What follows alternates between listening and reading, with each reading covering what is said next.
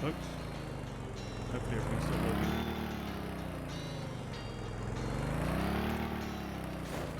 We'll back this thing back into the shed.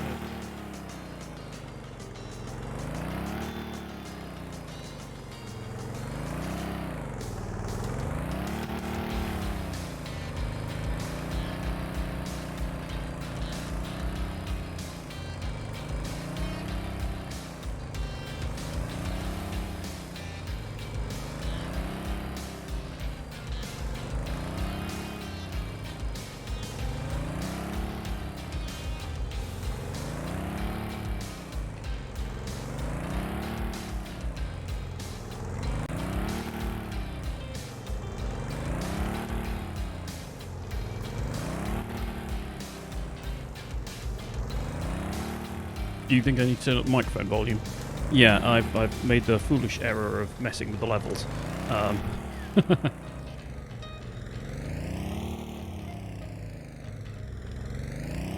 Is that any better? Also move the microphone a bit closer to me, it was a bit far away there.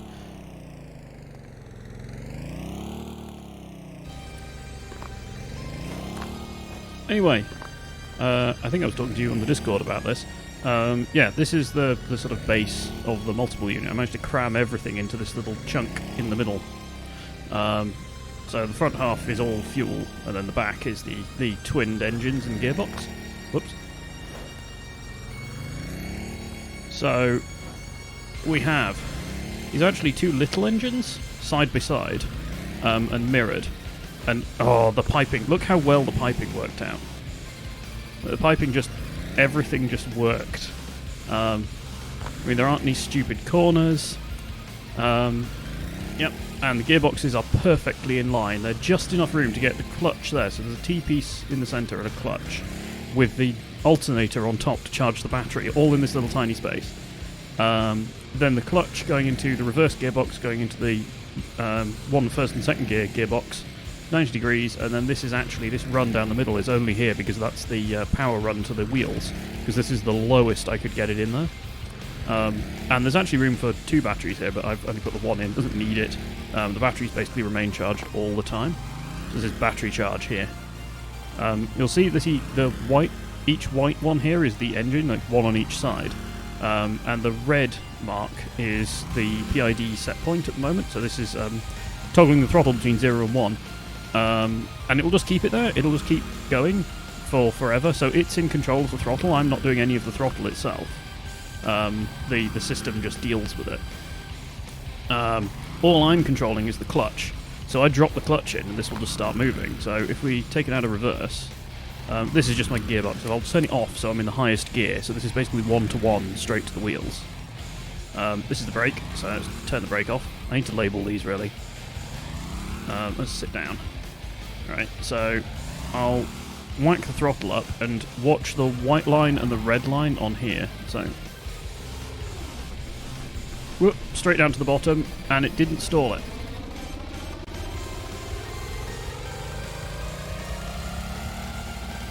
I haven't got the backlights on, which is kind of annoying. Actually, hang on, let me alter the time of day so we can see what's going on. There we go, and it will now just deal with it.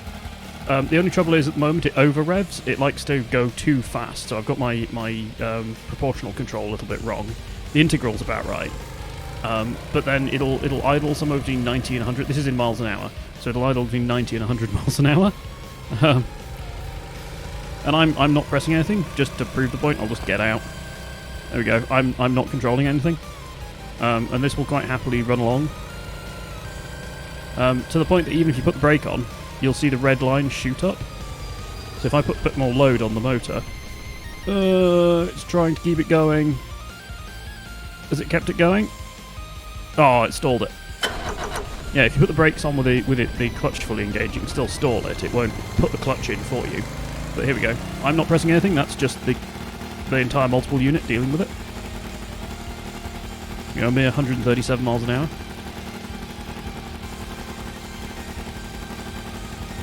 You see it's over revving, it's redlining, which it shouldn't do. And if I drop this is the throttle, this is actually the clutch, like I said, so if I drop the clutch out, in a moment. You'll see it drop below 1, throttle will drop, engine revs drop, and I've got a hard limit, so it'll keep the engine taking over at, it'll try and aim for 10, I think. I think it's 10? Put the brakes on, I can't remember if I can tell. Oh, I can't read the constant numbers. But basically that constant number is the, that constant number is the baseline throttle, so it will never let the engines fully stall if it can possibly help it. And there's a bit of addition I did as well, where it takes the clutch position and multiplies it up to increase the throttle as you accelerate, so it just forces more power to go in when you need it. So if I put it into reverse, take the brake off, so I'll put it in its low gear for a moment. So if I just whack this all the way up, we see the dip all the way down.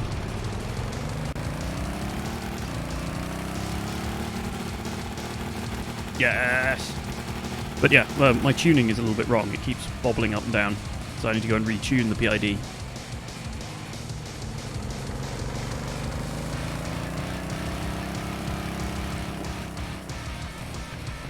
Yeah. Yes, Meeper, this is why PIDs are amazing. I mean, technically this is a PI controller because I'm not using the differential at all, I'm just using proportional integral. But usually that's all you need. And just knock the clutch out. There we go. And it just takes it back over. So we're just coasting along. Put the brake on. Ta-da! But yeah, let's actually, so these need tuning, and I need to make this into one integrated circuit. And thankfully, because of the way that the engine is laid out, I should be able to cram it in somewhere. So I can probably place it underneath here, because there's actually a gap underneath, I don't know if you can see. Underneath there's actually a 2x2 gap all the way down there. So I can cram it all in there. Plus, this gearbox is totally pointless. We can already do 137 miles an hour with just straight 1-to-1. So I'm going to spin that round and give it a higher gear ratio. Probably something absurd, because this seems to deal quite well with everything. So let's take this back to the workbench.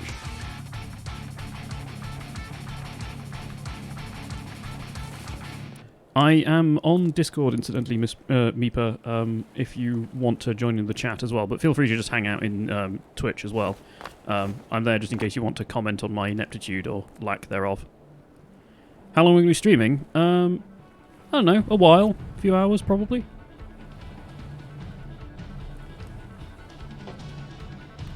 It rather depends on if anything else shows up.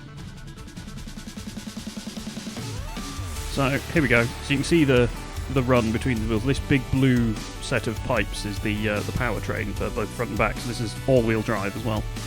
And yeah, here we go. If we get way down in here, there's just enough room under here to put some more stuff.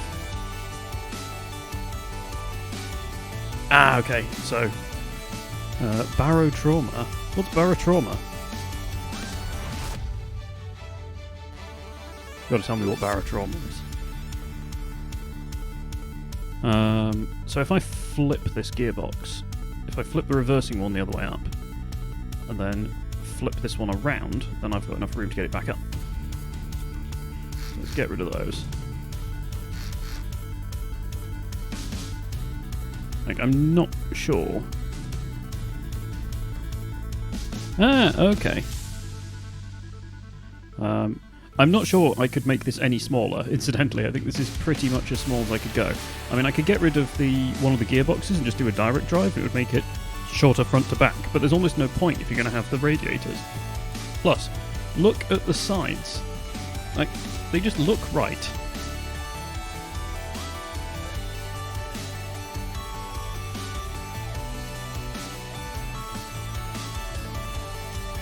Gearboxes in here. So if yeah. Trouble with it being so compact is everything wants to jump around. Let's turn this round. So if I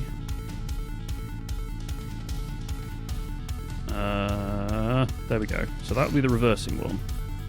So again, because I'm weird, I want the reverse gear to be the first one because it always is in gearboxes. So, you're excited to see it when it comes back. Well, yeah, you and me both. It might be not working at all. It just depends on how well I can tune stuff, I suppose. So if I spin that round, like that, yeah, there's just enough room.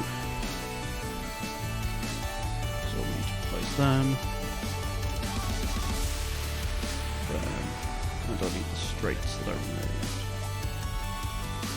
There we go. Right.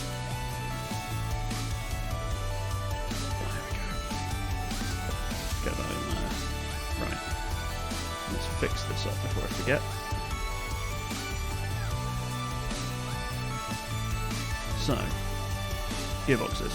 This one is always the reversing gear, so flip to reverse. So 1 to 1 or 1 to -1. And then this one.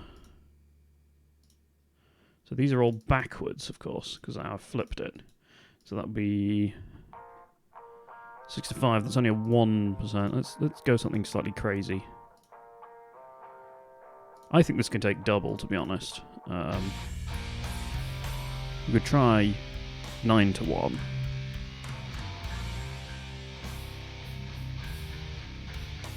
Right, I'm just going to switch over to headphones while I'm doing this.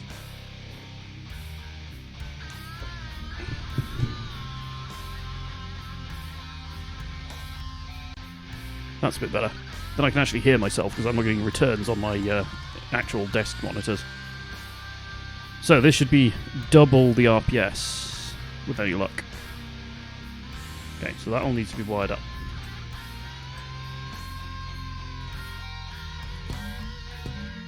Okay. So those. And then I need... Yeah, and I'll put this all into an integrated circuit soon. But there's not much point in doing that right now while I'm still messing around with it. Just might as well get the design right and then integrate it afterwards. Let's just bring down the volume of the background a little bit. There we go.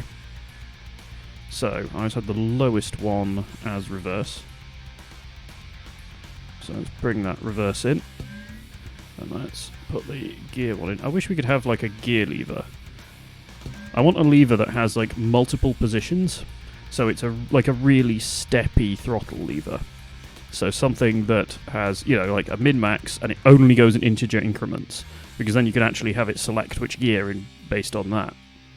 I haven't seen anything that lets me do that, which is a bit of a pain. I suppose I could do a sequential gearbox and have like an up-down. And have that then change it, but yeah.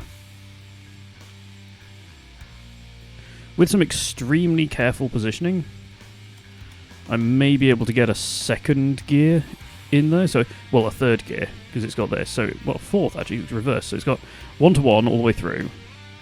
Then it's got 1 to -1, reverse. Then it's got 1 to... No, it would be 3 gears, right? I think this is 1 to 2. But I could potentially get another gearbox in. Or more, actually. If I lay them down along the side, if I make it asymmetrical and lay them down, then I could run the gearing, the actual powertrain up the side. So I could loop it out, loop it back in, and then have it come back up and over and go back in. So we can have like maybe 4 gears in here. 4 or 5 even. But then it would need more, it would need like a gearbox computer, effectively, which I might actually build. I mean, that'd be a relatively easy thing. It's a binary decade counter. Yeah.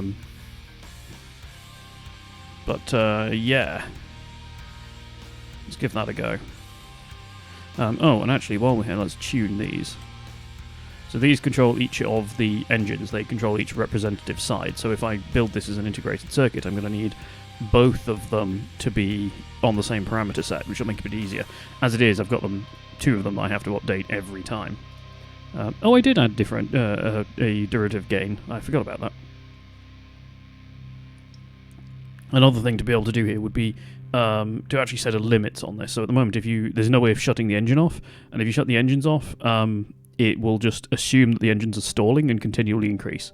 There's no upper bound. But really, I want the output of this to just be always between 0 and 1, because, I mean, 0 will stall it, and 1 will keep it ticking over, well, will redline it.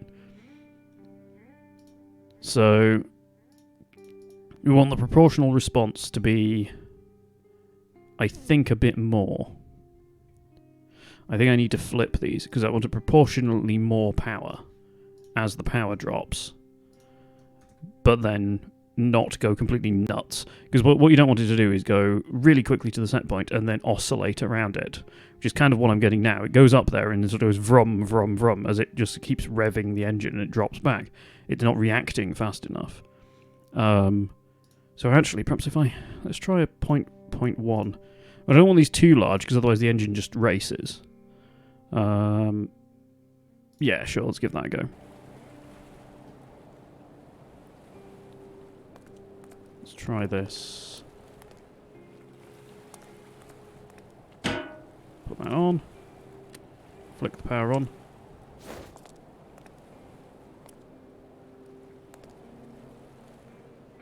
Actually, I think this one is the design that doesn't have that additional throttle increase, so this is purely just the clutch in this design, whereas it would be kind of nice to be able to take that value and have it be the clutch and the low set point, so it sets the set point floor. When it's the set point floor, you want it to just go up as you're accelerating, so there's always power, but if we're just sat at 0, ideally you want it to just minimally idle just to keep the engine going.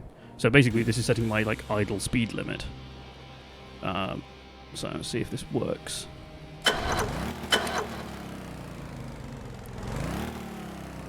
Okay. This has a nice side effect of it just sort of doing that with the fumes.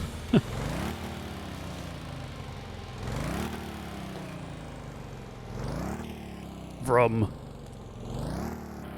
Just slightly over-revving. Right.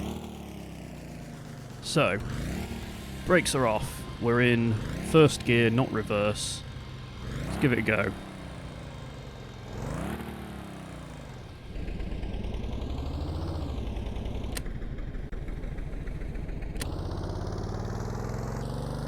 There we go. Gear up.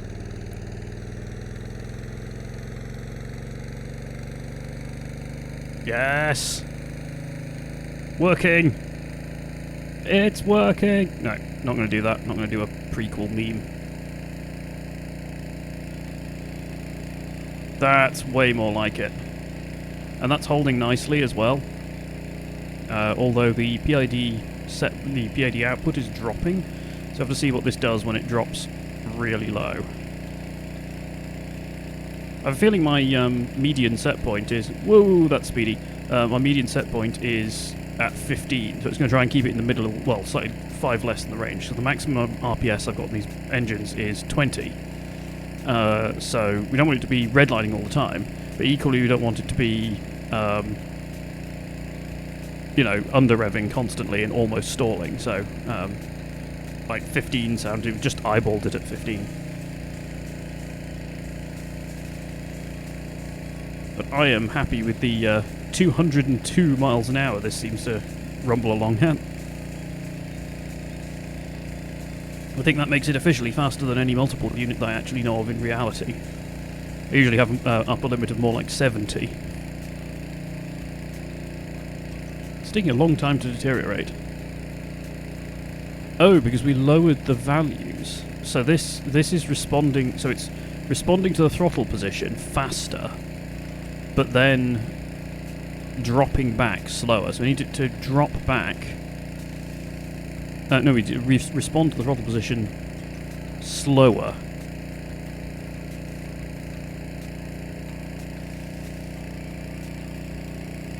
This is accelerating on the straight.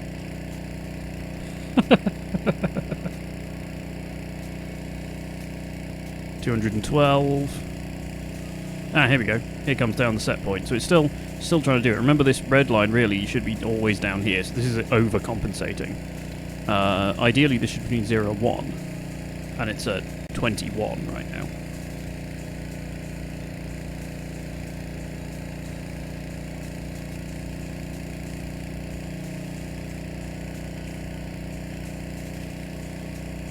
To 10, to 11. Come on. To 12. I reckon this could take another gear, you know.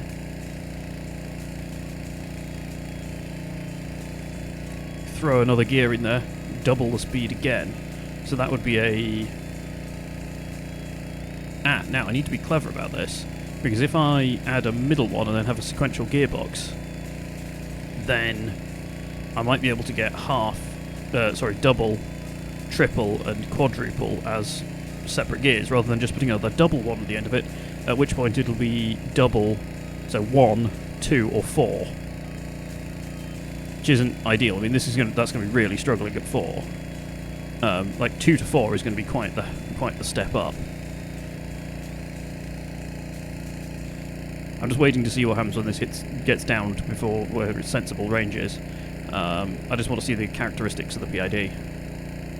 Battery's nice and charged though. I mean, the battery's getting it directly off the engines, so it's pretty much always charged. Or at least it is at the moment. As soon as I start adding carriages to this, if I'm putting lights in there or anything else, then it's going to add more into that. Oh, here we go. Hey, nice and stable. 0.9192 on both of these. I mean, they're twinned, they should basically be the same. I did manage to stall this one and not stall that one somehow. I guess the game just includes, like, weird clutches on the output of the engines.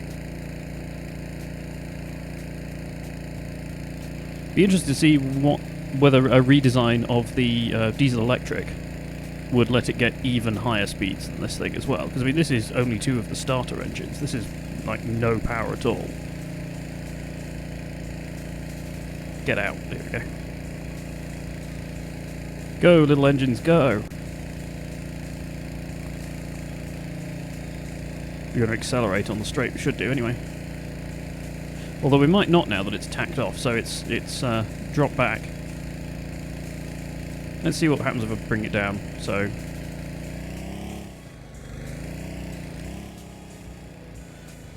go down a gear. So what do we get in first? So first is amount 100. That's about right then, yeah, so it'd be 200 in second. So I should be able to just knock this on, and then the engine control will just kick in and fix it. There we go. It's pretty brutal on the engines. If this happened in real life, the gearbox would be splattered all across the sea.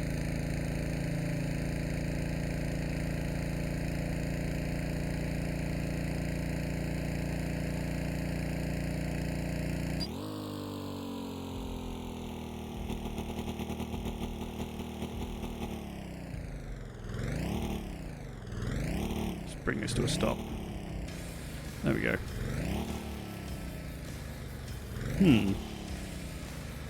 Not too bad. It's still really twitchy. Really, really twitchy. Let's take the brake back off. I should still be able to slam this open. Whoa. Didn't like that much.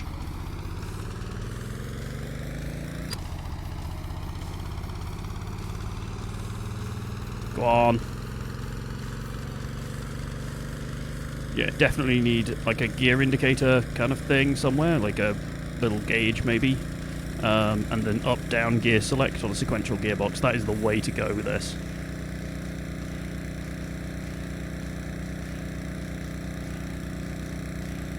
But yeah, these little engines with that massive fuel tank as well, they just run forever.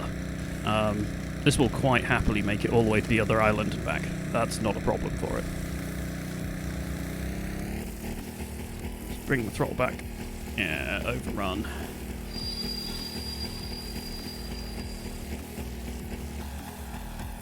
What type of locomotive am I making?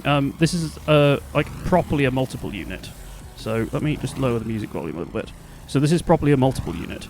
So let me put it into... So I've got the brakes on. So the whole point in multiple units is you can have a bunch of them in a big chain, and you put one at either end. So actually, there really should be another cab at this end. But they kind of are a bit like sort of buses or a... how to explain this? basically, you can either have passengers in here, or you can have like a big thing for cargo, or you can have, you know, whatever in the center. But the whole central section is supposed to be completely empty, and you hide all of the actual mechanics of it under the floor. So this one is pure diesel, and it's all here, apart from the logic, which will fit. We established that can fit earlier, but I've got it out there while I'm messing with it. That should all fit in this tiny space between the wheels. So that's fuel tank, air intakes, exhaust, and cooling and everything. And it's twin-engine diesel with all the gearboxes. I'm going to try and get some more gearbox in there to get the extra speed. But that's everything in there. But it's just an evolution of the design that I was messing around with on Friday. So I don't know whether you're on the stream or not.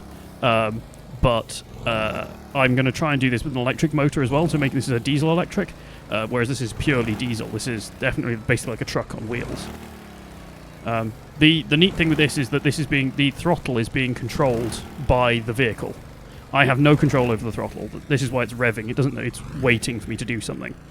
All I'm controlling at the moment is the clutch and then which gear I want.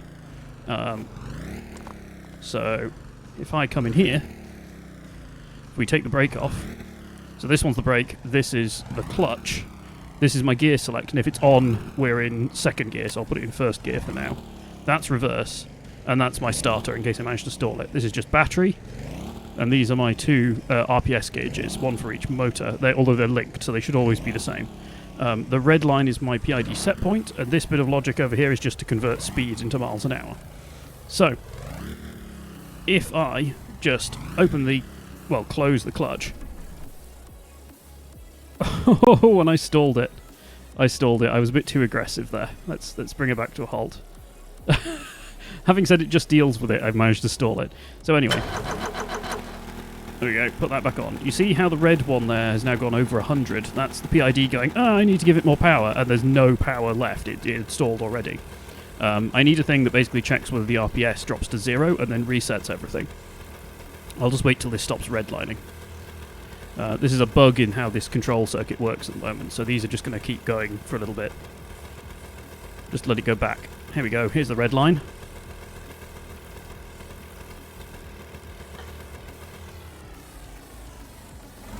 There we go. And you see it keeps bobbling around 0. So, if I make it a little bit less aggressive on the clutch. So if I bring the clutch in. There we go. And now I'm not pressing anything. This is all it doing it. Gear change. Still it doing it. This is me. All I've done is told it to be in second gear.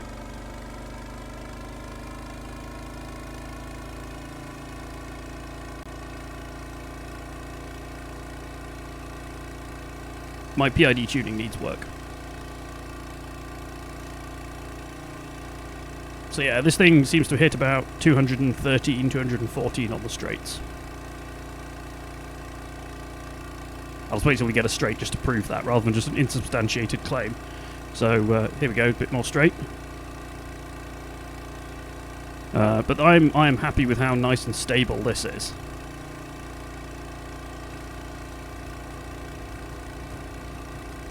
It's nice and stable, 15.2 on both engines at 202. And I expect I can get that to 400 if the game will let me. With a few extra gears. Maybe 400. Here we go, nice bit of straight.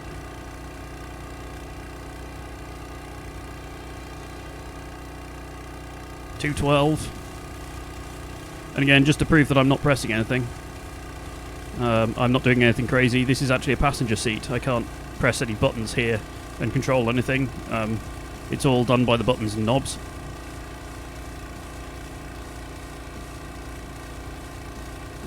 It's interesting when you take it off this gear as well, because it over rev.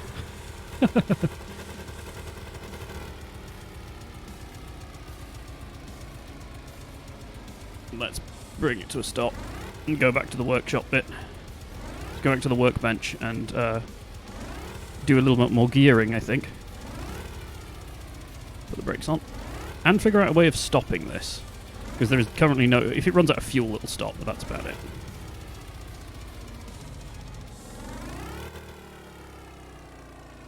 Let's go back to the workbench. How are the levels for you guys anyway? Is voice and music and everything? The music's not too in the way. Hopefully it's relatively sensible, and the game audio shouldn't be crazy loud.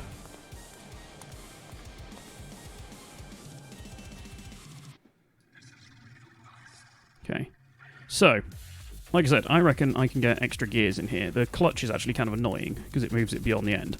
But let's rewire this. Oh, and this is all-wheel drive as well, so this bar, the spar down the centre, is actually the drive shaft for everything. So let's move this for a minute.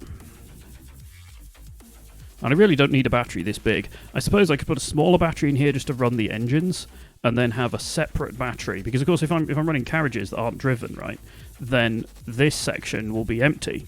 So I could put batteries in there, in those other sections. But let's get rid of that. So if I, yeah. So if I rotate this. Yeah, let's just do it. So, if I grab a gearbox, and I'm always doing reverse first. So if I put that way, actually, no, let's make it go down first. So bring it down, so that's our reverse gear, or will be. And then turn these round.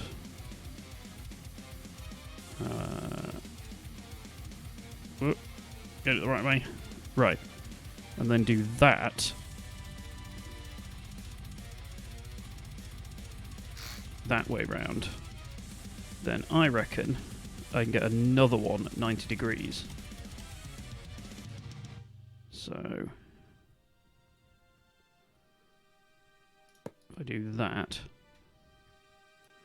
then I can put another one up here. I want a kind of, do want like a little bit of a gap on one side or the other, just to get the control circuitry into an IC at some point. But let's see if I can get that. I actually want this to be an increase in power as well. So if this went, okay. So let's put you there. I suppose it could go straight up, but then it does mean that there's going to be like a right angle in the top, and that displeases me because, you know, reasons. So if this was then there-ish, and then these can be hooked up. Always get the wrong direction first time. So let's put that. And then run this up high. There we go. I might even be able to get another one in there, doing the same design. Should we do that? Let's make a proper sequential gearbox here. So, a couple of blocks. And I want the ratio that way. Oh, and then it goes straight back in line. That's perfect. That's spot on. So if that goes into that way, and then we have a little right angle up here. I had my T-junction as well. Where's T? Closed, cross, T-piece. Okay. So, no, that is the... Oh, is that crossed T-piece? Whoops. Need that one. There we go. Perfect.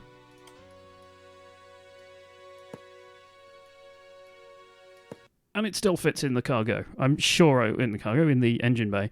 I'm sure I can get even more in there if I really think about it. I could probably do, like, I don't know, if I ran the pipe back a little bit further, because I can go over the battery, right? So if I ran the pipe back even further, then we could move this one forward and put another one behind it, and then have that run up from this side into the spar and run it that way, even if it had to do like a little loop-de-loop in here to get in and up. Yeah. So, and these are all doublers. That's not too horrible. I suppose what I could have done is run it the other way. I could have folded the one on the bottom over. So it's all on the same side. I might do that because then I get more space on one side. Let's do that.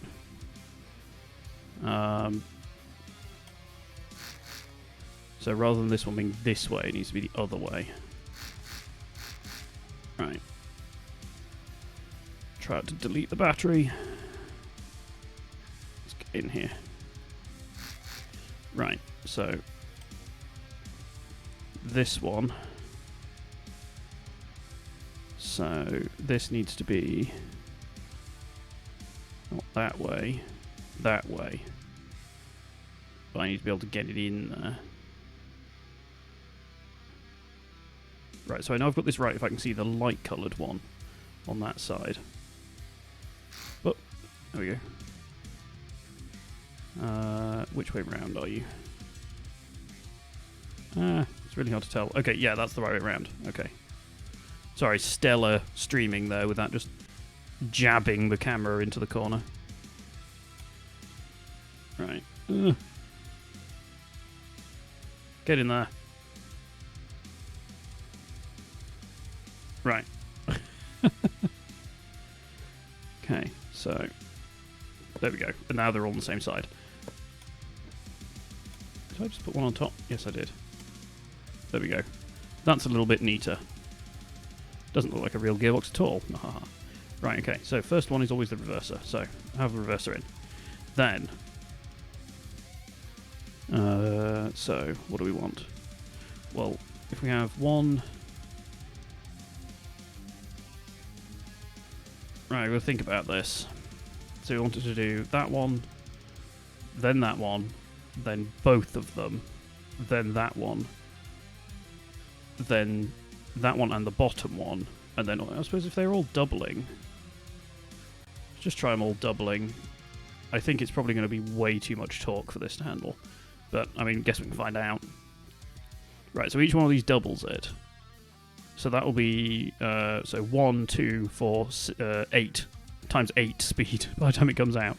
So it's going to have naff all torque, but it should still move. But we need a gear change thing now. So let's get rid of... Well, that one was already disconnected, so let's add in another button here.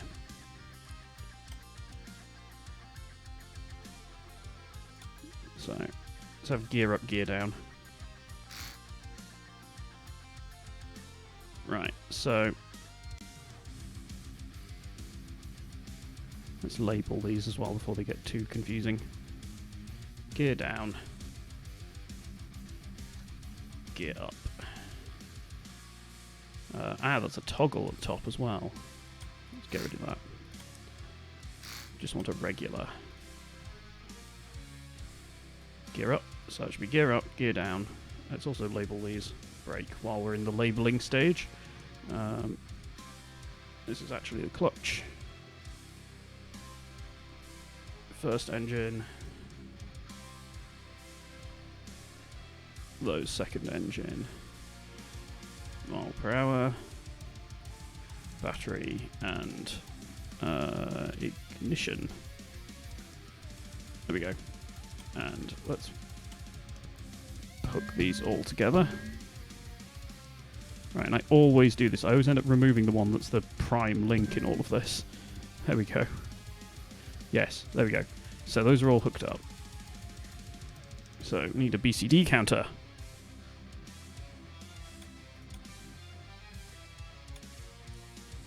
And let's actually make this as an IC directly.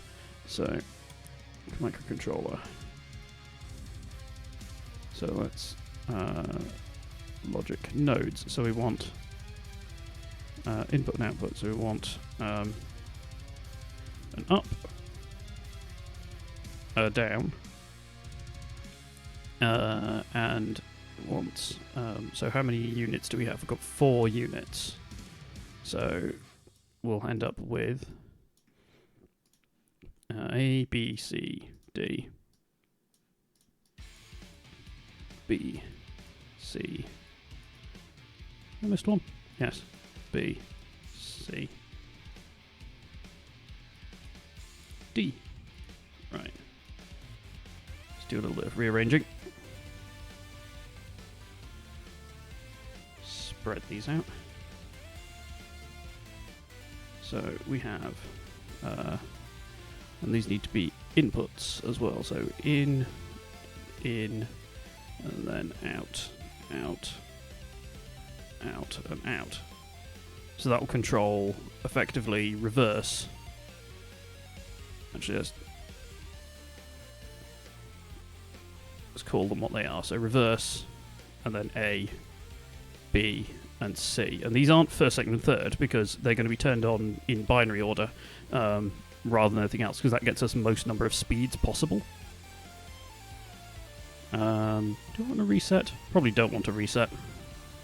So let's have an up and a down. Where's reverse? So reverse A, C, B. No, A, B, C. It's kind of important these are the right way round. So let's A, B, C, and a reverse. Cool. So let's draw a symbol. What symbol can we do for this? Just do a little sort of gear handly thing.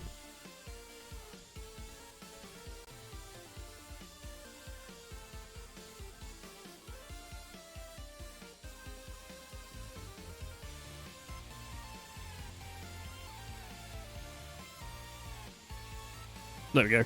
You tell I'm not an artist. Right, so C, B, A, reverse, down and up. Right, so first things first, the counter, which has an up and a down. So put it down. We have a reset as well. So if we have, let's do a little bit of less than and greater than here.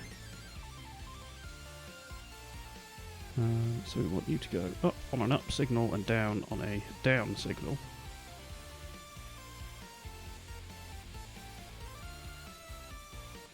So do we have an...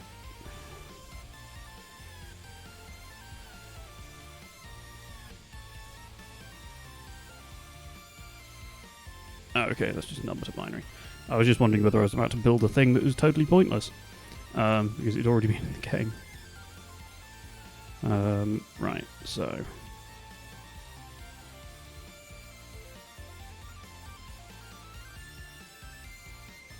Right, so if this value... Let's get rid of that. So if the...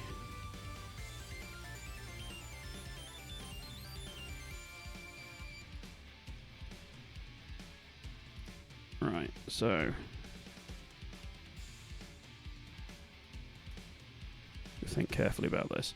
So I do keep saying so. Get rid of the and. Right, so I don't want this to go beyond the limits of what the gearbox can physically do. Although I might actually revisit this. Let's just see if it works first, and just remember it's only got 4 gears. So, so this ends up being a value.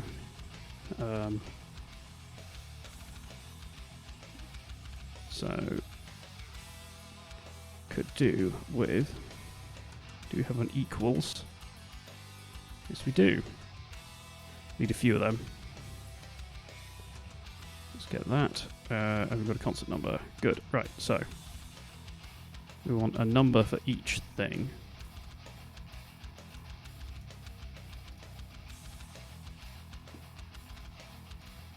Let's move these a little bit further away.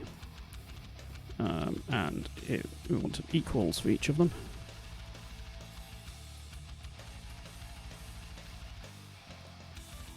Okay.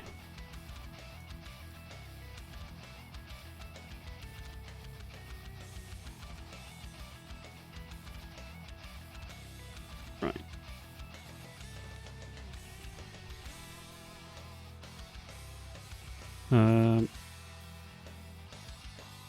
I've just realised I've just done that wrong, haven't I? Because this is binary. This isn't that.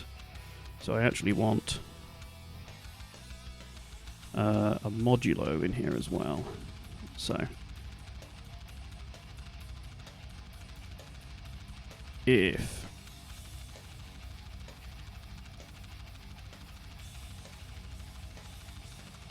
okay, or is it A modulo B, presumably? Yeah. So actually these want to be on the next one down. Right, so if this is 1s, 2s, oh, hang on, this should be 2, 4, 8, 16. Oh wait, no, that's wrong. Yeah, that should be 1. So 1, 2, 4, and 8.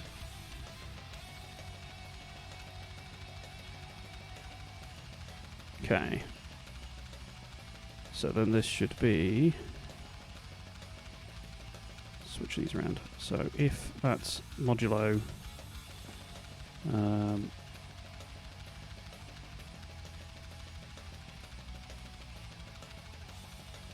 I need a bit of a gap here as well. Just do them above.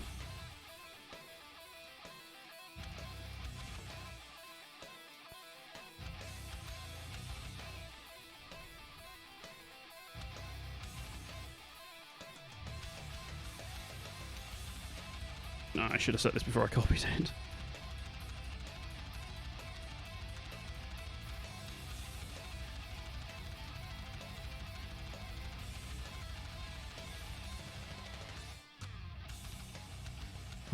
Okay.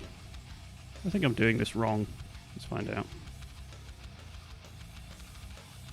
You know what this could do with is a simulator. I'll let you plug some numbers in.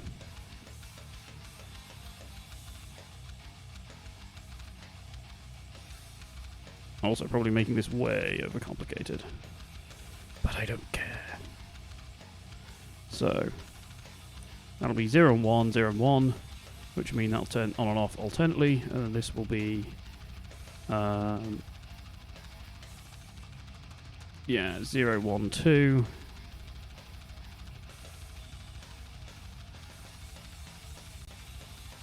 Yeah, that should be the same. It doesn't mean reverse is technically our top gear, but whatever. Cool. Let's just do that. Let's try that. I've probably got that horribly wrong. Certainly soon find out.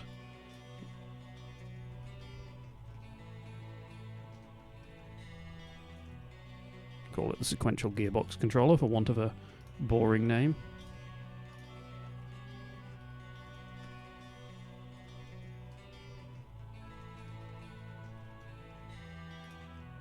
Okay. So let's go back to the vehicle editor and drop in one of them's. Which is massive, but whatever. Okay, so logic. So down. That one. Up. That one. Reverse. Oh, it's reverse as an output. Whoops. Let's just ignore reverse for now. So then we've got gearbox A, which would be the lowest one. Gearbox B, which is the middle one. And then C, which is the top one. Right, solid, let's go for it. Let's see if it actually works. Cool. There we go. Get some fuel in.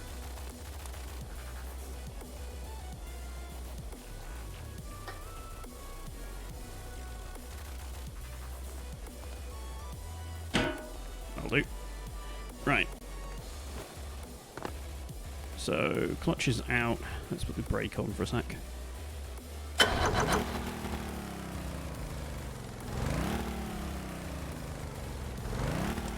There we go. Okay.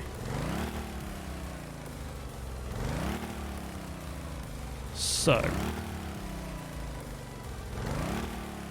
Oh, I should have added a numerical output, then we know which gear we're in. Let's do that, because otherwise that's going to get real confusing. Right. So. Add.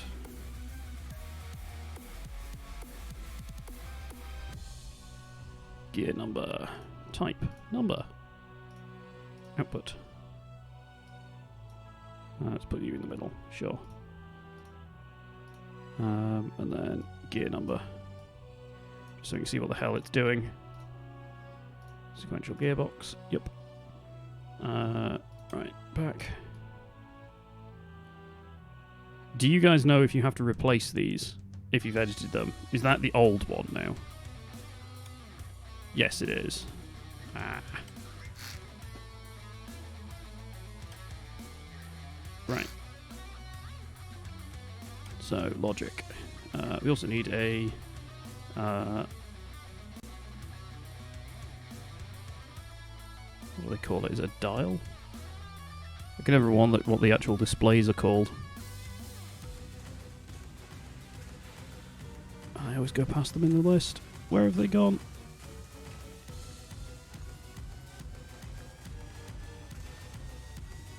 Displays, where are you?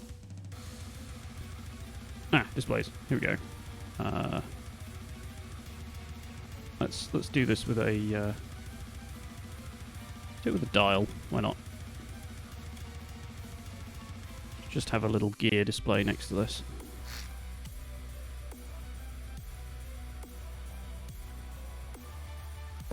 Right. We want you min value 0, max value 4. And then hook you up to the power. And then put your value to be the gear. Right. So then, gear up. Which is up. Oop, wrong one. Gear up. Gear down. And then which gearbox are you? The bottom one, so your gearbox A.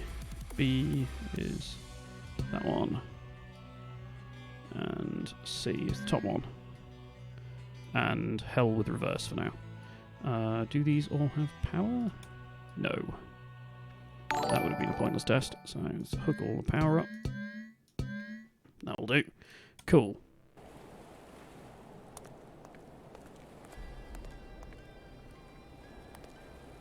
Plug it in. Turn it on. I still haven't put a fuel gauge on this. I have no idea how much fuel is in. I'm just going to put some in for the test. Right. That'll do. Let's start her up, put the brake on, just in case anything goes crazy.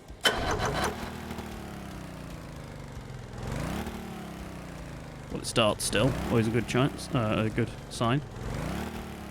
Okay. Just... Why is that a toggle?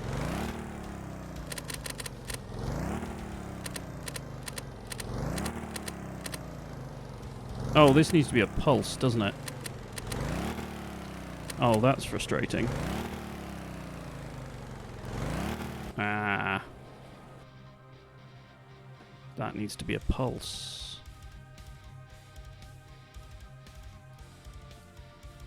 Hmm.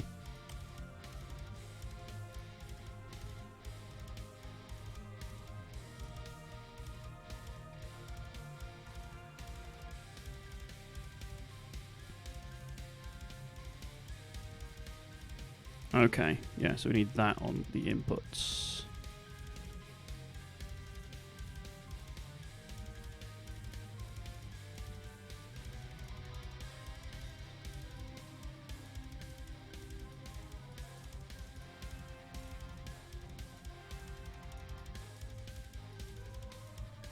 Let's grab these.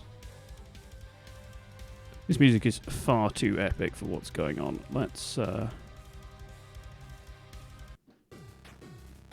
this seems a bit more appropriate.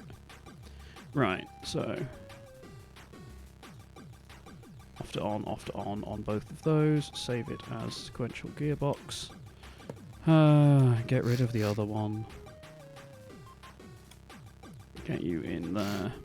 And then hook you all back up again. Let's do the display first. Up and down. Your reverse, your 1. So A, B, C. Right. Hopefully that works. Just wasting fuel, putting fuel into this thing over and over.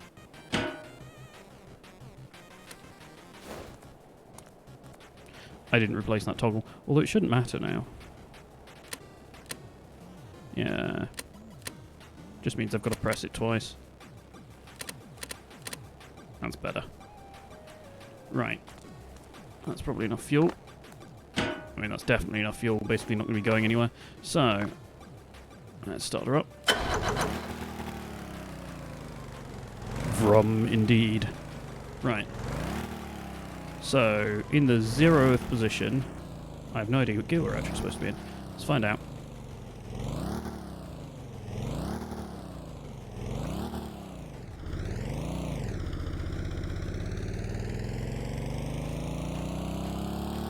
So this should be first gear. Let's go for second gear.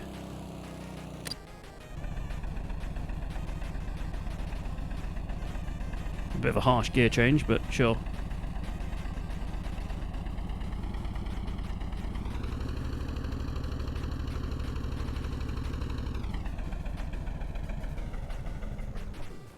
Oh, stalled it. Stalled it.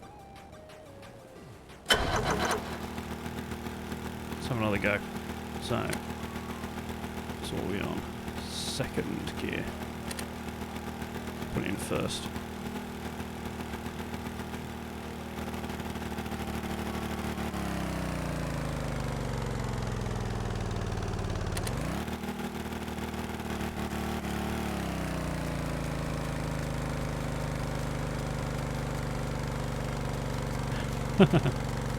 Thanks, man. Shouldn't have changed. What are we on? Gear -2. Right. So clutch off again. See if I can get this thing rolling properly. Oh, the brake was still on. That wouldn't help.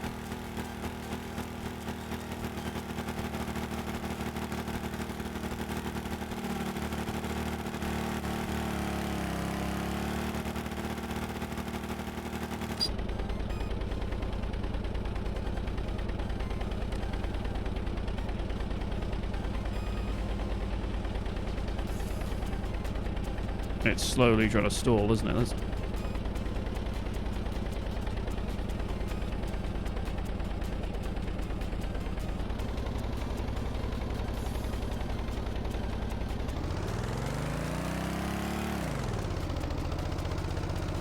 We'll feather the clutch a little bit.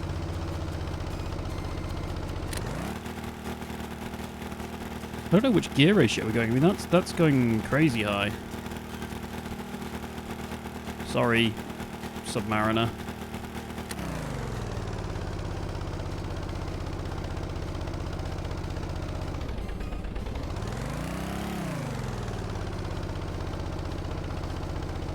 See if wait till we get on the straight and then just open it, is it? Do I stream Stormworks often? Well, I don't stream often is the problem. Stormworks is quite fun, so I'm probably going to carry on doing this and messing around with it because I'm a bit useless at it anyway.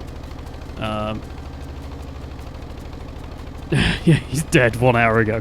Yeah, to quote myself on Friday when we were playing this as well, sorry, person, I'm a train. I can't do anything.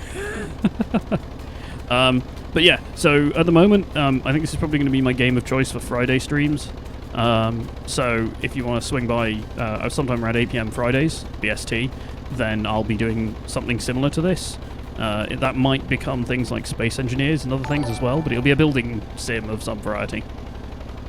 I think I'm really pushing this engine a bit too hard. Hey, thank you for the follow. I mean, this is still doing 70 miles an hour. See if I can get it going a bit better. I mean, the PID is just crying over this. Now, if I push that button again, it'll just stall. Let's bring it back up to 100. Put it in first. Bring the clutch all the way in.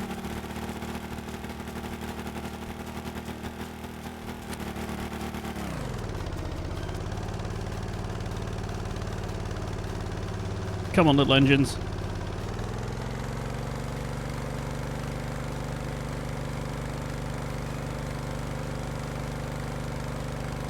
An extra gear switch. Oh, no, so this has, in theory, 8 gears. The trouble is, at the moment, I've got them all set to 1 to 2 gear ratio. So it's only two little of the smallest engines. So it's just these two driving this massive gearbox down here. So I'm going to have to alter the gear ratios to make it sane. But this is why it's struggling at the moment. I just wondered if I could actually get it up to 2nd gear without having to go back and redesign it. But I think I am going to have to go and change the ratios at the very least. Because I can't put the clutch all the way in. This is kind of running half clutched forever. Because if I put the clutch in at all, the engine RPS just dips way down. Let's bring the... Yeah, this needs revisions. Let's take this back to the... let me move the map. There we go. Take it back to the workbench. So, yeah, all of this is tucked away in the engine compartment. The logic is out because I'm still messing with it. But there is room underneath those pipes to actually fit this in. But this gearbox here is a big chain of 4 gearboxes. So that's my reverse gear. And it's got these 3 stacked ones here, which gets me several layers of 1 to 2, which is way too much for these. So I'm going to have to make it a little bit nicer for the engines.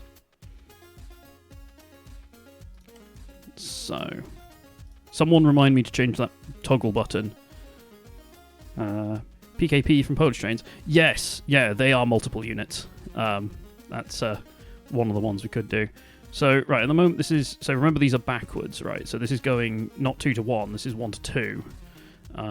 So we want something a little less. We'll try 1 to 3.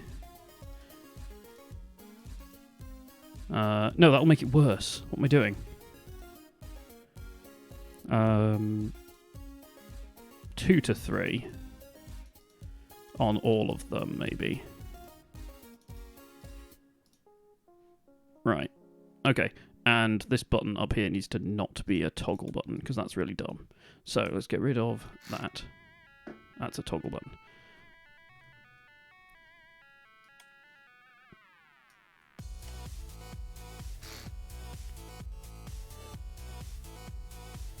Yes, yeah, so this is, once I've got the gearing done, so I'm just trying to make kind of a mobile platform for this, and then I can save the design with the cabs and everything made up, and then I can load it in and customize it for each role. I've still got to do couplers and everything. It's pretty boring and plain at the front, and it's done basically no greebling on anything. I am really happy with how the underslung engine bay looks, though. And getting everything in there, so that's fuel tank, both sets of cooling, air intakes, exhaust, everything. All within that little space underneath the floor. But yeah, I'm just trying to sort out the gearing. So once I've got that done, then I'll go on to the others. The other thing I've got to do is fix the PIDs for both the motors, so that they don't overcompensate, which is what they're doing at the moment. So I'll have to make this whole circuit into a integrated circuit and put that down to control them both simultaneously. I mean, there are bugs at the moment, basically. So, up. Here we go. So let's put that back on. Right, let's give it a go. But yeah, it's supposed to be kind of a generic platform, and then I can put other stuff on. So this is like a fixed length for all of the cars and everything. I want to get several of them hooked together. The reason the battery is so large, I don't know if you hear from the beginning bit of the stream, but the reason the battery is the medium one rather than the small one, because this could clearly run a small one, is that I want to put the electrical connectors on here and have the engine run everything. So this has an alternator tucked away under there, a little generator. So that should run all of this, although I may need to put a second one on maybe for the other ones. I'm not sure how much this will actually run, but it has no problem keeping this topped up as it is. Let's fill this up and turn her on. Put a little bit of fuel in. I do love that the cable here, the weight of the cable, is enough to pull the entire locomotive backwards. I mean, I guess it would be in real life, I mean, eventually, but surely friction is a thing. Right, okay, so let's just check this. So, did I turn that off? Have I done what I've always done, and have I just disconnected the entire control panel? Yeah, I've just disconnected the entire control panel. I do that every time. Right, I'm just going to make a link somewhere in the middle. There we go. Right. I always forget to run the additional power into the control panel, and then nothing works. Shove. Right. Okay.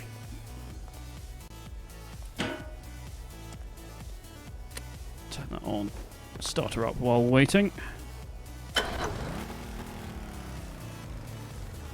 So again, I have no control over the throttle on this. The train itself controls the throttle. I'm just controlling the clutch and the gear that I want. Ultimately, I would like to change the clutch and gear control for a single control that's just speed, and then it would just work out what gear it is, put the clutch in, change, and then carry on. So it does it entirely on automatic. And have it all below the floor as well, so the entire thing just deals with itself. Right, so let's just check this. Okay, so we can select all of those. Let's take the brake off, because that will just stall us. Oh, and this gauge in the centre, by the way, is miles per hour. So that's what that circuit in the corner is doing. It's just doing the math to meters per second to miles per hour. So the current record is like 213 with a 1 to 2 gearbox, single gearbox, rather than the chain of 4. So, but anyway, if I just bring clutch in now, we'll just move, and the engines will take care of themselves. You see, it's pulsing more.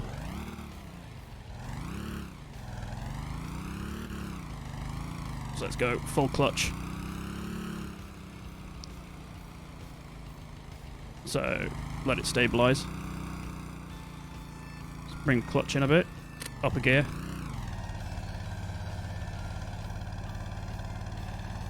Accelerating. That's better.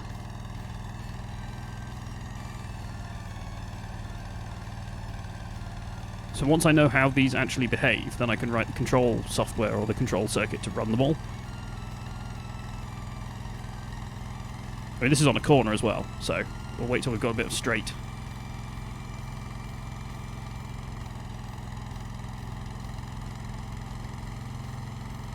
I mean, kind of interestingly, with just the 1 to 2 gearbox, you could just slap it into second, and it would just deal with it once you'd actually accelerated. You didn't need to do much more than about 70 before it would let you do it. There we go, so the clutch is all the way in.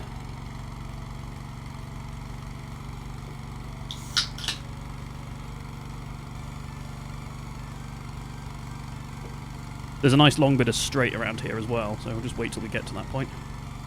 Yeah, when we start getting these long curves, there's this nice straight up in the distance.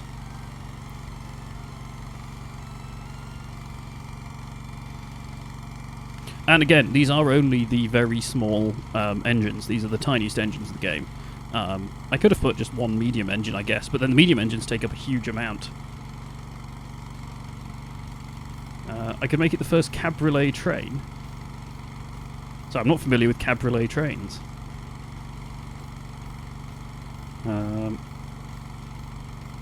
Right, let's bring the clutch in, see if I can get a second gear. Let the engine race. Ah, it's gone out. Run out of gear. I think my BCD is not working properly.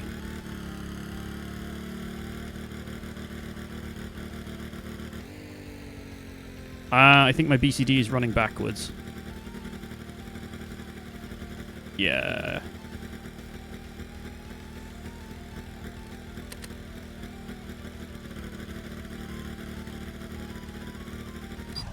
So I think we're actually putting it into fourth. I think my gearbox is upside down. Oh well, here goes nothing.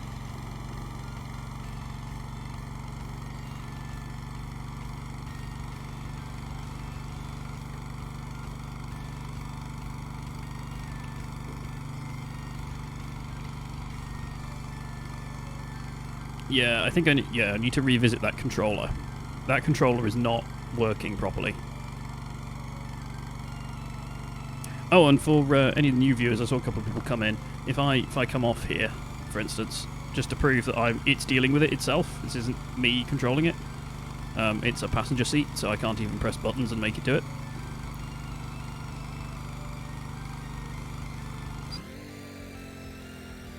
Okay, let's go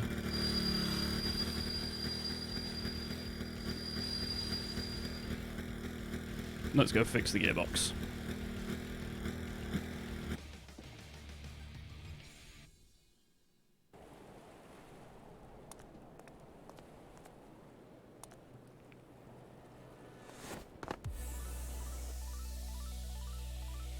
Yeah, so I think these are correct now, but this is not working properly.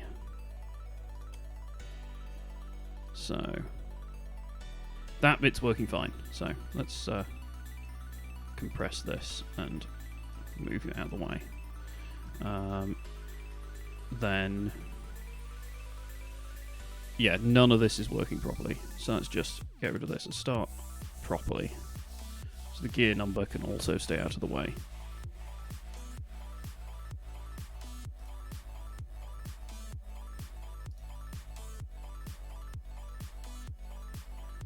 Actually, what do we have?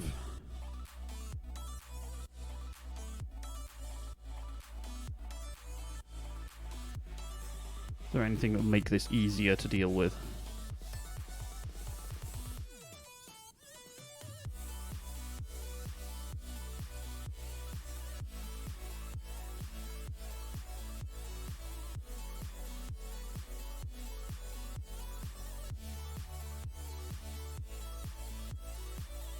Reads the on-off signals of a composite link and encodes them into the bits of an output number. Composite binary to number. What does that do? So it takes a composite signal, spits it out. No, this isn't. I don't think that's what I can use. Right. Those will be useful. Composite writes. Oh, I could just drop a whole Lua script in. You could sit down and like literally write it in Lua. That's tempting. I'd like to be able to do it in just these though.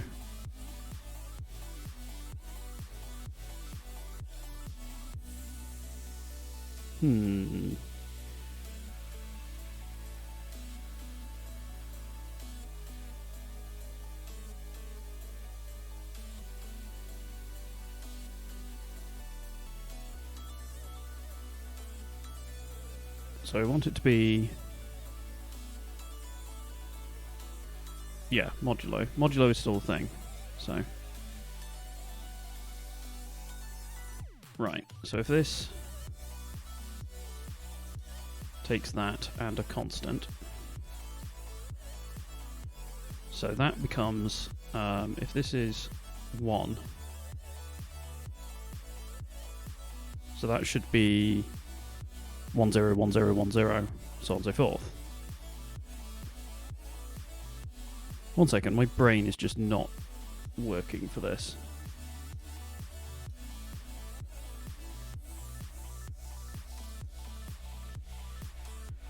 You'll peer at my desktop for a second.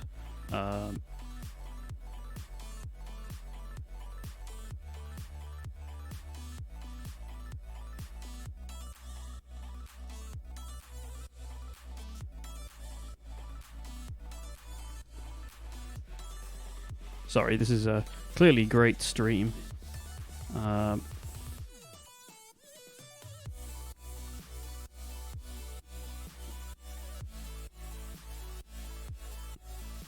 Yeah, I thought it was. So I'm checking my math is correct. Yeah, so... Okay, so if this is divided by 1. This is the remainder 1. So, sorry, divided by 2, remainder 1. So if this is 0, that'll be 0. If this is 1, this will be 1. If this is 2, this will be 0 again, and so forth. So if we grab them, and then there, so then if this is 4, so then that'll be, so we want this to be on, this is 2, not 2, 3. So, wait, am I just being incredibly dumb here? I just feel like this needs a divide, and my brain is just not working with it. Like, does this need to be divided first, and then modulo 2 to force it into that range? Or am I just crazy?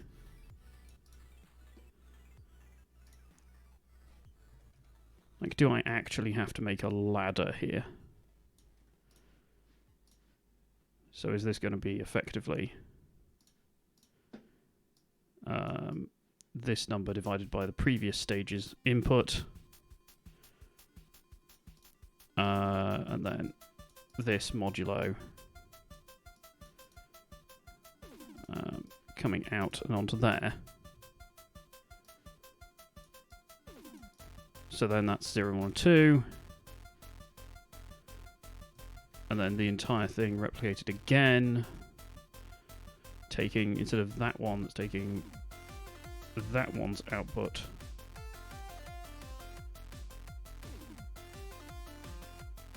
What am I doing? So this is taking constant value 2 on here. So that's not that. That's dividing this by 4. Yeah, that's just going to confuse me. Let's not do that. Let's bump these over.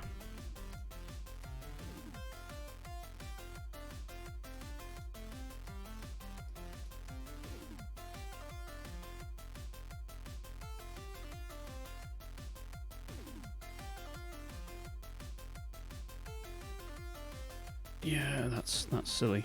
So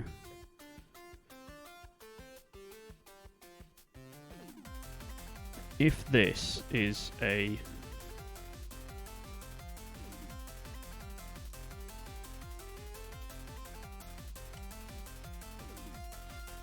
right, here we go. Right, so put those all into there. If this is a 1, because 0th gear is just straight through. That's 1 to 1. That gets us the base speed. So if this is then 0, so 0, these are all 0, so this ends up being all off, and then everything works. If this is a 1, this will fit 1, 1 into it.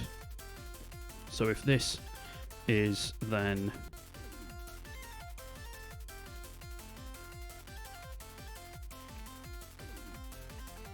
greater than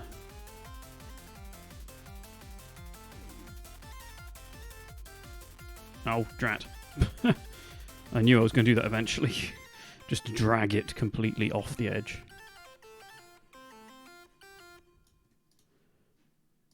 So if this is equal to 1, then turn on that one. You're confused. You're confused. I'm trying to narrate it while I'm still doing this. So basically, what they want this to do effectively is go 0, 0, 0, 0, so all zeros to start with. Ignore reverse for now. So all zeros to start with. And then if this is in first gear, we want A on. If this is in second gear, we want C on. If this is on... so if it's on second gear, it wants C on. If it wants third gear, we want A and C on. And then fourth gear will be this one down here. They've just noticed these are the wrong way around. A and B on, sorry. So then if this one is in fourth gear, then it's just C. If it's fifth gear, it's C and A, and so on and so forth. So then I can have this be a low ratio, a mid ratio, and a high ratio, and then finally by the end it puts them all together and multiplies them all up. So then I get 1, 2, 3, 4, 5, 6, 7 gears out of those gearboxes. But I've got to split this number. Basically, I want a binary to decimal decoder, and the game doesn't have a binary to decimal decoder.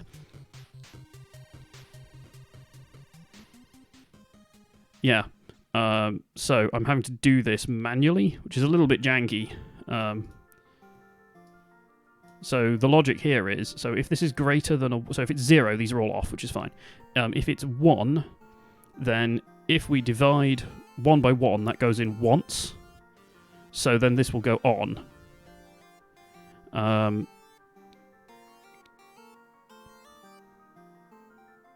Yeah, that's not going to work then, is it?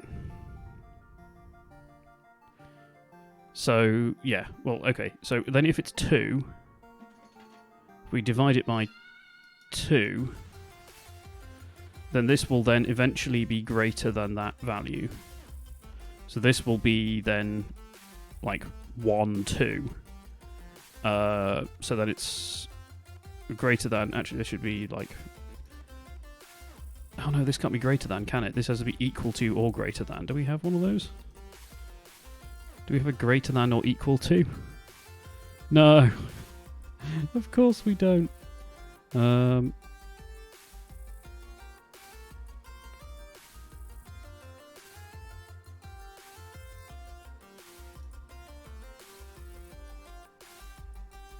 Wait, can I just do this with stacked modulo? Does that work better? So if we take... Get rid of these. So if we take the gear we want and divide it by... so this will be 1, 2, 4. So if we divide it by 4, right, this here will be initially 0. Oh, will that work? No, initially we want this to be 1. So let's also clamp this. Increment 1, minimum value. I want this as 1, and maximum value will have like 7. Okay, so if this is... Right, essentially, let me just put this in, and then I can explain it, and hopefully it will make then some sense to me as well. So if the output of this goes into each one sequentially, this always gives us the remainder of the division. So if we take this number and divide this by, in this case, 4, then if we get 1 divided by 4, so how many 4s fit into 1, effectively? Well, none do. So the remainder will be 1, which will come through, and then we do it with the next number, and so on and so forth. So if we just move these down a bit, make it a little bit clearer.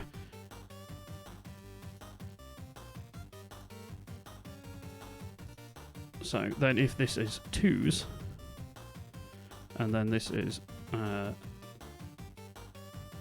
I just missed one, 4, 3, 2. Actually, do we have a shift? Do we have shift? Oh, we don't have shift. Shifts would have made this so much easier. Okay. And then if we get a bunch of equals and just a constant 1, because the way the gearbox is set up means that these won't ever be, there won't be more than one of them.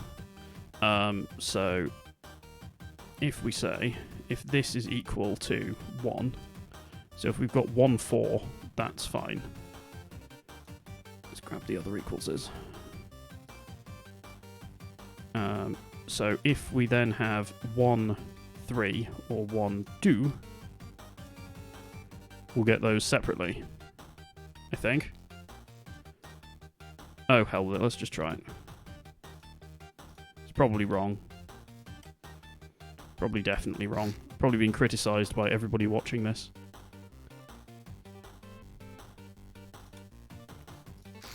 Just trying to wrap my head around it because it's visual. It's weird. If it was just in code, I'd be fine.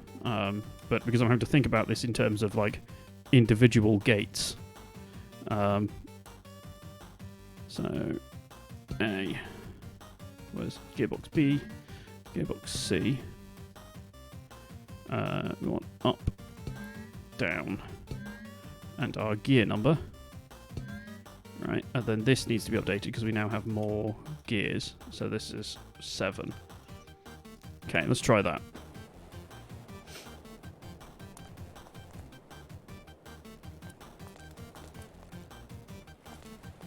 Ah, come here, thing. Is it just me, or do these just sometimes hate you? Like, there we go. I can't pick them up sometimes. Give it a bit of fuel. Turn her on. Let's put the brake on as well.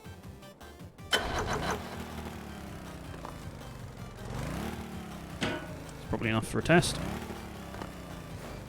Right. Okay, so we're at 1. I can't go down a gear. 3, 4, 5, 6, 7. And we can't go up above that. So, let's get moving.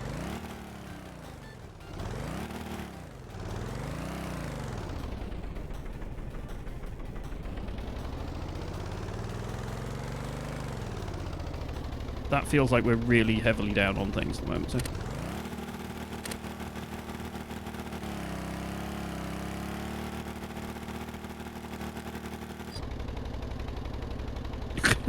Somehow I don't think it's working. That's first gear.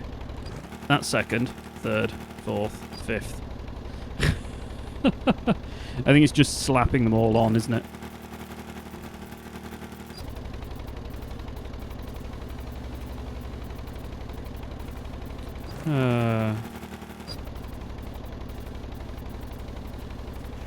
Let's change this to that. Yeah, this isn't going to accelerate any better than this. So, yeah, modifications required.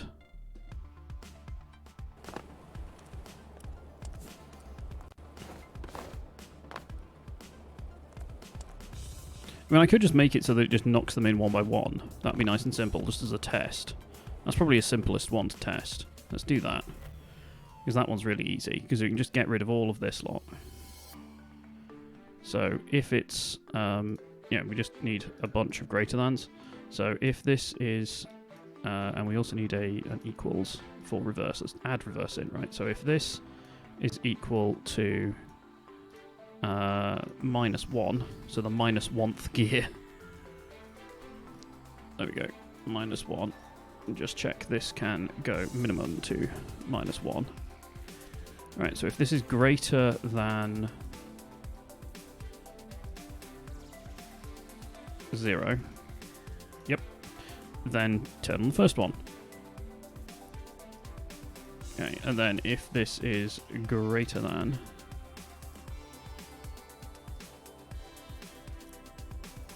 2, greater than, sorry, 1, then turn on the second one. Let's copy and paste that. Then if this is greater than... reverse up there. So if this is greater than 2, yeah, greater than 2, then put that on. So it limits the number of gears we have, so this would be max 3. And we effectively have a neutral, which is 0th gear, where these are all off, and reverse isn't on, which is just our 1-to-1 gear ratio again. This isn't the greatest. I might just default to lure and fix this, but I'll probably do that off camera. Unless people particularly want me to write lure on stream. But anyway, so let's wire this back up again for the umpteen millionth time. Let's grab that again. Logic. So, up a gear, down a gear, show it on our display. Actually add in reverse. We can test reverse as well, which is a thing we haven't actually checked. So that one into A, mid gear into B, top gear into that one. Right, okay. So, and we know that these little engines managed to make this run. I mean, you could change immediately from like 1-to-1 to 2-to-1, 1 to 1 to 1 to 2 even, directly. So we can alter some of these. So this one, first gear, can just directly go to... and as a reminder, these are backwards, so we're going this way to the left rather than that way because I've got hooked up backwards. So we do this 2 to 1. It'll actually be a 2-speed increase, 2-fold increase even. So let's just for giggles do that way. Although I am tempted by that way. That's maybe a little aggressive. I mean, doubling it is pretty aggressive. Right, okay, let's try this. Grab, there we go. Get you on there. So, turn that on.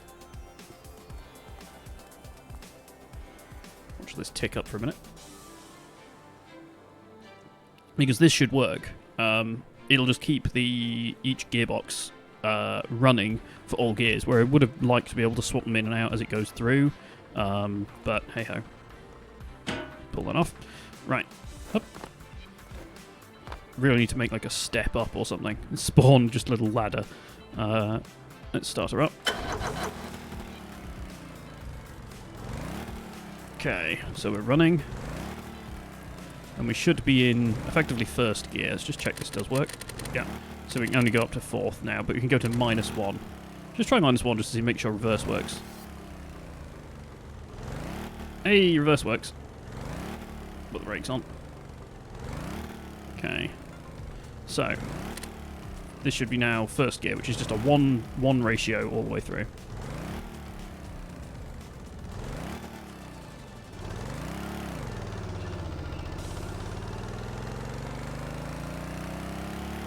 Gear change. See, it's quite happy to do that. That's now a 1 to 2 gear ratio.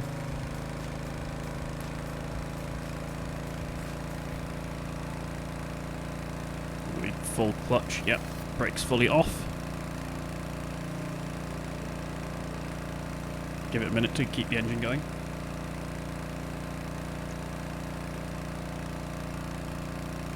Go for a gear change. Too much. Wait till we're on a straight. I don't think it'll be able to deal with this.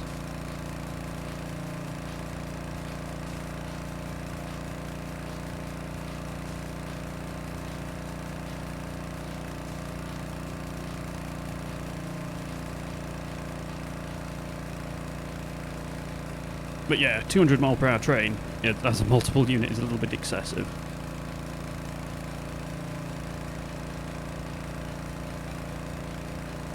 Just dip the clutch a little bit.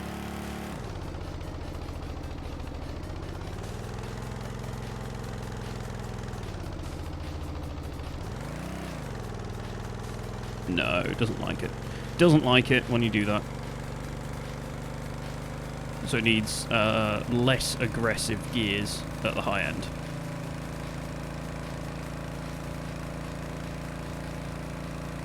Maybe also a less aggressive gear at the low end. So if we make this like a 5 to 6 or something first, and then a 2 to 3.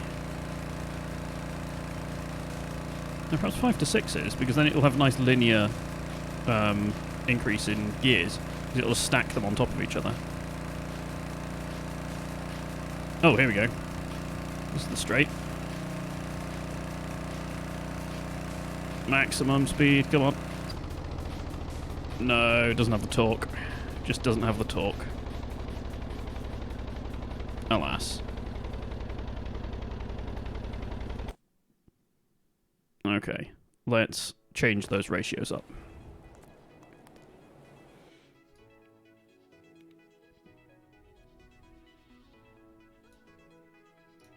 So this one is super harsh. So we want like a...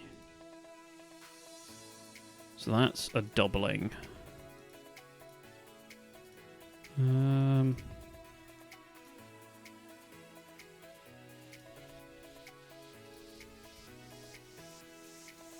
Let's just try... Yeah, 3 to 2. 3 to 2.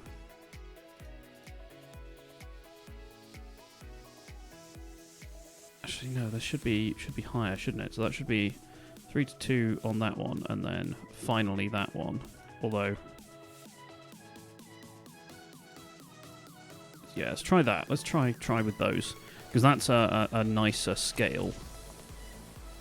It's a shame we can't just have all fixed ratio gears and then have it just change over, but the logic for it is just making my brain explode right now. Fill her up again. That should do. Whoop. Right. Up. Okay, so make sure the brake's off. First gear.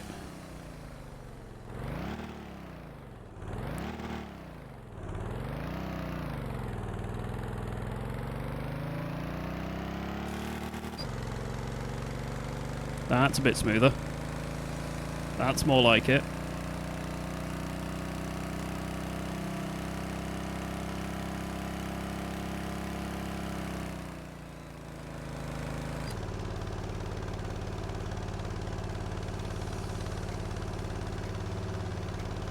Come on. Come on. Come on. You can do it. And other such terrible Arnie impressions.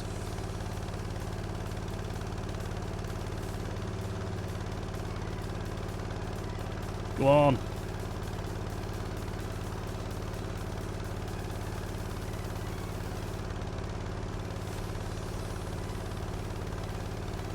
How does that look, anyway?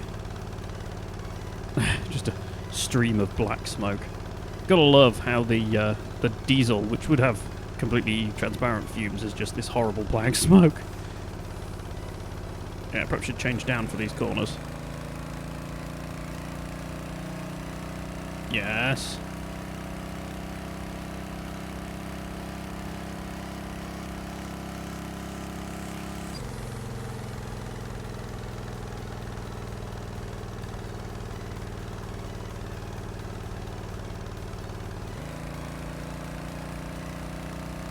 I think it may just be that the gearbox is so large, like the ratios are so much for this thing, it doesn't have the torque with those little engines.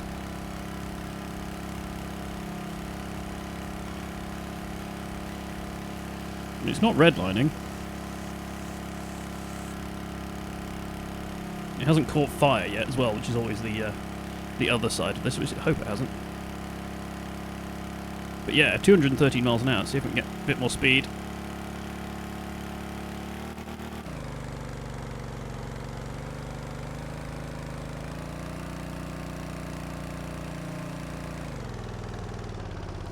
No, it just doesn't like it.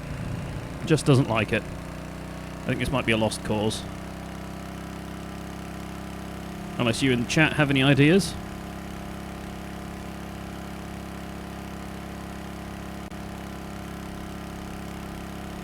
I mean, 210 miles an hour is pretty flippin' respectable for this.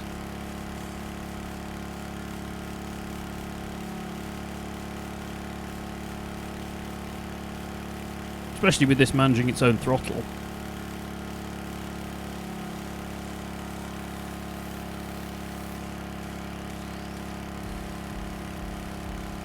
I don't know what the record, or even if there is a record for what this could, actually do. I don't know whether is there a rail speed record in Stormworks or something.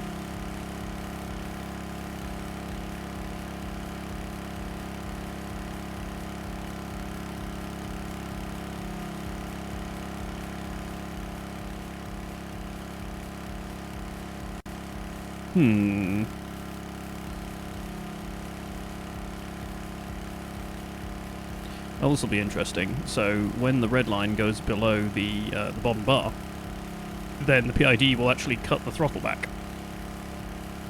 So at the moment, this is effectively the throttle wide open. So what's it going to choose to do?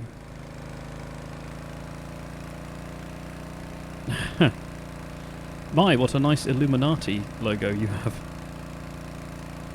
Okay, so this idles at like 180 miles an hour. That's reasonably fast. This is just the speed that the PID wanted to go at.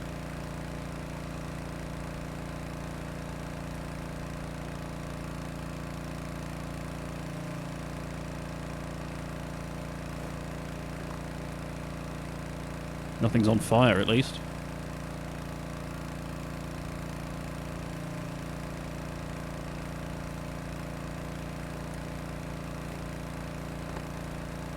You can actually make this go faster if you put the brake on for a second and then take it back off, because then PID overcompensates.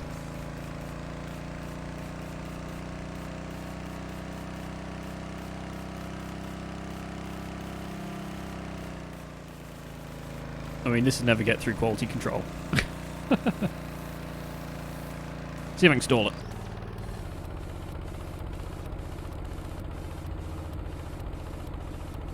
It's holding on.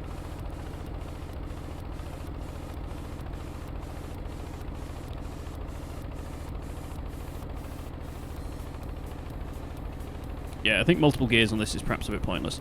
Let's take this back to the workshop, strip out the gearbox and just go back to the simple design, fix up the PID so that we have control, more control over the parameters, and then fix the revving issue, then build a body. So.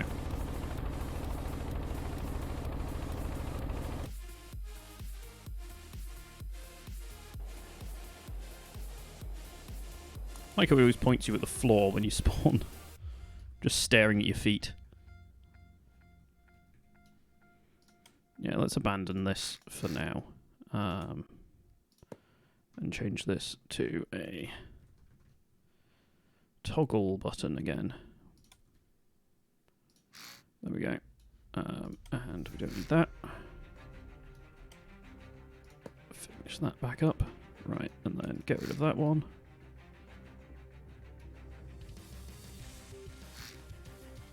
It's a shame. I'll have to revisit this design at some point.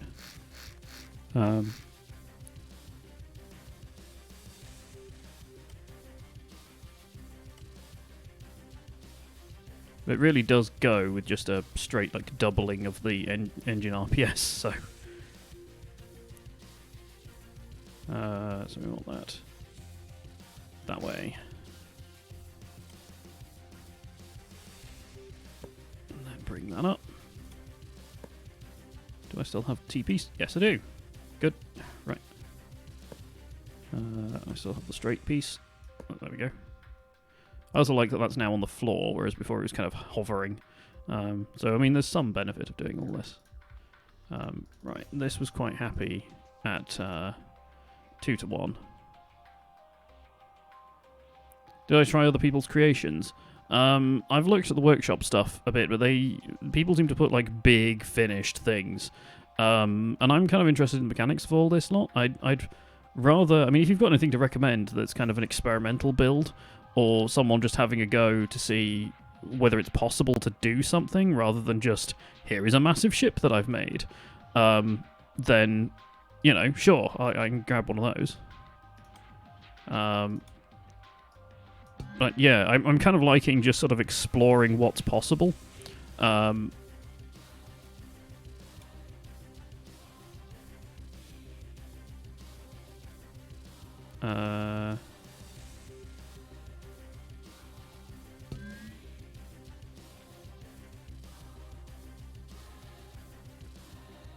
So, okay, so that's reverse gear.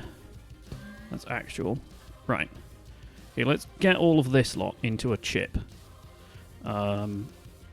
So, right, I'm going to write these down, because there's no way I'm going to remember them. I'm also going to find that I have no pens or paper near me.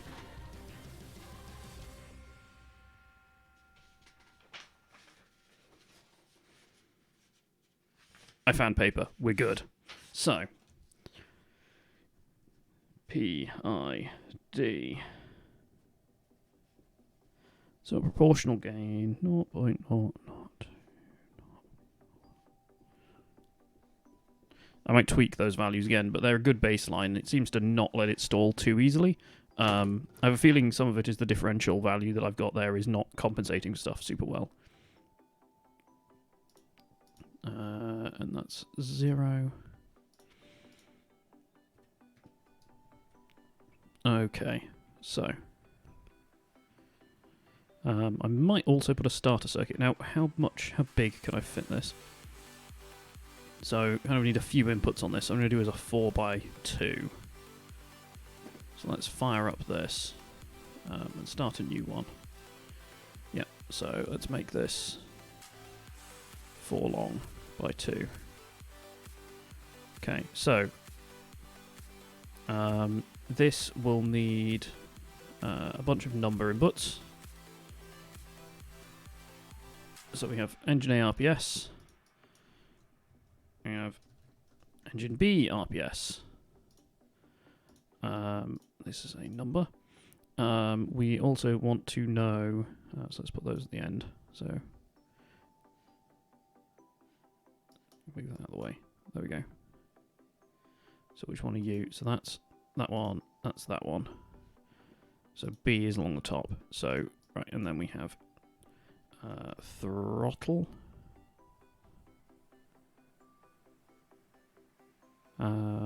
So the reason I'm having separate the ones here are because I want to be able to tell whether an engine has stalled, so I can then run the starter again. So throttle for both engines as a number.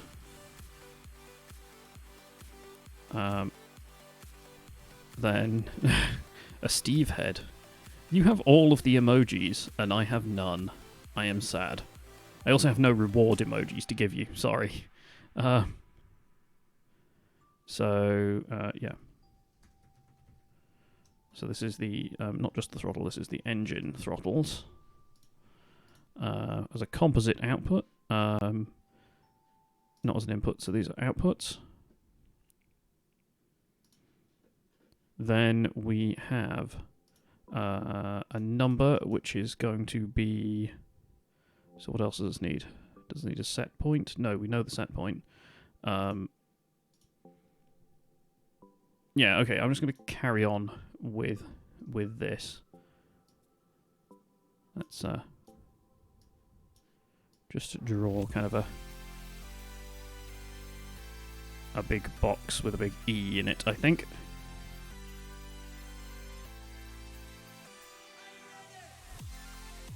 Oh, there's not quite enough room. Oh well, I'll put it like that just to annoy people.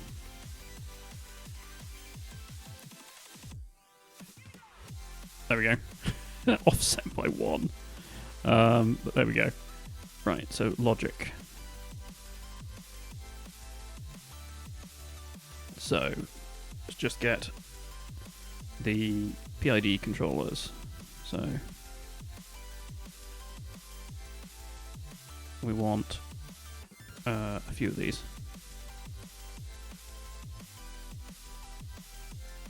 Oh, those are the other things I need. I'm trying to remember the other inputs that this is going to need. So this has the clutch as well as an input from the user, because then it can add to the base RPM so that the engines rev up when they're actually in use. So...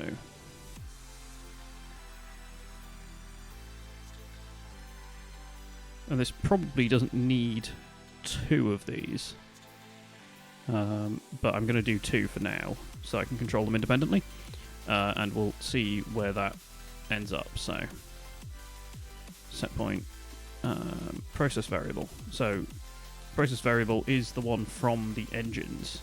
This is the thing we want it to actually handle.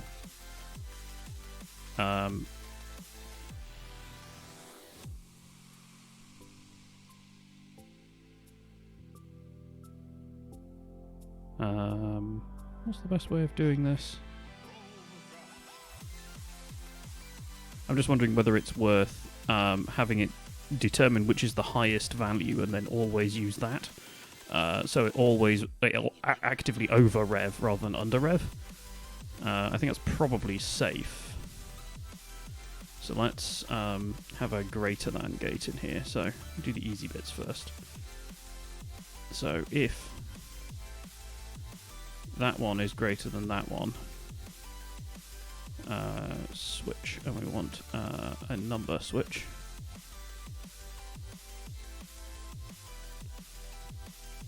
Let's bring you down here then.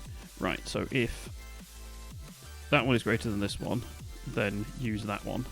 otherwise use that one. So it'll always pick the highest value from those and then use it as throttle position. So that should keep it open if it needs to. So derivative, integral, proportional, set point. So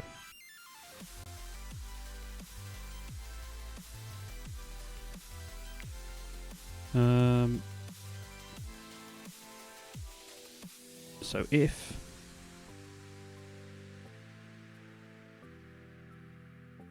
so I'm just wondering how to actually stop these, right? Because this is going to want to carry on running forever.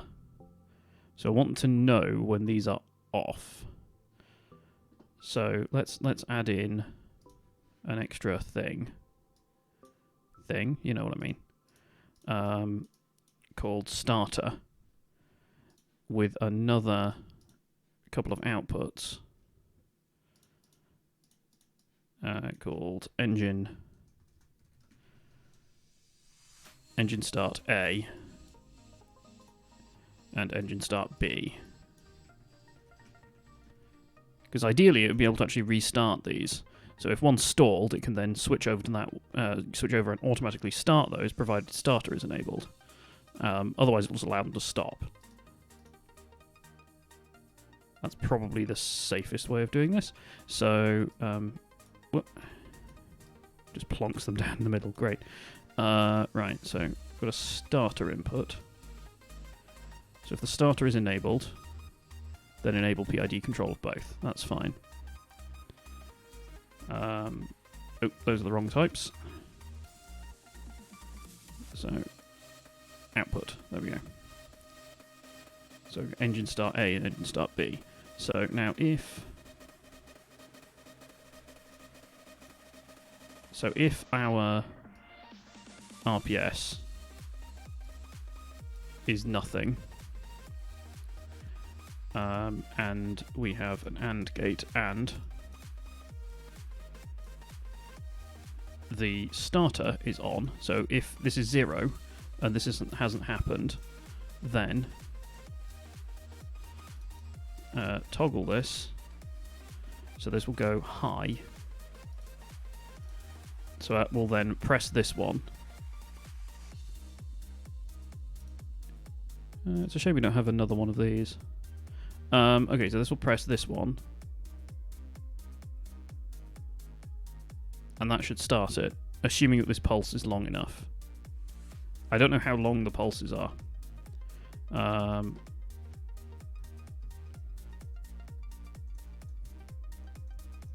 Don't have anything like a pulse lengthener or a delay or anything.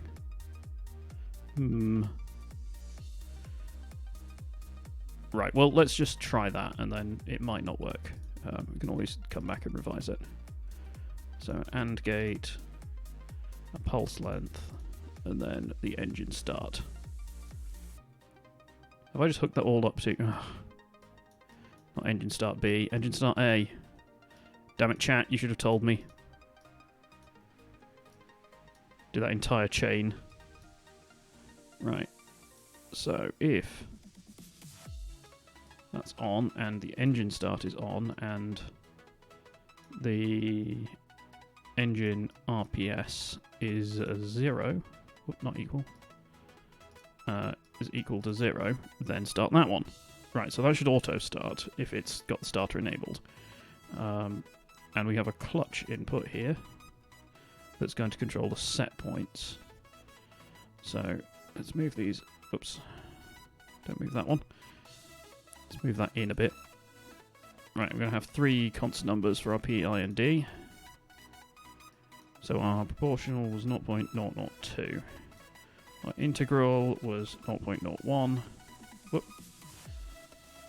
And our derivative was 0.004. Right, okay. I think I'm just going to change that to 1 for now, because I kind of think the PI control is probably enough to get this working. It doesn't need anything else. So, we want proportional, so that's P for both of them. And then we've got our integral and our derivative. So, PID, those are set up, so these are both locked to the same. So now we just need the set point. So the set point needs to be clamped.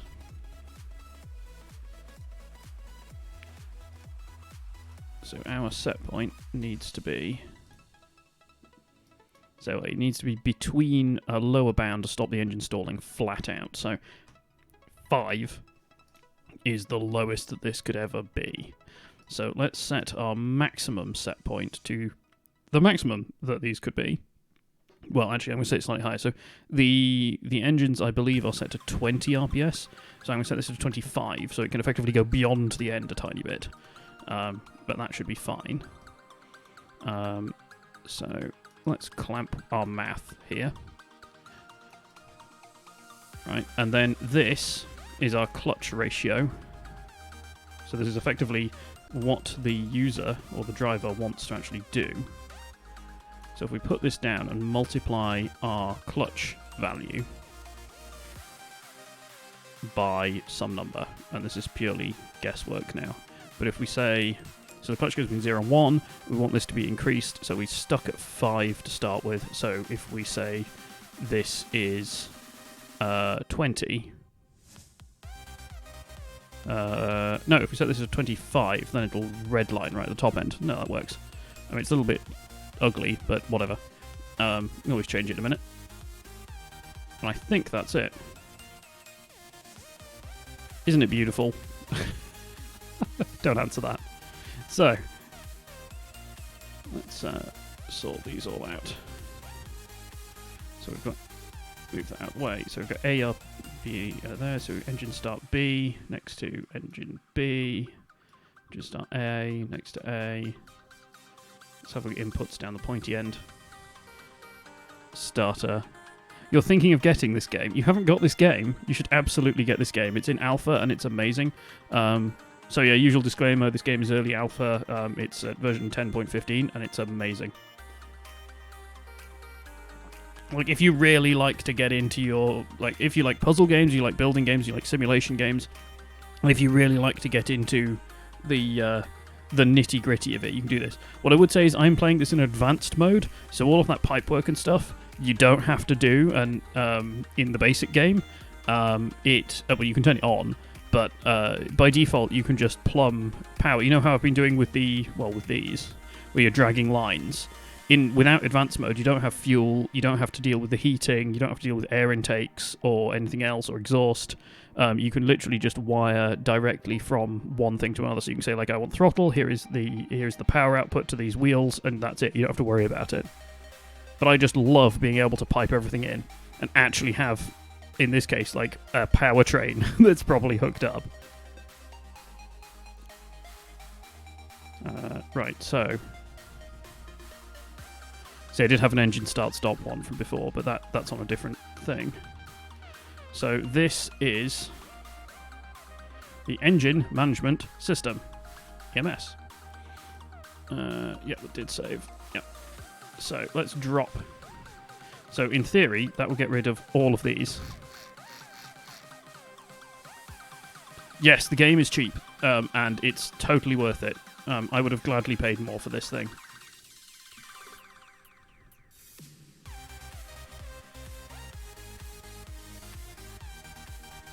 Isn't my microcontroller showing up?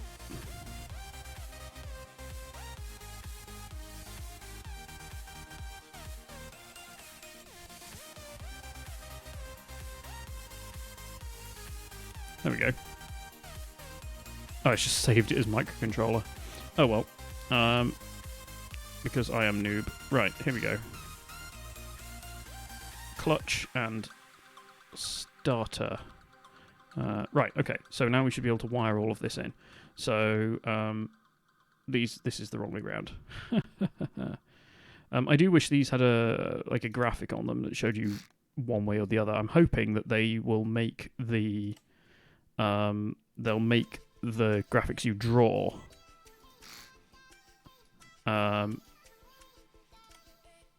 you have a 2-week computer. So the thing that I'm running this on is a 3rd generation i7 with 12 gig of RAM. and it's dealing with the streaming and all the rest of it. The thing that's propping this up at the moment is the fact that I have a GTX Titan, so it's just about keeping everything running. But yeah, an upgrade is hopefully in the future somewhere. So engine throttles, let's do that first. So right, so we want it to control throttles, and we want it to read the RPS from both engines. Do I think an Optiplex 920 16 gig? What's the processor in that? I'm not familiar with the spec. You'll have plenty enough RAM. I mean, you have to bear in mind that I'm also streaming on this, and the streaming setup and music and recording this as well. So this will be up on YouTube afterwards. And I've got an LVDS, not LVDS, a second external monitor over USB. So those all together, that eats 30% of my CPU time just by itself. The game is then using up all the rest. Thankfully, I mean, I do have an analog audio bus and then a DAC 4-channel in-out capture card, which are also doing over USB. So all of those are kind of offloaded a little bit, but they're, it's still having to do a lot of processing here. If you're not crazy like me in streaming, then you should be fine. Right, okay, so now we've got starter motors. So we want engine on-off, engine on-off. And this button is going to have to be changed, because this needs to be a toggle button now. Okay. So, and our set points, so engine throttles, need to be updated on our displays. So secondary display. Secondary display. Okay. The clutch position needs to be wired in.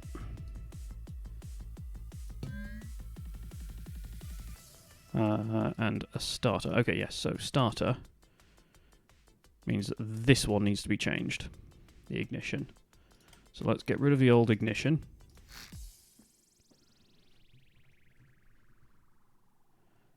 And grab a toggle button. Amazon renewed 4.4 to 5 stars. Dell Optiplex, blah, blah, blah, blah. Core i5, 3.2. 4570. Is that 7? I think it might be 6th generation.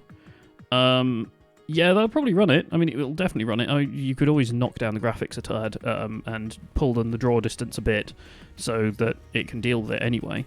But I am, at the moment, on an i7, like I said, and I am going to be moving to the Ryzen stuff. So hopefully I will be able to get hold of the 12-core Ryzen stuff. And yeah, it's just going to be such a huge step up, because this machine is about 8 years old now, and it's like I've upgraded, I've min-maxed my machine, right? I can't put anything else into this machine without having to replace the motherboard, the RAM, and the CPU. The whole thing has to go now. So yeah, you can upgrade to a new GPU. Yeah, definitely get an SSD. An SSD makes a huge difference anyway. It's always worth getting an SSD. Especially if you've got an older machine, or even laptops or whatever. If your machine can support it, put an SSD in there. Because you then, all you've done, if your SSD is fast enough, you've taken away the load, the wait times for anything. So the next bottleneck you'll have is either your RAM, if your RAM is particularly slow, which probably won't happen, but it's most likely to be your CPU. So your CPU is now not waiting for stuff to come off disk, it can just immediately do it.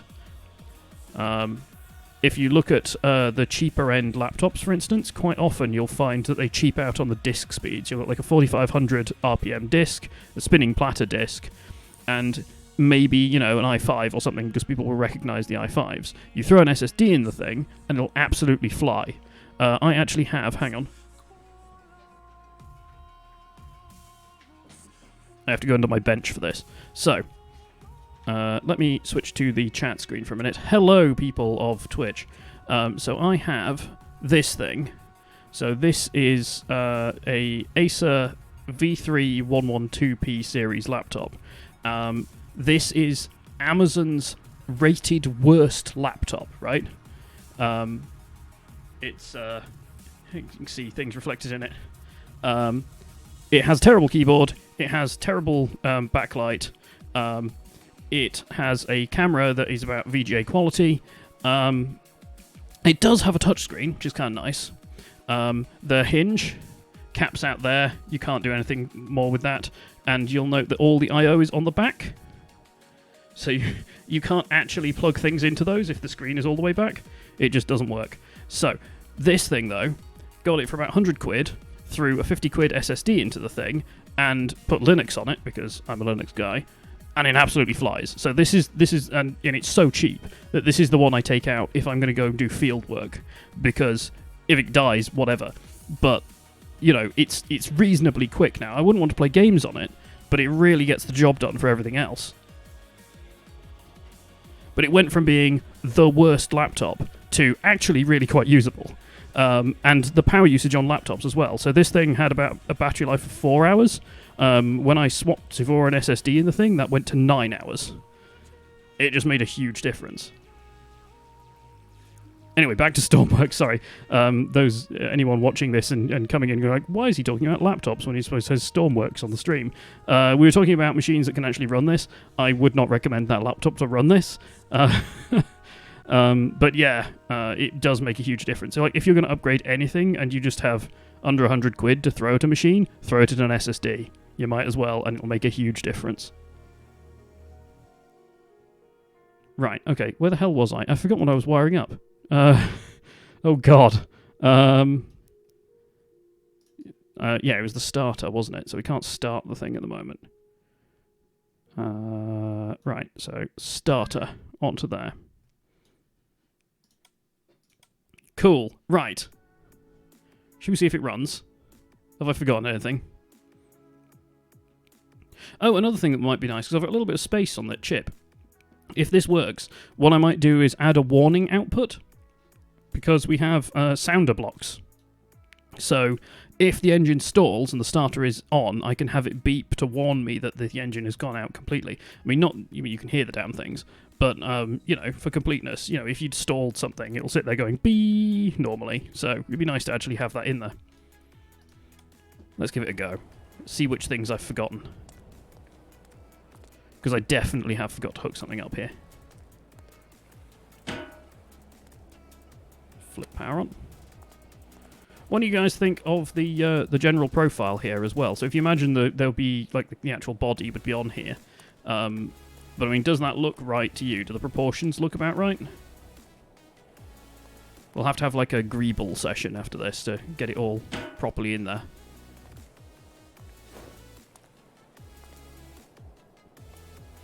Right. It looks alright? Okay, cool. So, should we see how it runs? Hey, they both came on. The set point's going higher and higher. That's just redlining. Oh, because it's never going up to 25. Yeah, that's a mistake. So it's just going to sit here full RPM. Let's, I suppose we could actually change that. You can change the RPS, can't you? RPS limiter. 30.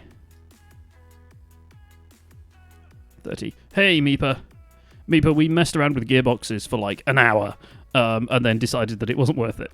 I have, however, built the entire engine management system into a single chip. So this chip down here is the whole EMS for everything. And it has an auto starter now, so it deals with the engines and everything. Yeah, and I was just saying as well, Miguel, you should definitely look at Ryzen's. I am definitely looking to get... I've been an Intel fanboy for years. As in years and years. I used to sell the damn things many years ago. And I've stuck with Intel all the way through and heard of Ryzen and been like, well, that'll be interesting, but I'd have to change the motherboard and do all the rest of it. And I've just, as I said before, I've maxed out what this machine can do now. So I'm going to have to look at doing an upgrade. So I'm thinking, well, I'm pretty certain I'm going to go Ryzen. And I'm probably going to go Ryzen 12 core. So yeah, Ryzen 12 core 1 with my GTX Titan transplanted and 32 gig of RAM. so it should be fairly beastly. Anyway, trains. Let's step away from tech talk and talk about fake tech talk in trains. So, here you go, Meeper. Here is my auto start. I haven't labelled it, but now this is a toggle button which tells the PID that they are enabled and then starts the engines by itself. So this isn't actually turning the on-off. This is going to the chip, and the chip works out what it needs to do. So, button.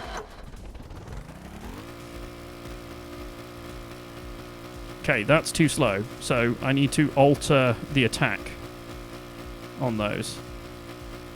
Let's see if she runs anyway, because if it's redlining, that's fine. Yeah, my PID isn't right yet, so... Oh, that noise as it takes off, though.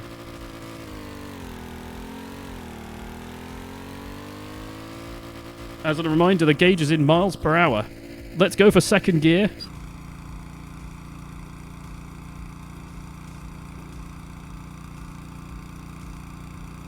Go on! Go on! Go on! You can do it! Waiting for straight to actually let it get some RPM up. We're going to have to fix the... because it's just redlining the engine constantly. We're going to have to fix that so it's more aggressive. But it should be maxed out anyway at the moment. Oh, I should have used those parameters. I didn't use the parameters on the PID, didn't I? On the chip. So I should have made them parameters of the chip, and then I could have configured them in the UI. That was silly.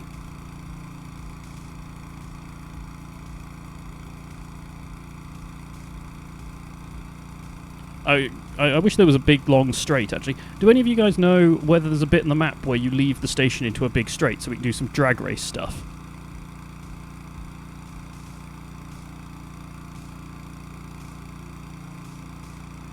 If someone could actually look up the map, maybe, and see whether there's... like, basically, we want to be able to come out of the depot with it floored and see how far we go. But there is a straight coming up somewhere around here. There's this big straight in the back, and there's this straight here. So if this little straight doesn't do it, then if we carry on, we can do this straight. Let's have a look how we're doing. I mean, that's fairly nippy. It's faster than any of the Pacer trains I've ever been on, certainly. I mean, they usually do... oh, here we go. 210. 212 or 13 was about the limit of the last time.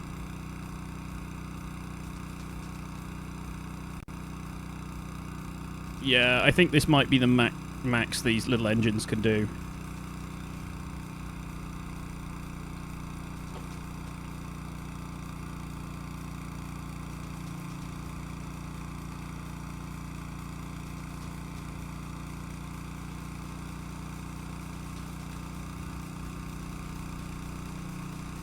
There we go, another straight. This one's a bit longer. Maybe if I set the max RPS high. Well, you say that, but it's already max power, and the max RPS is 30, and the engines at the moment are only managing to keep up with the the clutch fully up at 15 RPS. So they're not ever reaching it. Yeah, they're not peaking. And in fact, if I take this off, there we go. We go back down a gear.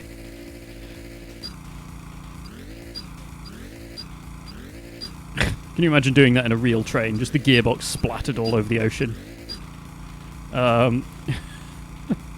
Who needs a clutch? But yeah, that's... I think that might be... I think 200 miles an hour is probably the limit for those two little engines. But you know what this means.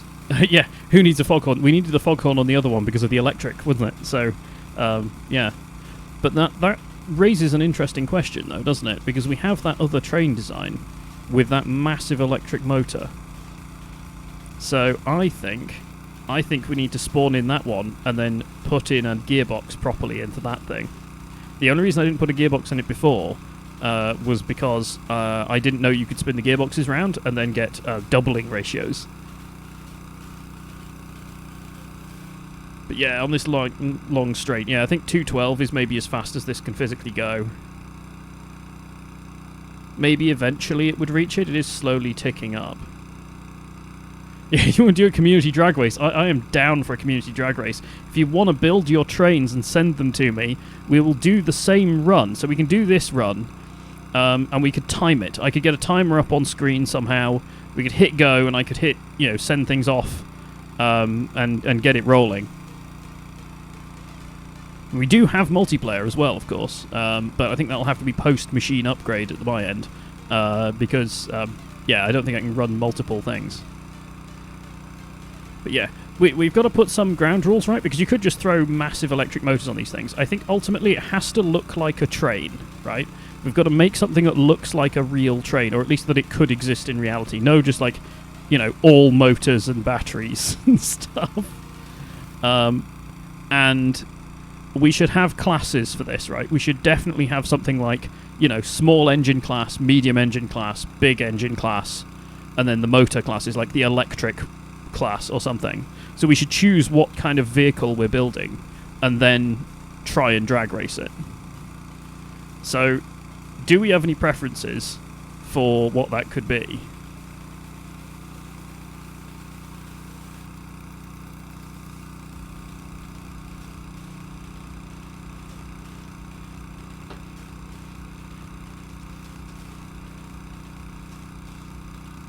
We also need to have the same dial, right, as well. So I'll look up the constant multiplier I've got in here.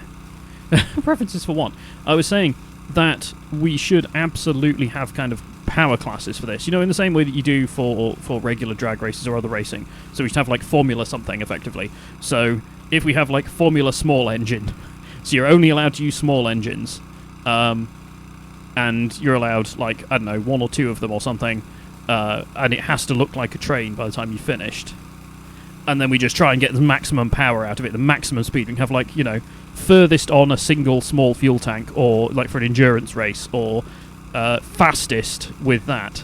Yeah, we can have a jet train race, right? But we should pick something we're going to build, pick a class, and then go and build something. And if we both build it new, and, like, I won't use this chassis, you can start a new one, and we go with whatever, and anyone else can join in as well if they want to. Yeah, we can have the Jet Train Racing League.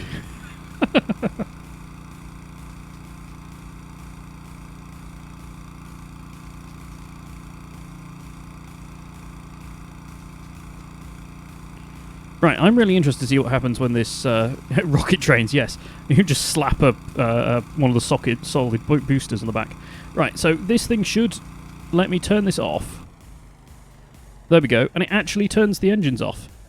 You see, it's zeroed the throttle, so they're going to run down with the speed of the wheels now. So if I take the clutch out,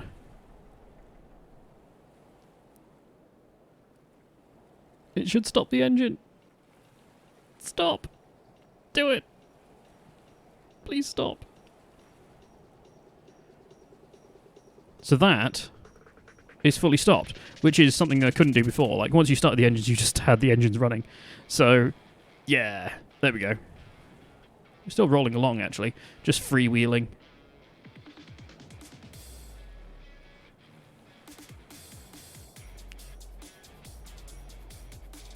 I do think if we're going to have something like, a race with trains, we should probably have that, in the same way that, when you get really silly cars, like the land speed record cars, they are essentially planes pushing down on the ground, right?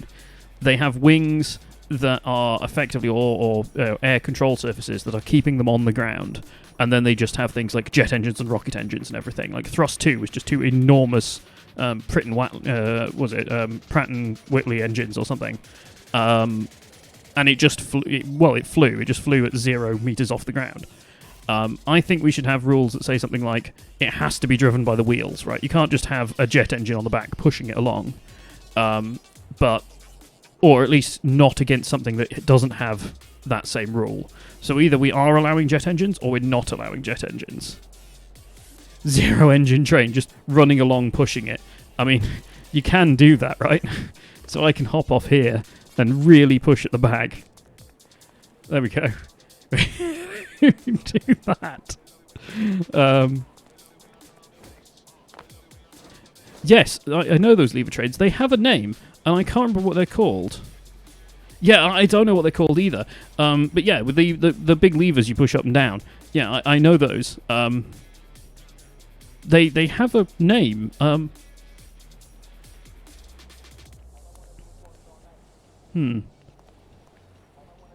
Anyway. Okay, so this needs PID tuning. I need to go back in and change those parameters.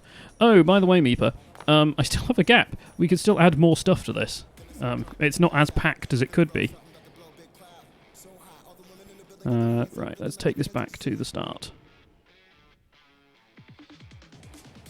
Right. Okay. Let's put those parameters in, because they're the only things that need doing. And let's add in that sounder output as well, so that if it does stall one of the engines, then it sounds. Oh yeah, you didn't see this, did you, Meeper? So Meeper, this is the engine control system that I've come up with so far.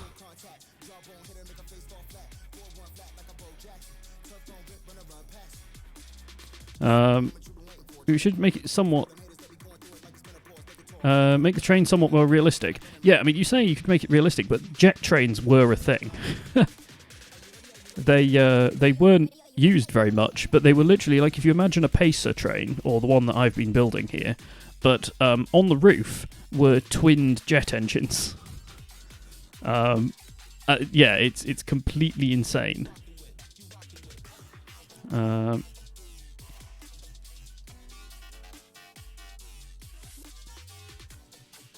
Right. Tasty spaghetti indeed. Let's change these up, shall we?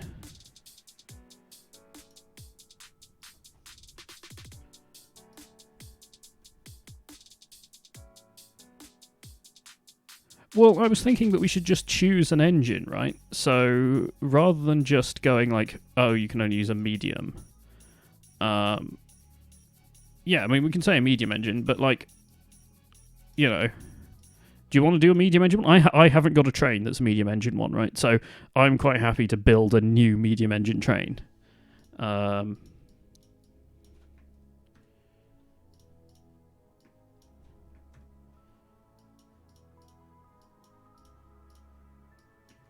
let's set these all to 1 by default. There we go. That's all of those. Right, so now we want to know if this is stalled.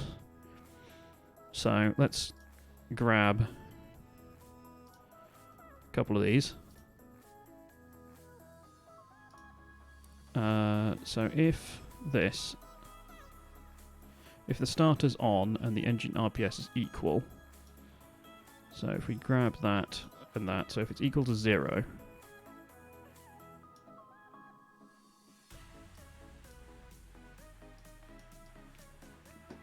and then we need an output. Of course we do.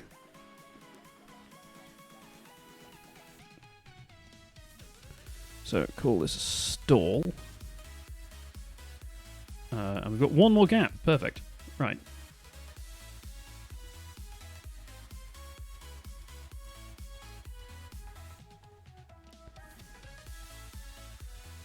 You probably won't achieve that much speed. Yeah, well, I mean, mine is going to slow down, right, when I've built the body, because the chassis on it will slow it down.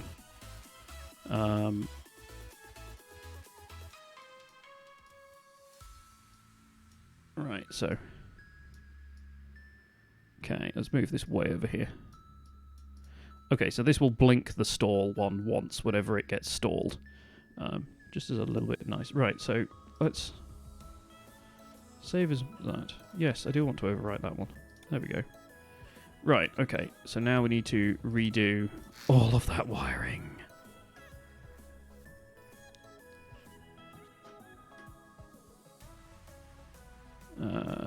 Yeah, here we go. And it's just the perfect spot for it as well. Is it possible to make a train with water propellers? I suppose if you had... You could use the robotics things, right? So you could have kind of a big crane on here and have it dunk a big arm overboard with a prop on it and then run power all the way down to the end and use that to pull you along. I don't know how that would work. A paddle train. Yes, a paddle train. Right. Oh god, I've got to hook all this lot up again. Right, so we have small engine throttle. So we have throttle for both, because we don't care what throttle is for either of them. We do care what the RPS is. So B RPS and A RPS to work out whether they've stalled.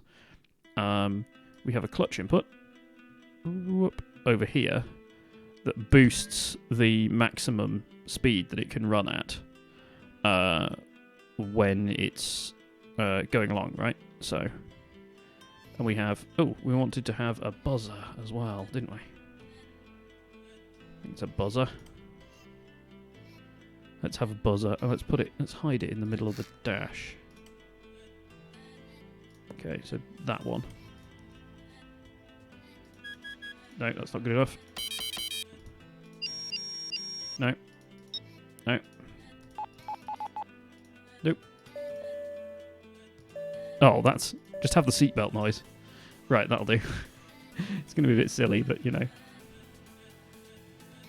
Right, so we want this on if it's stalling. Engine A start and engine B start. So we want A on that one. Just to make sure I've got that right way around. Yep. And then this one on that one. Okay, and then we need the starter from over here.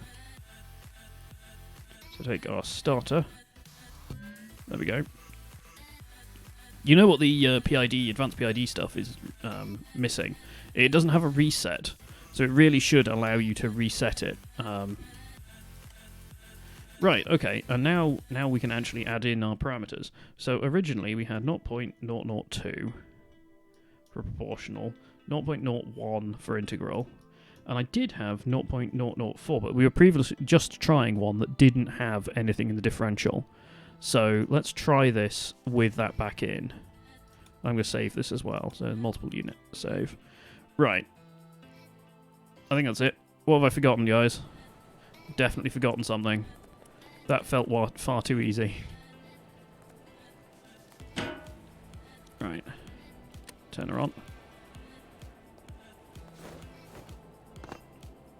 That one part from the song just reminded me so much of In the End. Oh, yes. Yeah. I'll probably change this back to the rock playlist in a minute. We're on the EDM playlist at the moment. Yeah, I think rock is a way to go, isn't it? Let's just switch that out. Good to see my desktop for a second because Stormworks doesn't run in a window properly. There we go. Right. Let's take that off. Okay. Here goes nothing, I guess. So, this should beep immediately when I turn this on as well, so... And it did.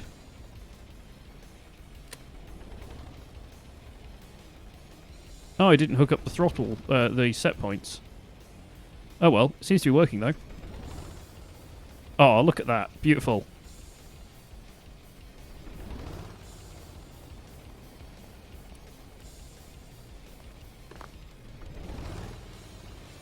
Perfect. Let's just lower the environment sounds down a bit. Are engines considered environment? Currently you could fit 2 medium engines. Probably not make you go any faster. Yeah, I could probably get 2 mediums in this, to be honest. If I swapped out the battery for a smaller battery, if we're just doing this as a, you know, just a train on its own with no carriages, then I could put 2 mediums in here and have them join at the back, then run the gearboxes down the centre back at the front, and then run the powertrain down the centre, and there should be enough room. Oh, it stalled, and it started itself again. This just self-started. It stalled itself and fixed it. That's really cool. Right. I think we might have set the differential a little bit too high here. Right, so this is actually stalled. It's going to start itself again in a moment.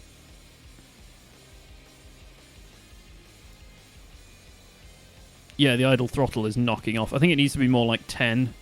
I should have made that a parameter, shouldn't I? I should have made it on a parameter on the chip.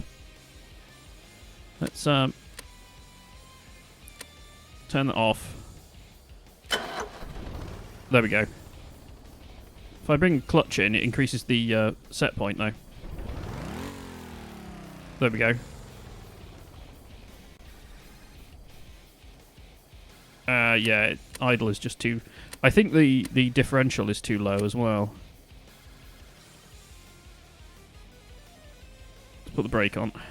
Right. I perhaps also should rather... So this only considers it stalled if it goes all the way down to 0. Perhaps I should have it if it's less than 1, then it will turn it on. How's our battery doing? Battery's actually being used a bit. Yeah. Okay, that needs tweaking. Right, okay. Things to do. Get rid of that. Let's fix this. So if this is equal, let's not do that. If it's less than 1. So get rid of those. We need a less than gate.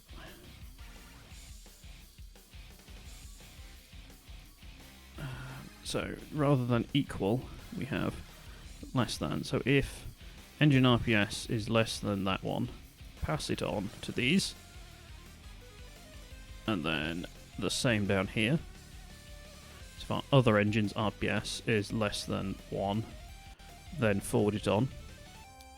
You had to place down the medium engine, but the jet engine looks so depressed. Oh no. Okay, fine. Jet trains are a thing. I'll build a jet train in a moment. Okay, so it's that. Sure to restart everything. And we need the... Ah, no, because this was held by clamp. Then we can't configure it. And we can just do less than again. Yeah, it just makes it a little bit messier. So if we get rid of the clamp, and if we say, if this lot is less than... Oh, damn it. So if the... Oh, we want to configure that as well, don't we? So we don't want it as a constant number, actually. We want it as... let's put that back in there. And we want a property number. Right, so if this is less than 10, so this is idle speed, then number switch,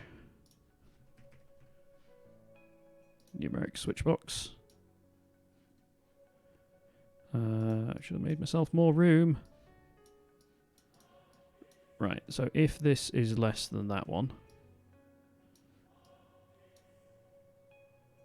use that one. Oh no, if it's on, yeah, so use that one. Otherwise, if it isn't, just use the multiplication. And then use that as our set point for these.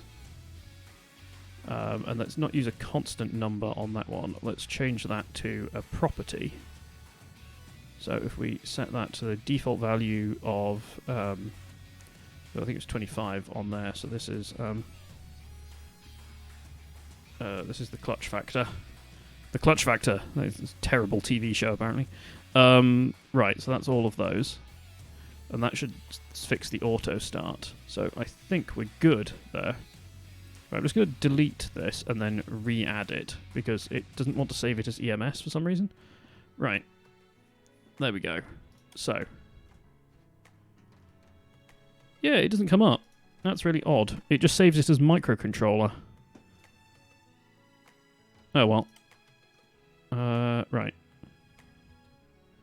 Fit this in. Just snug next to the gearboxes. Right. let us join some stuff. Now is the time for drawing lines. Right, throttle. Do the throttle first, that's the easy one. RPS. So engine B, RPS. Engine A, RPS. Let's go grab the clutch.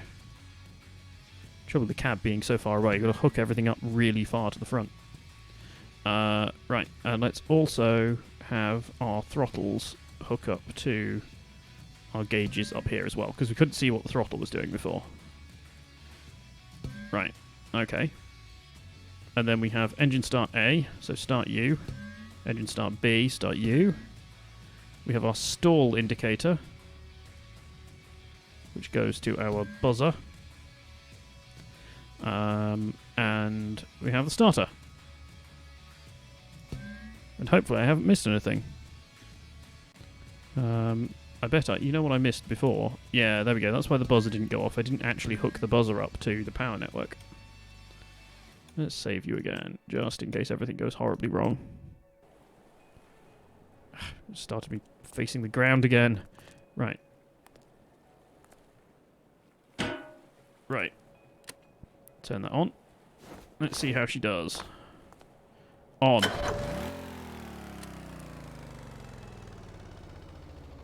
I didn't change the parameters, did I?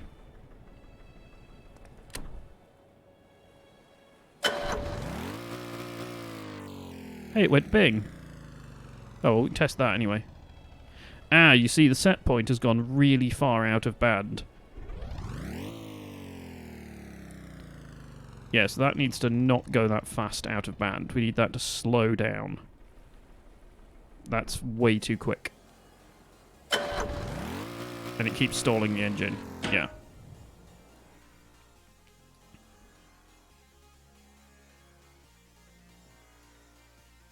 Right, let's fix this. So we want the idle speed to be, yeah, more like 10. Clutch factor of 25.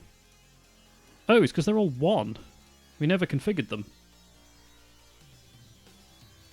So 0.01 and 0.004. I mean, not configuring them at all is going to make some difference. Right. Come here thing. Plug. Right. How are we doing on the old fuel? I may have to reload the world in a bit, because I keep putting fuel into this and then restarting when there's no fuel in it. I should really empty them before, but I just can't be bothered. And I do want to run it in a game where there's limited fuel. Like the infinite fuel thing doesn't work. Although I have put a creative fuel filler thing in this as well, the filler node, so it should just start filling itself if it's in creative mode. Right, let's see if this works.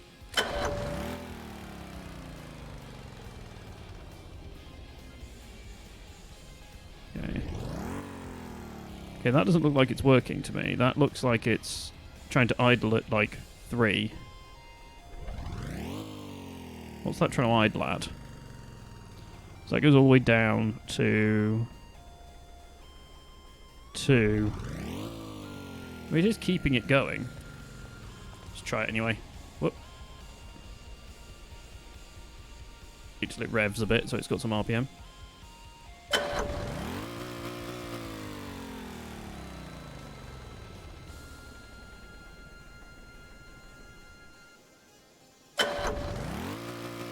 What have I done to this thing? This poor thing. That was working so well, and now it's really not. I'm sorry, train. I've broken you. Just sanity check this. Yeah, so that's all going to those. So look at the idle speed. So the idle speed saying, like, if A is less than B, so if the clutch property calculation is less than 10, then use 10 as our set point. Otherwise, increase it. I mean, I guess I could just increase those. And these aren't increasing fast enough. So, right. So this is zipping around too much. So this needs to be... I always get this the wrong way round. So I think it's that needs altering. But I could be wrong. And let's set our idle speed to like 15 as well. And go with that.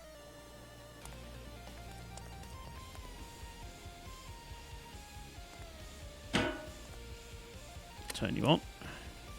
That'll do. Let's not waste a load of fuel just on idle speed tests. Right, go.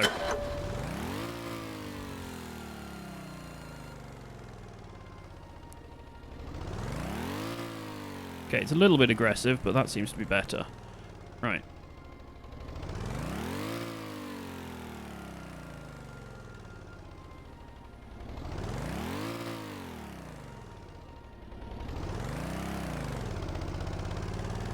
There we go.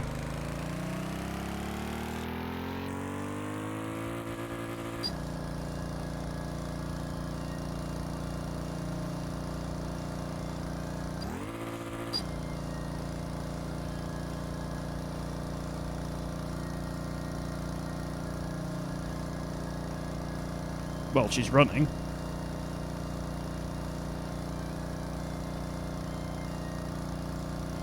I've got the brakes off. Clutch is all the way in. That's quite neat. I can probably carry on tuning this forever, basically. So, yeah. Ooh, falling into the engine bay. There we go.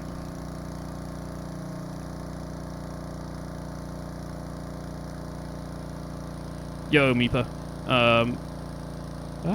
You pushed out my own train.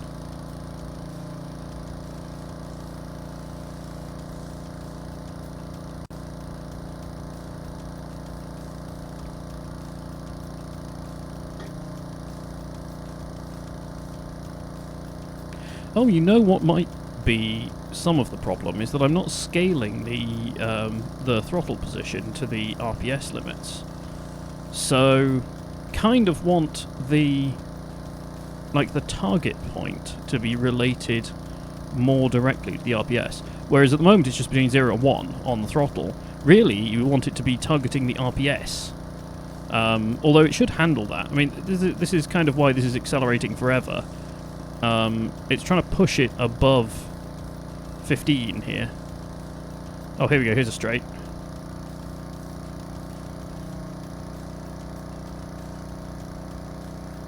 $211. Come on, can you make 212 before the end? 212. It's still accelerating. Yeah, 212 is the limit of this thing.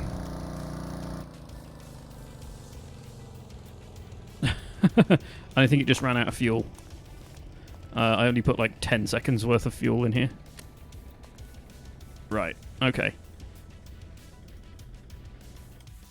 So, what do you guys want to see? So I'm kind of happy that this is working. So we could spend a little while building a cab and, you know, building the proper cab and the bodywork and getting that all working. Or jet train. So, which do you fancy?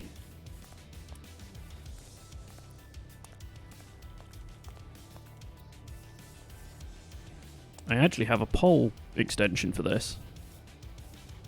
Let's actually use the pole extension for, you know, vive la différence. Here we go.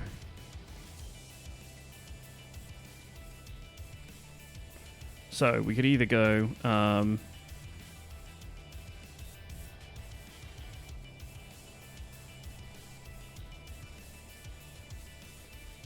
here we go. So poll is up on screen and you can vote. I actually found a decent overlay for this. So if you have a preference, then either hit 1 or 2 on these. So 1 for greebling time, 2 for jet train. Just whack it in the Twitch chat and we'll go with that.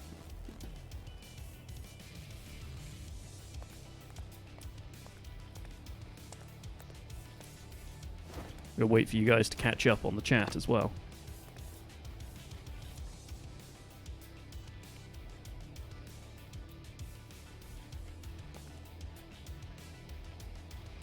Keep yourself out of it. You can vote.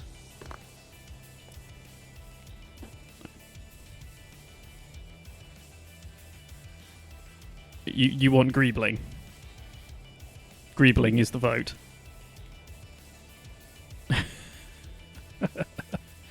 Fine. Fine. 3 for greebling. Okay, fine. Greebling it is. So, right. Greebling it is. I just have to hide the pole from the overlay. There we go. Right. So professional, just showing me my desktop whenever I change one thing to another. Right, cool. Let's go into the build view then. So traditionally these would have been passenger trains, and I don't know if I've made this... I mean, this is pretty much as wide as you can make them, and I don't know whether you can fit 2 seats on each side. I'm pretty sure you can't. Because I think seats are 3 wide, yeah. So we can do 1 seat on each side. It's a little bit, you know. But, oh well, close enough. Let's finish the cab first, and then we'll use that to set the height for everything else. So, let's bring that across. I'm just going to leave those in the corner for now. I'll finish them afterwards. So, I try using the bench seats. Yeah, I could. In fact, there were seats without backs on some designs. Are they 2 wide? I thought they were 3. Oh, they are 2 wide. So you could fit 2 in. So we could have like that with a gap of 3. That's just enough. That's just enough. Let's. So what would a seat actually look like? So let's use one of these as a reference seat. And then, okay, so if it was on one of them, so we could do kind of that. So how high are these? So they're about 4 blocks high. So we could do that, and I mean, this isn't where this is going to stay. It's just, yeah, we could do kind of that. Obviously, without the seat in the middle. Let's get rid of that. Do that.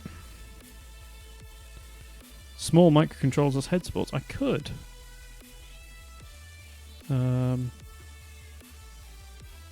Is there anything that we can put on that's equally rounded?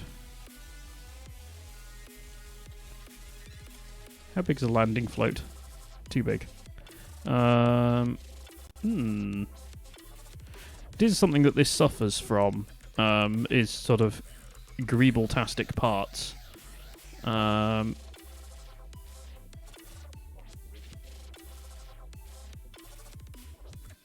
There aren't that many parts that you can put in. Ooh, door frame edges. Door frame edges might work.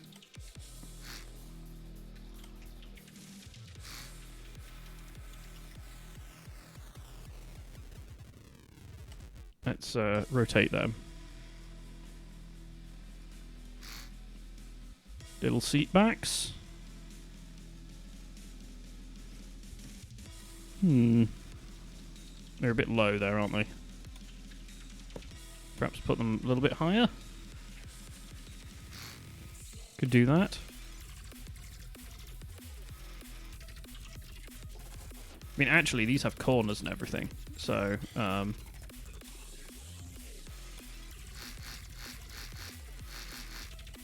technically, oh,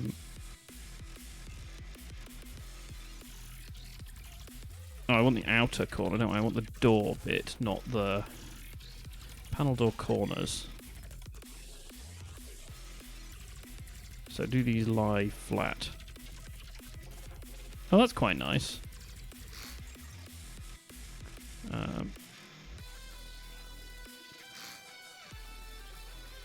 So panel door edges as well.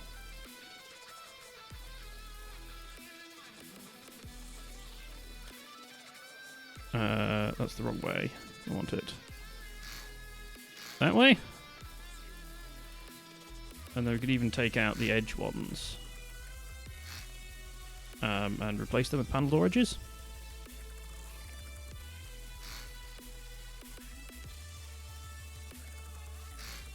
Bit like that. Opinions, folks. What do you think? I mean, actually, there's that side, which is alright. That side, though, that looks alright. Let's spawn this in and have a look. Let's, Oh,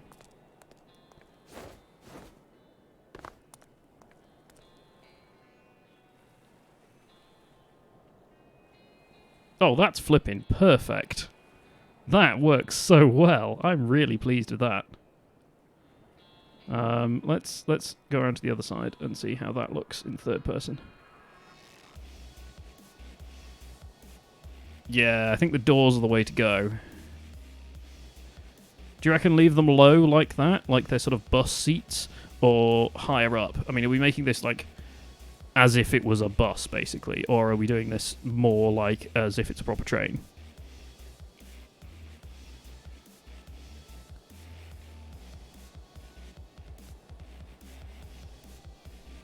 I mean, if I hop out here, let's go back and then let's get rid of the ones on this side, and then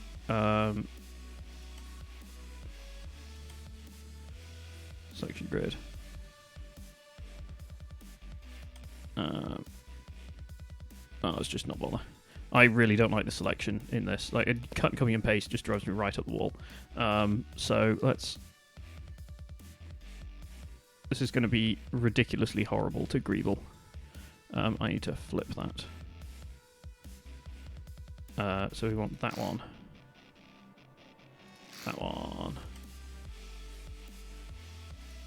Oh, no, not that way. What am I doing wrong here? Is that the wrong way round? Is that the wrong axis? Yes. So do them.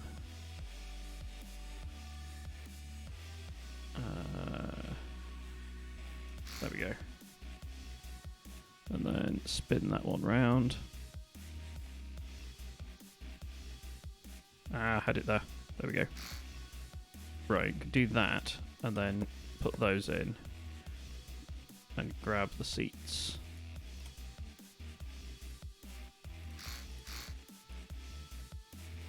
Yeah, so there's that. I mean, that's quite nice. I just wonder whether making them taller is going to ruin the effect. We could try it.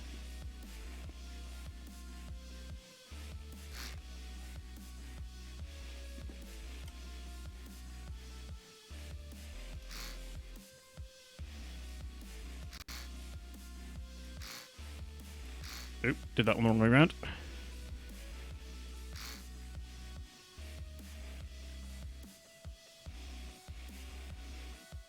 Did I just turn that exactly the same way? There we go. So if we could do that, then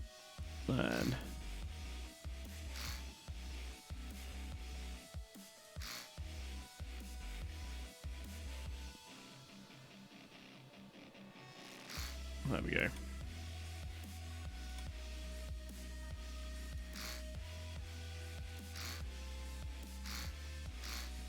There's that. Let's have a look at that in game.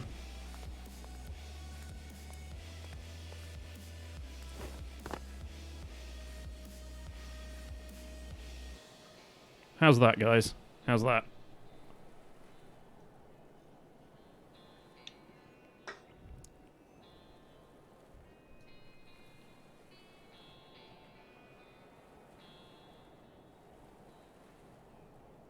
I don't know. It's like I almost want a half height block, you know? You know, I almost want to be able to do, you know, like another half above that. I mean, I think that'll look fine, actually. If we have a bunch of them... I mean, I'm making this worse for myself, right? Because I'm going to have to duplicate this a bunch of times. So, right. But this makes it, like, 4 wide. Let's make another one. Let's make another set.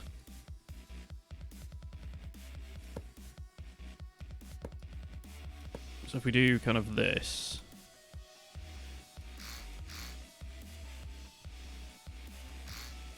like that. And then these. Remember, it's always difficult getting these the right way the first time, so that's...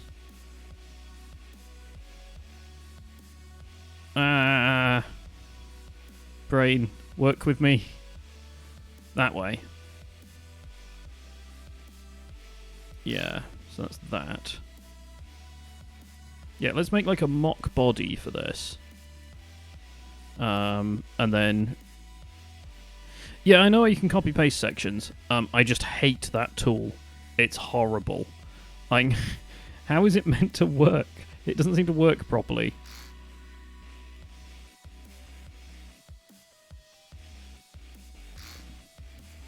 Right, and these aren't that onerous to do. They're just a little bit fiddly. Like, once I've got one tool the right way, I can usually duplicate it right. So I can just, like, drop all of those in one go. And then it's just getting that initial angle.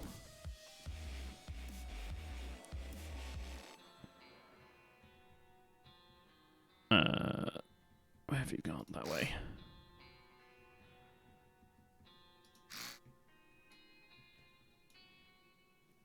Yeah, I know it does work. It's just sort of janky. Right, let's do that. And then let's put some sides on this thing and see how it looks. So if we just have like 4 wide for a door, just so I can get on. So, oh, historic moment, folks. We can cover the engine bay up. So much space for activities. So let's get rid of that. Let's also hide the overlay. Right, let's see if we can get some windows on this thing. Large window.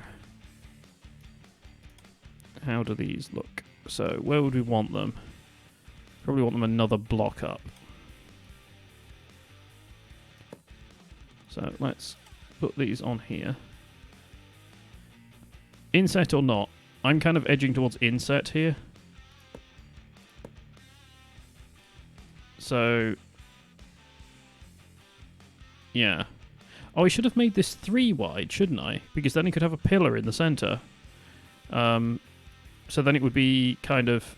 I'll do it on this one. So if we do that, and then pillar, and then another pair for that bay, and another pillar, and so on and so forth. Yeah, that makes sense. That makes a lot more sense. So I have to move those, but sure, whatever. Yeah. I do that thing in trains where, you know, where you always get the seat that's got, like, the pillar there. You can't see out.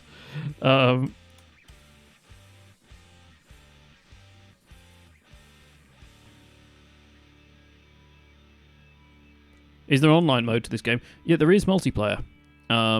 It's like single simulation, multiple people thing. They added it relatively recently. I don't know how well it works. I've never used it because I'm a weird loner despite having a Twitch channel. So, yeah. Let's see how that looks in game. Let's just drop in. Ah, almost stomped on by there. Yeah, PTSD from the London bakery. Yes, yeah, that is a thing. We do not speak of that anymore. And you can walk through the middle. Is it me, or does the character feel super tall in this? Because, I mean, if I've sat down, right, the windows are about the right height and everything. Literally squished against the door. Yeah, that's how the underground works in London, in my experience. Unless you're travelling in the middle of the flipping night, then yeah. No, I'm not from London. I have just been there. I've had family down there, and the wife and I went there on our honeymoon because, you know, why not? That's looking reasonable here. So let's just put a little bit of a cover on. So, been there in October on a class trip. A class trip to what? Did you go? I wasn't like, you know, let's go to a museum style one.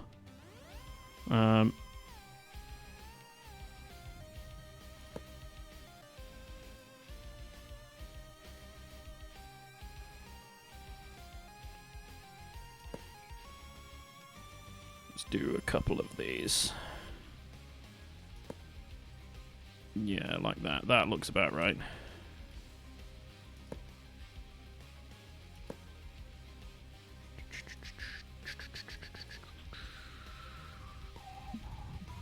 There we go, right. You didn't drive 16 hours to London to visit the museum. Okay, yeah. 16 hours to London. Right, so you can slowly work out where you're from. So how long does it take? Like, what's the radius of 16 hours travel time to get to London? There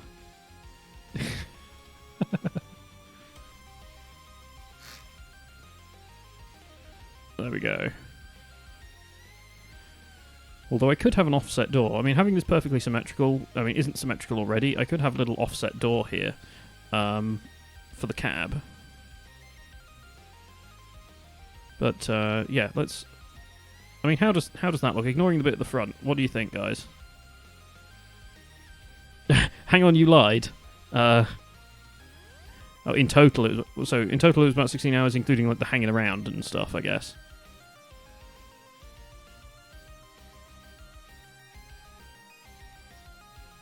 What other games do I like? I am a sucker for any simulation type building game of any variety.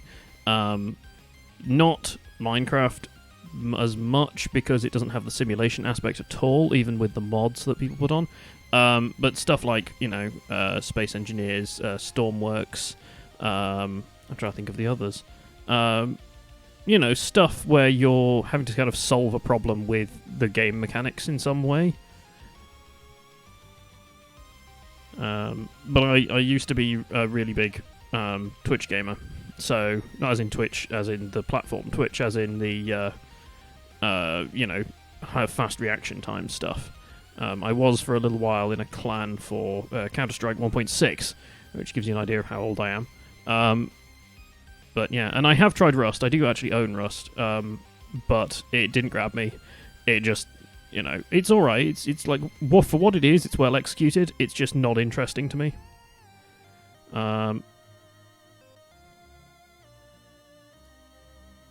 So, yeah. Well, yeah, CSGO I'm sure is fine. But like I said, I mean, I originally started on CS 1.5. And then we got to 1.6, and I sort of went with it.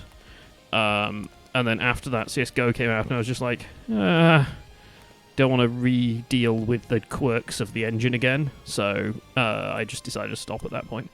There we go. That's kind of the look we're going for here. You don't want to start the how many hours conversation again. Oh dear, oh dear. You like the cab? The cab's alright, apart from the exposed logic in the corner. I might move that down here or something and then make a little box. Got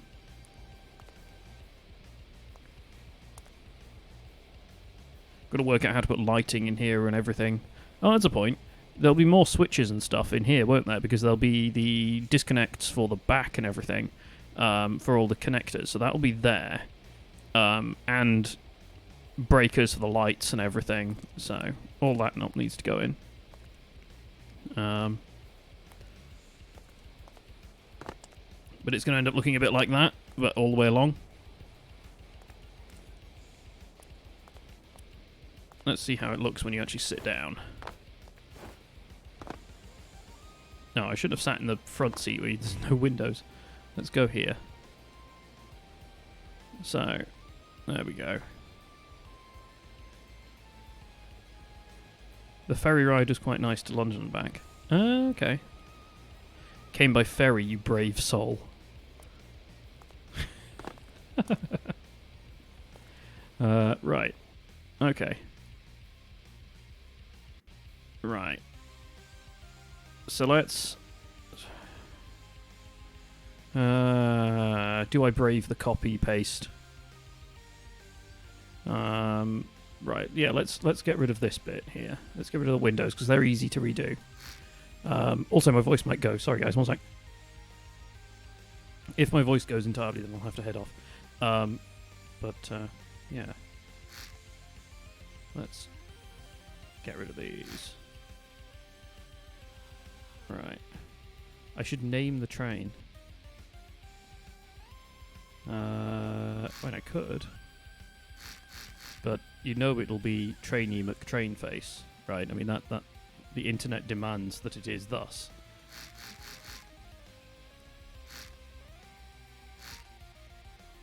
Oh, that's useful.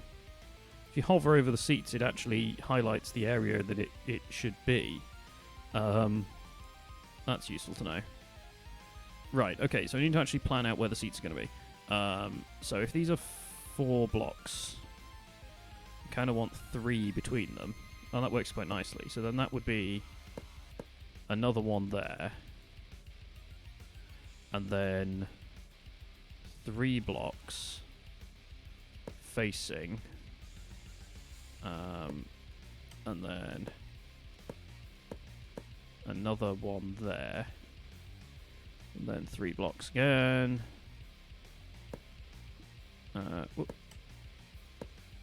Another one there. 1, 2, 3. Just gonna see whether this actually works as a layout. So how long is the cab? 2, 3, 4, 5. Well, okay, so it's just behind the power takeoff. So was the power takeoff in the door? Yes, power takeoff's in the door. So the cab will be here.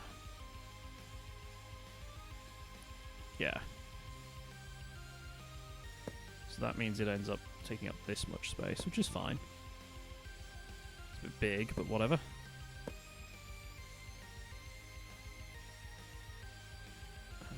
Let's draw in those. Finish your Osprey before starting your jet power trade. Yeah. Well, it's going to take me if you guys wanted greebling, so greebling is happening rather than building a jet train. So you've got some time. And I'll probably try and build it on stream anyway, so I wouldn't rush, is all I'm saying. Right, so how big am I making the doors? The doors were saying about 4. 1, 2, 3, 4. So that ends up being there. The front should be more pointier. Should be more pointer. Okay. Yeah. Might alter that without messing up any of the wiring.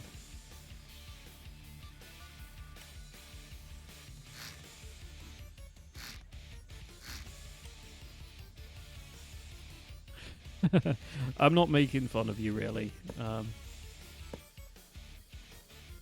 You're thinking more like that with sort of a double curve, a double chamfer. I should also really chamfer all these edges a little bit, I suppose. I mean, the other thing we could do is if I drop these down, right? So if I do this, I'll have to remove them in the middle in a minute, like that. That might look a little better.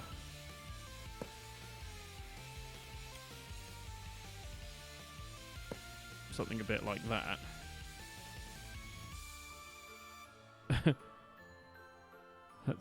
That's fair enough. Yes, and you know, therefore, precisely one more language than me. So I think we spoke about this before. I technically learnt French in school, but most of it is gone these days, which is a shame, really. But there we go. I like this sharp corner here. If I do that, which I can't do any more on there, but you're not going to see the underneath anyway. So if we move that like that, that's alright. And then I can do the same down this side.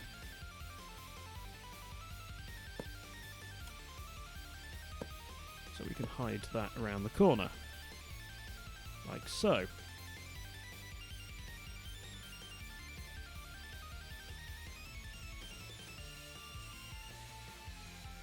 It also allows us to put sweet backlighting in, underlighting even, underneath all of this later on.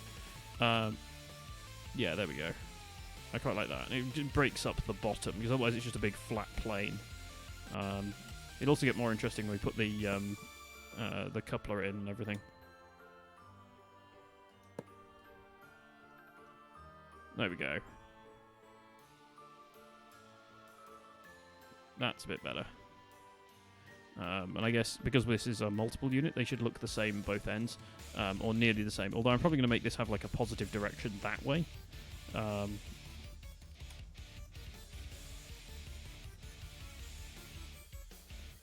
Find a self-hosted server for Stormworks.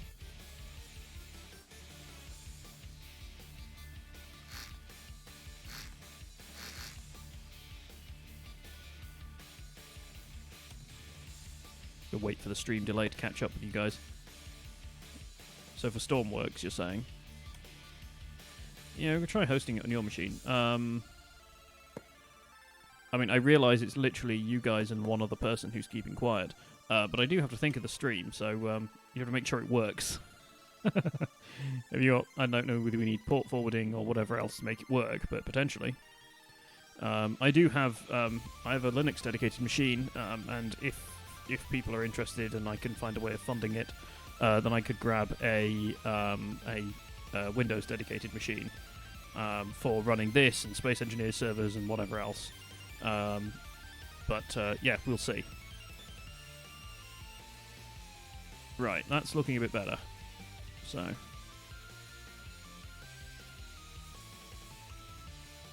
Don't need port forwarding. Yeah, well, sometimes. Yeah. Your own machine is behind whatever router you have.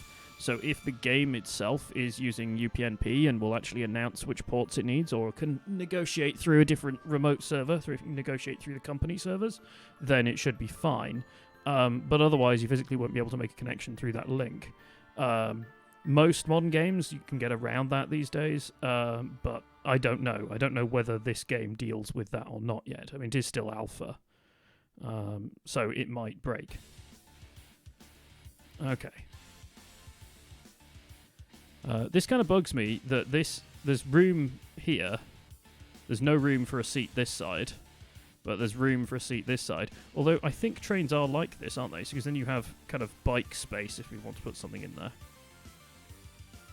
You did multiplayer without forwarding ports. Yeah, fair enough. Like I said, I've not done it, so I didn't know.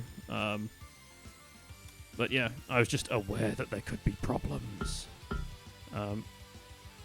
Oh, that's the wrong way around. I'm like, why wouldn't that place? It's because it's backwards, John. You need to have it the right way. I do love how you can put these seats facing literally any direction. You can put them like sideways on a wall, and people will quite happily sit on them. It's just ridiculous.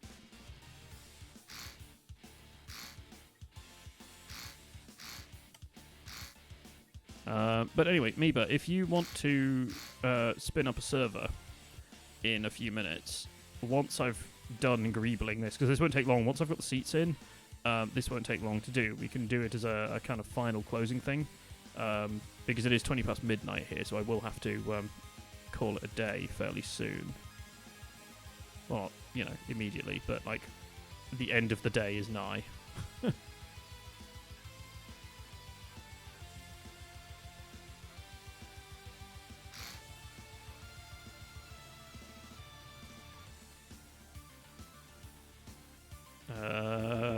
Rotating.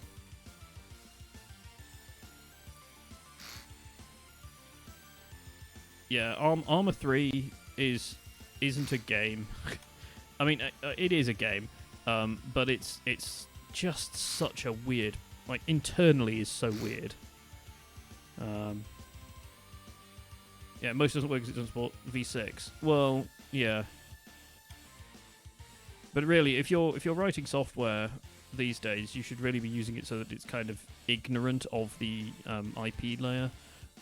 So you should be looking to write it in such a way that it just deals with whatever it sees, rather than leaving the user to handle it, because you don't know what network you're going to be dealing with.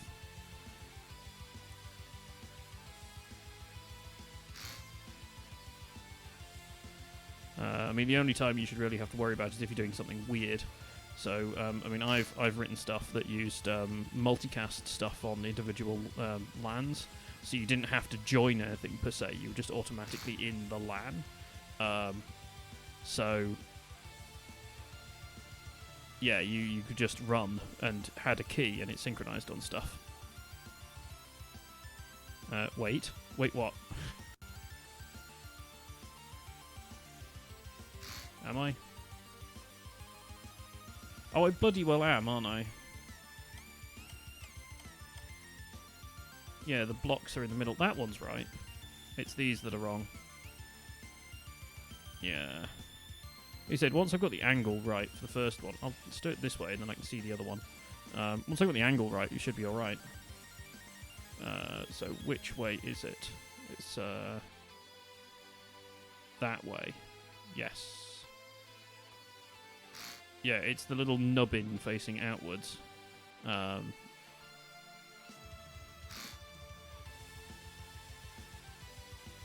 we go. Whoop.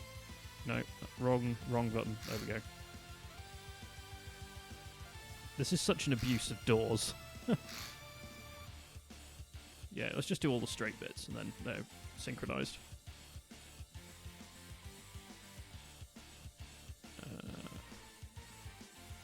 That way. There we go. And I just noticed that when you get it right on one, it's the same on the inverse, which makes that a little bit quicker.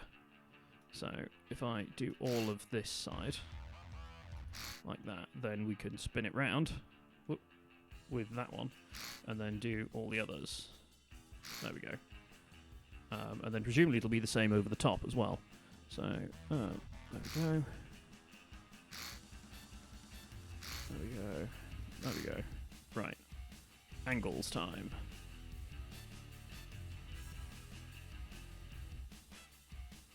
So we do you, and you, and you. And then this should be the inverse. Yep, that one, and that one. And then spin it round.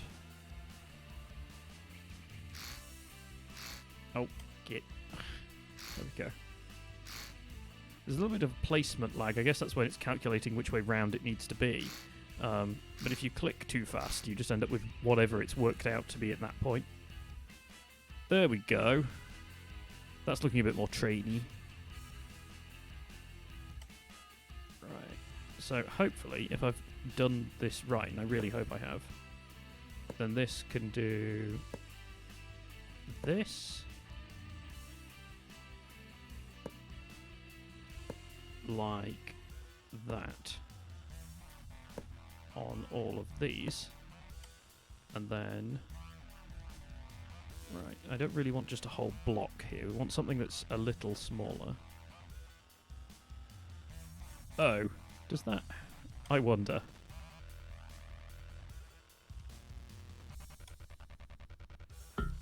Oh, it doesn't let you do it that way up. Oh, that's a shame. Won't let you place them on an angle. Do we have anything that would suffice? Oh, hey, Meepa. I don't know whether you were there for the discussion for this as well. I was saying that I kind of wanted a few more controls in the game. So having a throttle lever style control that snapped to integer increments. So you could have it, you know, like a notched control of some variety. So you'd only get, you know, 0, 1, 2, 3, 4 out of it rather than a fractional component. Because that would make it so much nicer to work with. Especially if you think gear levers, elevators, any of those things, rather than you having to work out like up and down buttons and do all the rest of it, you could just have a numeric output. I realise you can do that with microcontrollers, but I kind of would like it in one. I don't want to have to place two things. Yeah, you can do it with a counter, with the up-down counter, but it makes sense to me that you would have that. Like I kind of want a lever where I can specify the increment. rather than it just being there. And if you set the increment to 1, then you'd get it just steppy. It would just make it easier to deal with any of these things, because part count is going to be the death of this game, basically. There's so many parts kicking around here that, yeah. I feel like I should put some heaters on this. I mean, it's a train, you know. Put some ceiling heaters in, shall we? Where is... We need something. I was looking for something that... yeah, you can't set the increment. You can set the sensitivity. Actually, let's just do that, right? So if I grab a lever and just put it wherever, right? If I look at this, yeah, there you go. So you can have a name. You can get a sensitivity, which is just how quickly it reacts. You know, a min, a max, and a start, and that's it. And it always does it in increments. It doesn't do it in anything else. You know, it's always fractional. Yeah. I also kind of like, you know, like a valve type one. So the same as the lever, but just a single block that you rotate one way or the other way would be really nice. You know, you could make like an actual steam loco styled one. So, right. Thank you. Yeah, I'm pleased with how well this is going along. I've just got to find something to go in those gaps. I don't really want them to be a whole block, is the thing. I kind of want like a half block. But I'm not sure there's anything that sort of fits that. I mean, can we pun hinge connectors, maybe?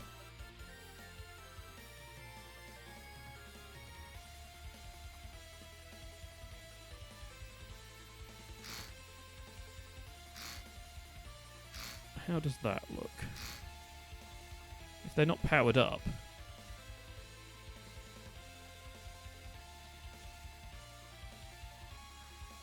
Yeah, touchscreen can maybe work. Yeah, touchscreen might work. Yeah, I'm just going to leave them there. I might change them later. Just kind of wanted something a little bit more interesting on that side. Right, okay. So, let's get the roof on.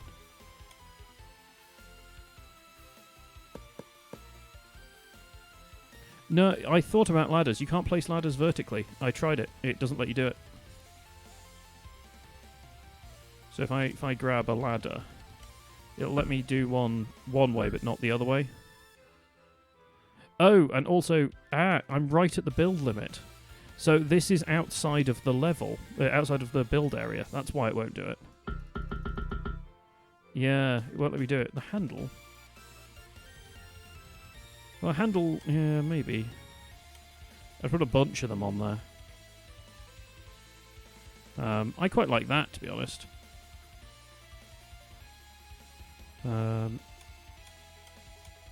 Let's try the handle, though, for completeness.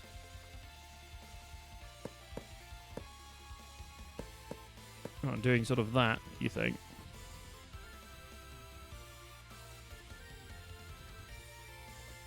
It's a tricky one.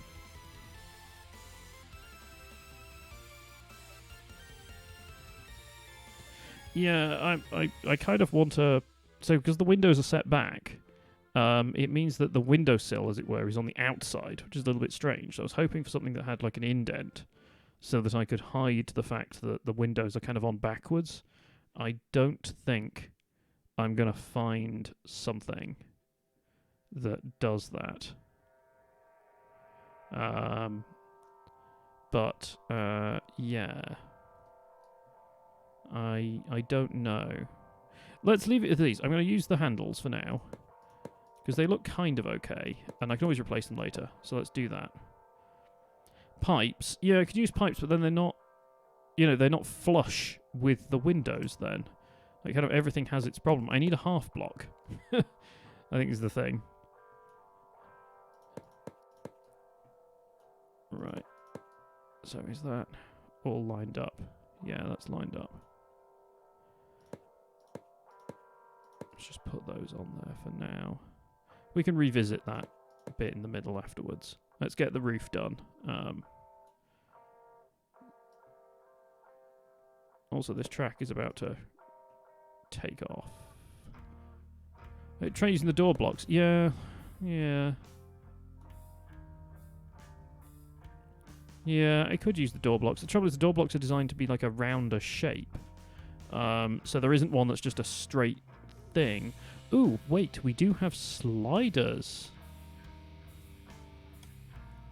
We have sliders. A gripping connector. We don't want track. Linear track extension. No, that isn't going to work. Yeah, I would have to have 2 gaps between things for the previous ones to work. Yeah, because there's door edge panel, door panel corner, frame support, frame corners, the controller, and that's it. No, we'll leave them like that. We'll just carry on. Let's get the roof done. So, right. Using the trick before. How high are people? People are that high. So you'd be a little bit taller when you stood up. So that's probably about right. So let's get the angles on.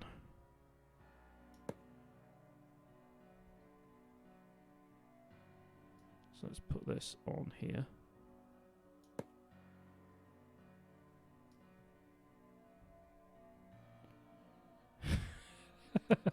How high? How high are you?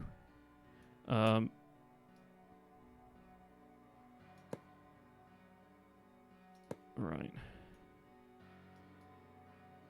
Okay. Don't really want this to be completely flat up top either, so I think I'm going to put something up here as well. But for now, let's just make sure that the cabin is about right. Because quite often there'll be the aircon units and stuff up here. So I mean, we could get one of like a couple of these, for instance. So where's the midline? So the midline is there. So we want it a little bit forward of the midline. So something like this.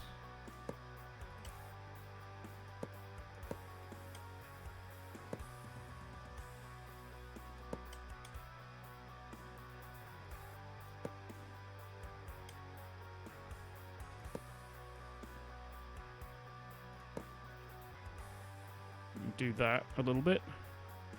Just to break up the surface, because I mean that's quite a monotonous surface.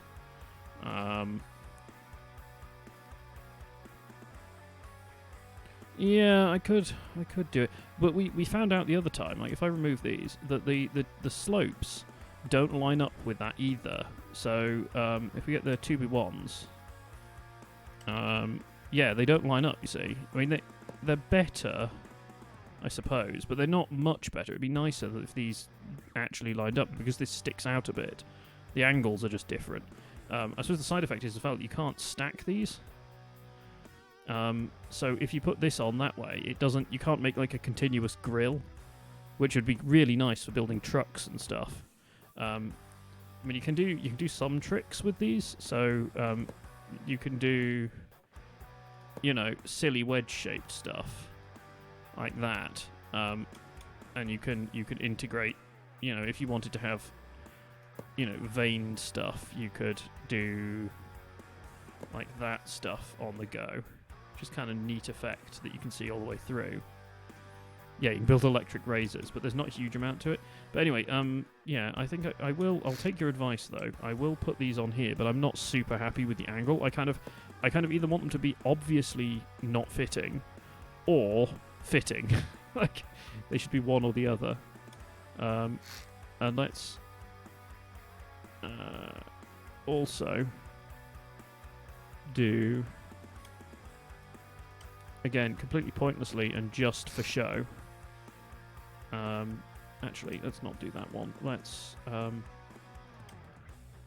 if we pull out the middle here, if we,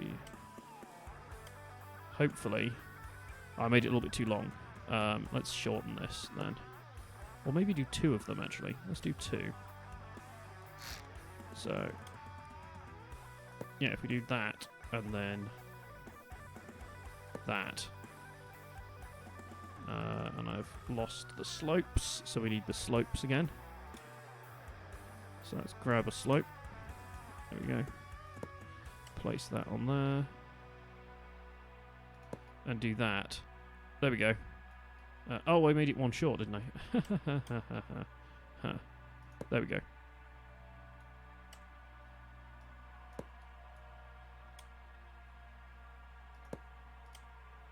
There we go. So a little aircon unit on the roof. Just to break up the profile, because otherwise it'll just be, you know, a flat roof all the way along. And we have plenty of headspace here, so we might as well use some of it. Incidentally, I don't think you could do a double-decker train in this.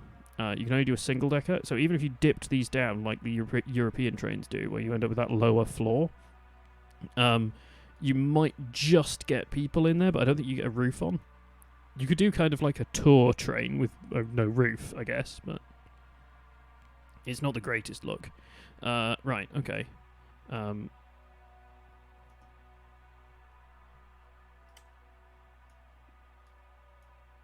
big are these? Yeah, that's going to go in there. Yeah, let's do this. So I want this to be an actual, like, how it would be train. So let's put this... whoop. We can put heaters under the seats. So these lucky people will have heaters.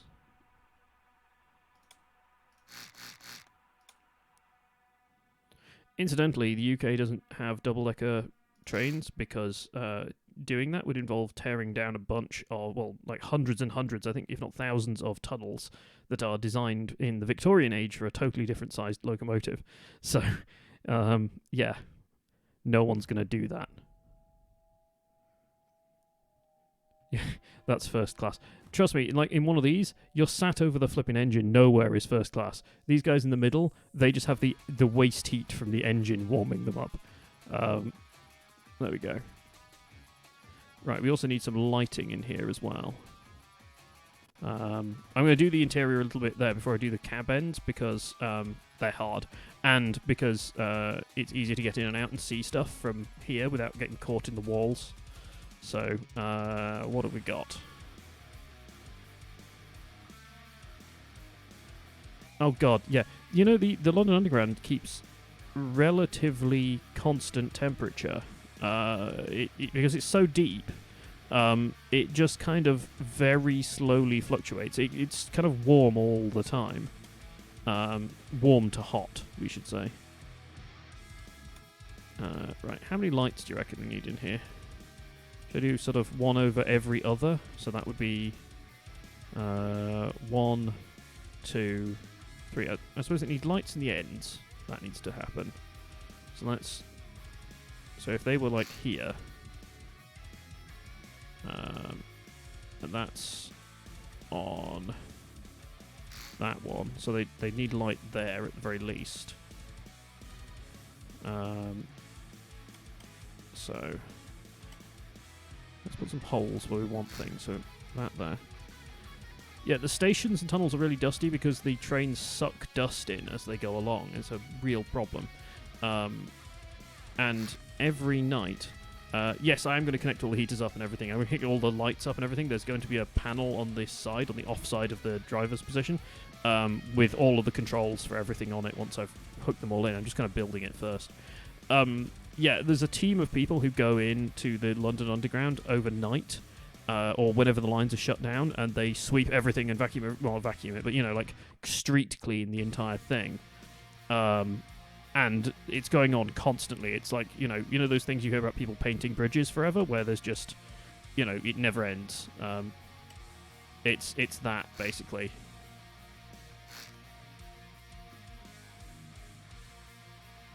Probably also use electric motors, cold brushes. No, I believe they're AC synchronous motors. But yeah, it's just endless stuff. Blowing in and getting sucked in through things because there are vents that draw stuff through, otherwise there'd be no air in there. There's an active cooling thing going on under there. It would be far worse if that failed, but yeah, it's all that. You basically get all of the street traffic dust and all of the people dust and underground dust and everything. It's bad, basically. What am I going to do with the doors? So this is where my knowledge of this game kind of ends, because I don't know how, even though I've been using them for Greebling, I don't know how these doors work.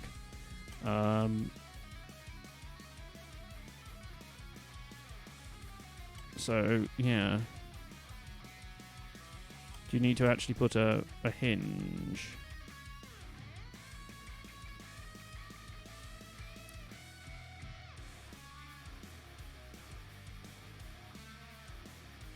You like the Victorian houses? Yeah, they're picturesque.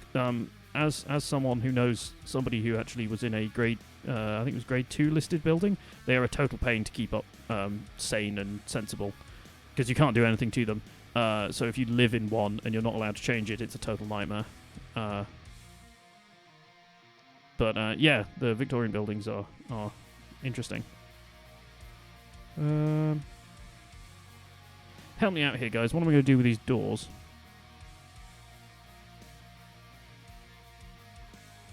And I could just leave them open, but that's not very train-y, is it? And we've put so much effort into actually getting the rest of it working. It kind of would feel shame to just cheap out on the doors. Yeah, we do sliding doors. I've not... Yeah, it kind of... Where did they slide into? I suppose they could slide... Yeah. These people would lose a window, but I mean, that's not unheard of, is it? So... Yeah... Sliding connector track, sliding connector gripper. How do these work? I've never used these, so let's explore together. So if this is the track, and that then rolls along there. So if we get rid of these all the way down to the bottom,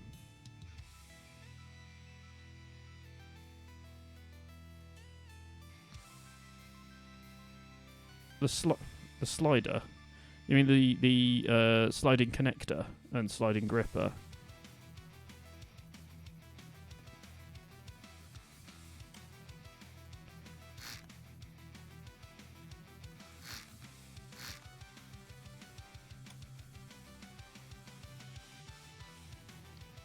Just wait for Twitch to catch up. The compact linear track, yeah. Let's have a... Whoop. That's upside down. There we go. So if we do that in the bottom... Yeah, I'm Miguel, I am going to try and get them all automated, because I've got the room as well here. There's quite a lot. I mean, this whole layer, in fact, this is all just for show, because we needed to be one higher for the powertrain. But yeah, it's how to physically make this work in this space.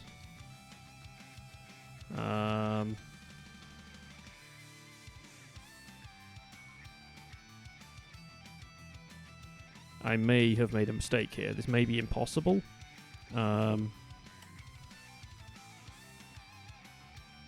So, I mean, you could do that, you see, and somehow extend it on.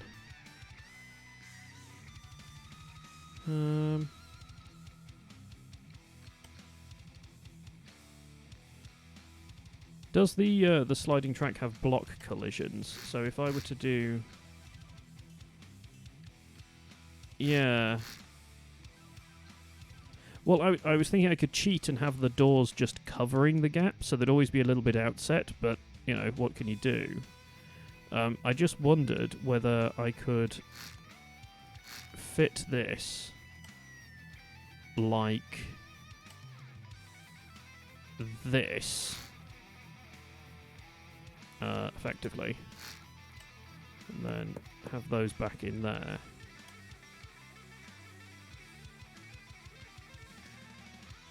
Yeah. Do kind of that.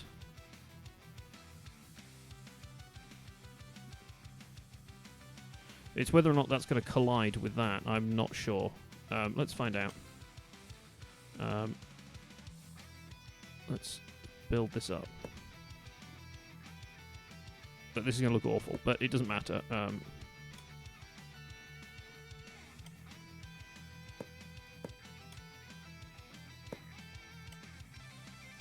Yeah. Right, I'm just putting these in to see if it collides with various things. So if this was back there, for instance. Right, let's just spawn that. Lag. There we go. So that looks awful. Yeah. And it's stuck. Yeah, I know you have to separate the grids. It's if it can start in a position where they're separate, that's fine. I'm not super keen on this.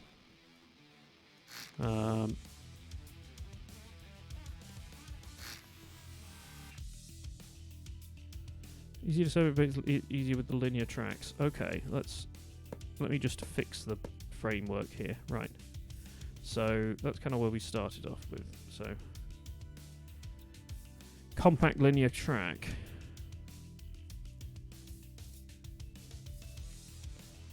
Plus you can make it extend outwards. How do you make it extend outwards? Are you thinking just like having a piston to push it out and then slide it along?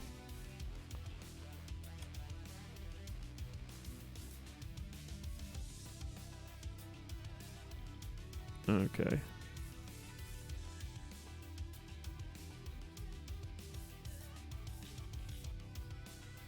So yeah, but instead of piston, use 2 linear tracks. Why not just use a piston onto the linear track?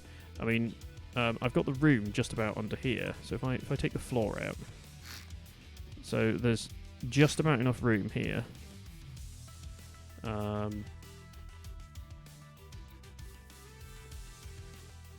there was the piston is huge and can't do fine adjustments. Can it not? I thought there was a little one. Oh god, they are huge.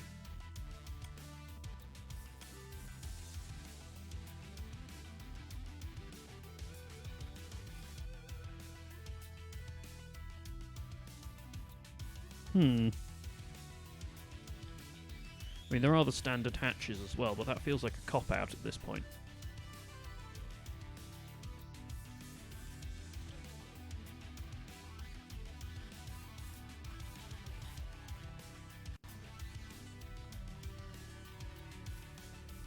Yeah, these are huge. Although, ridiculously, they would almost work, right? I mean, look how close that is.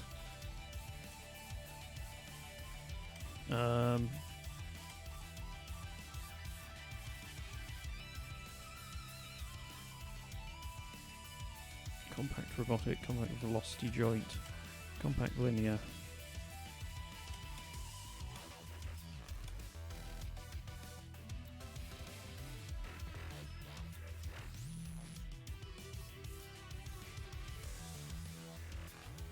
We're going to make 2 long linear tracks. Block can move back and forth, 1 block for extending it outwards.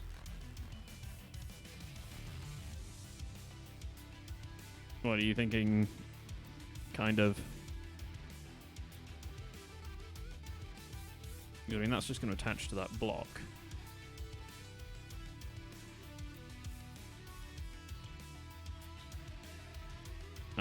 That way. And then kind of doing that.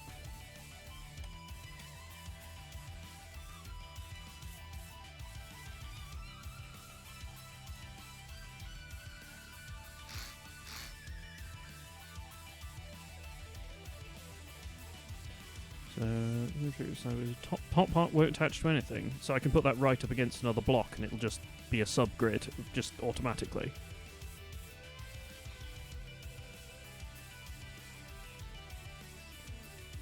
So I can...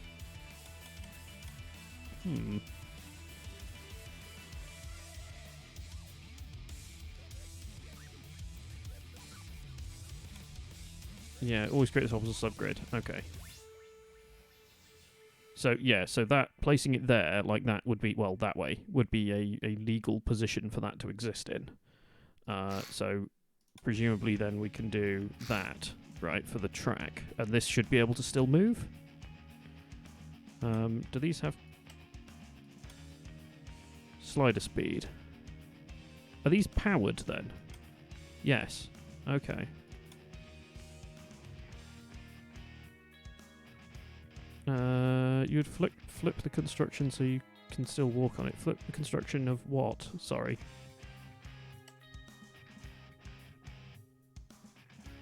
Oh, slide it out from underneath. Ah, yeah, that's clever. See me, but that's why I keep you around.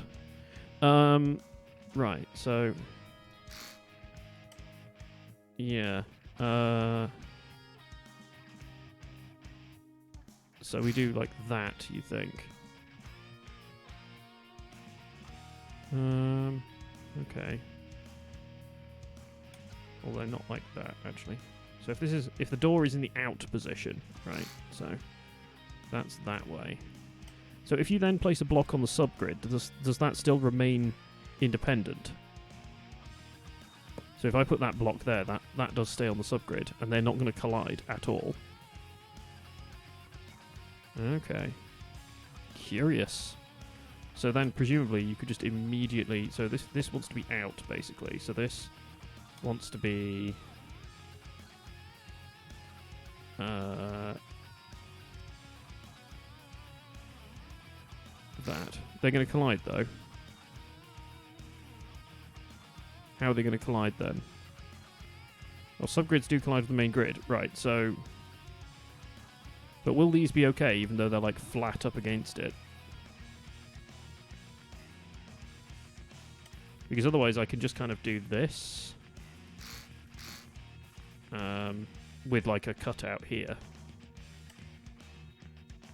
Yeah, so if we cut out a little bit more here. So let's do it all the way up to the end.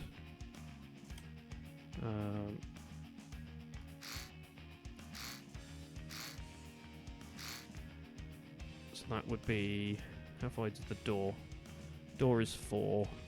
1, 2, 3, 4. So if that's where the door is when it starts...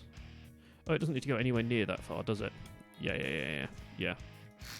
Thank you. Yes, I'm aware I'm an idiot. Right, okay. So, yeah, we want 5 because it wants to be completely clear of the door. So this is in the open position as well. So, or like the extended but not opened position. So then if we do that, actually I might want to move that one along because then I can use the these pieces, right? So if I do that and then we use the door pieces again, if I can rotate this properly.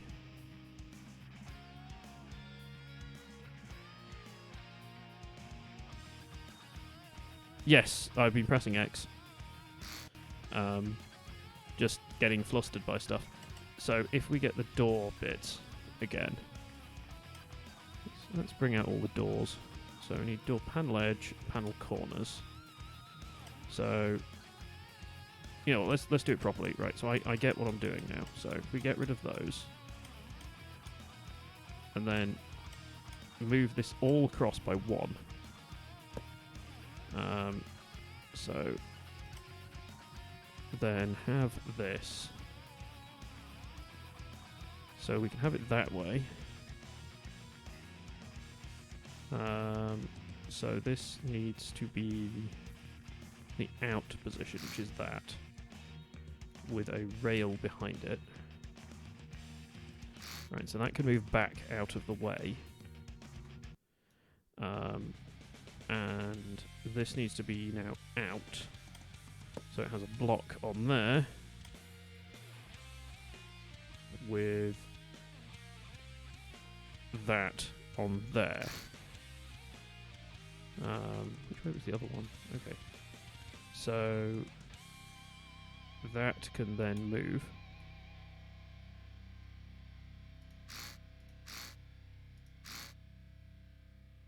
That way.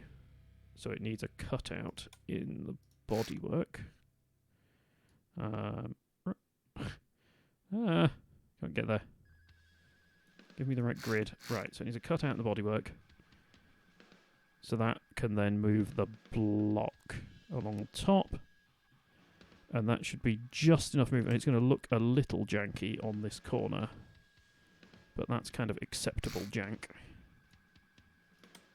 And then... do you want it that way or the other way? Let's have it this way. Yeah, let's have it this way.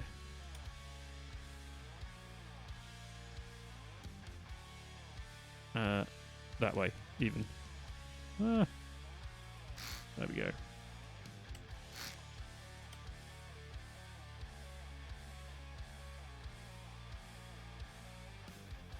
So we do it that way.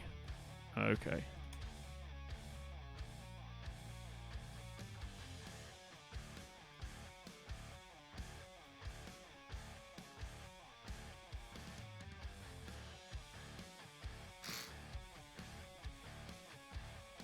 Oh, I am. Yes. Which one's that one? That one's a door panel corner, and that's an outer frame edge. Yeah. It's that one. Thank you. It did look a little bit odd. I was concentrating on the rotations more than anything else. Right, there we go. Right, so now we can do that one. You have to lose that rounded off edge at the top, I think. Unless you replace it with an actual door frame. Oh, that's a point. If I remove these, I can put a proper door frame on. That's way better. Let's do that. That's so much better. Whoops. So, if we just take the frame out. Just remove those temporarily. Right. So, if this is where the door is going to be... yes, I'm going to rotate them the other way, yes. So they'll need to be that way round.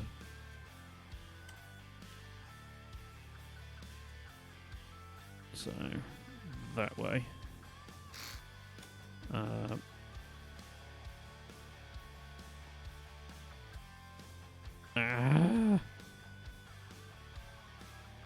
There it is, that angle. Right. So, that's that one. And then have this as tall as we need it. That way. So up to one less than that, because we'll have the corner. Whoop, sorry about that. Camera went a bit wonky.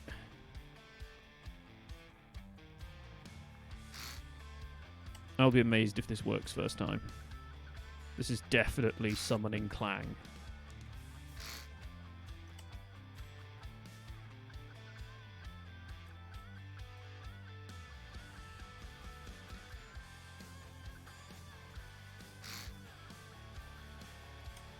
Right, okay. How high are...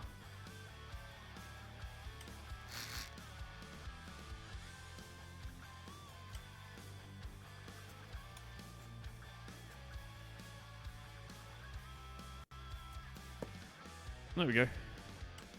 Although it should put it the other way, really. Let's do that and it matches the other ones. Right, and door. So we want the frame corners, frame corner, and frame edge. Right, and then these can go. We might not be able to have an edge on that bit, which is a bit of a shame, because this is going to go back one block, right? So, well, it might. Yeah, it might. Let's just fill in the floor a little bit here. There we go. I'll fill that in a minute. I just want to see the mechanism for now. So, let's do this corner first. So that would work. Will this one work? Although not that way round. That way. Is that the right way? Is that the right way? Yes. And then... Yeah, that one can't go there. It's never going to fit. So, I mean, that's fine.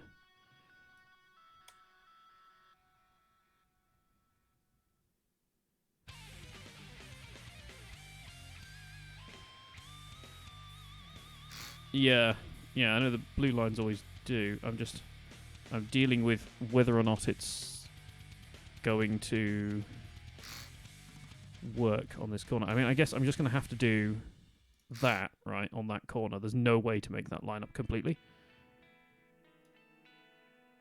Which is a bit of a shame, really. Yeah, we can do that, though.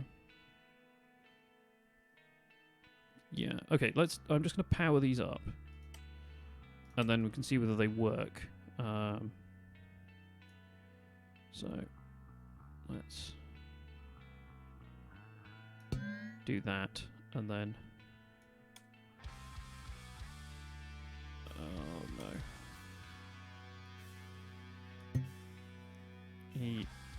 Yeah, let's just power them all off that for now.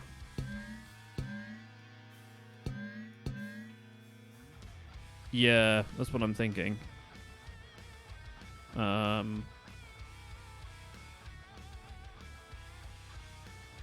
Yeah, so that's all connected. So we just need levers. Just stick a couple of them on the side, temporarily test stuff. Thankfully, we don't need to fill the fuel tanks for this to work. Yeah, we can sort it out after. Right, actually, let's do the sensible way. So that's one direction, and then that's the other direction. So otherwise, this is going to get confusing.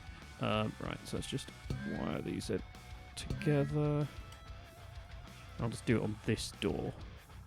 So we want slider speed, that one, slider speed, that one. That will do. We don't want these to actually move very fast at all, do we? So, this will be like minus 0.5. This is to be 0.5. Because we don't want them to move super fast.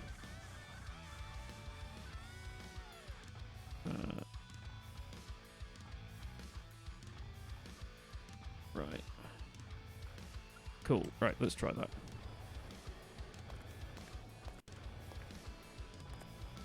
Well, it doesn't look completely awful, I'll give you that. Let's...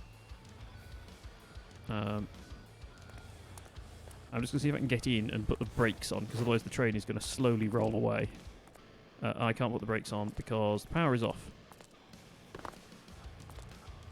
Bit of a design flaw there. You've got to actually have battery power to stop the train. So let's... You have found Lord Clang. Lord Clang was always there. You were just appeasing him. You said the sacred unguents and performed the correct rituals.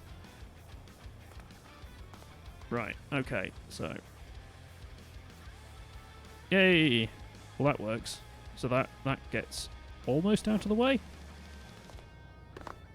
Why is that not going to the end of the track?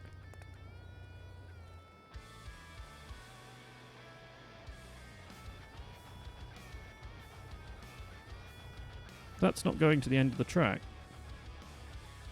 That stops a bit early.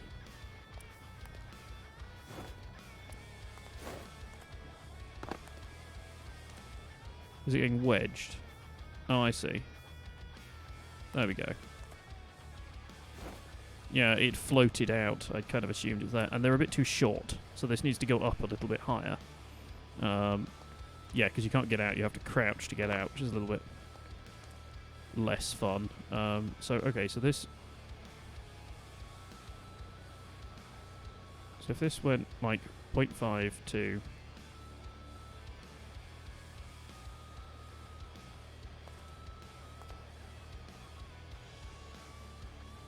Yeah, I just wonder, if this goes all the way one way, that goes all the way the other way, does it auto-open if you... Yes.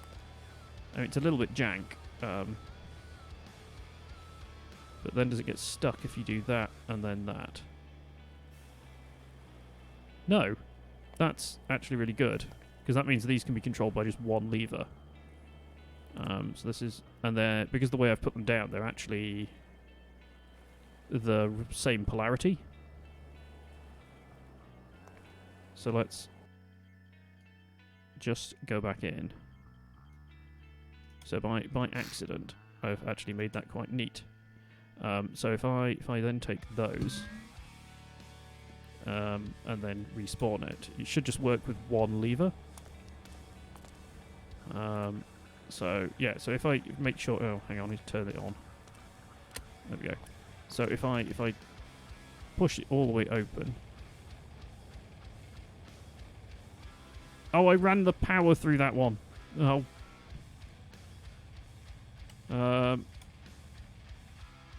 Yeah, I disconnected the power. You all saw nothing. Right, okay, so let's turn on the power. So in theory, I should be able to just do that, and that one opens all the way. And if I slap that all the way to minus 0.5... Hey, okay, so that works. So we just need something that just goes minus 0.5 either way, because that will quite happily just open now. It even opens a little step.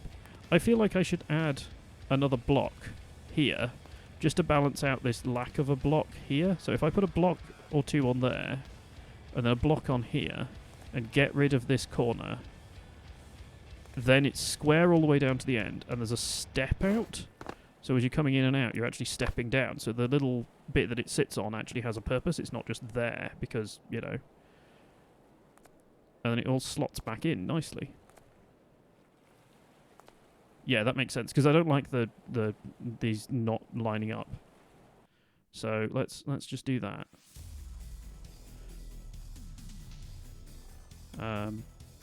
Yes, so Miguel, I was going to put buttons on the outside and a toggle as a microcontroller. So when you press the button on the outside, if they're shut, they open, and if they're open, they shut. And then I can slave that button from a bunch of different inputs. So I can have one in the cab, one on each door. Yeah, and they just all work. So I can have like a cab override and all sorts. Which is why we have this little cubby down the end. So this corner bit over here is where all that electronics is going to go.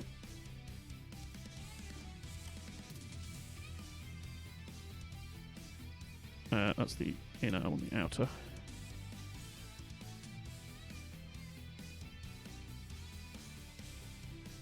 Fight with this a little bit longer. So if I just do that, then that, and then put another one of these in here.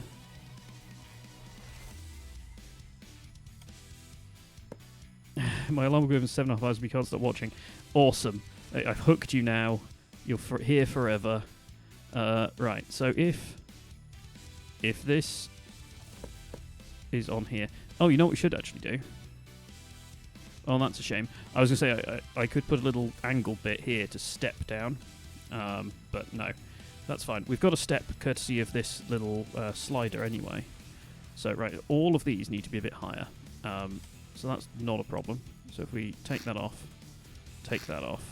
and take that off,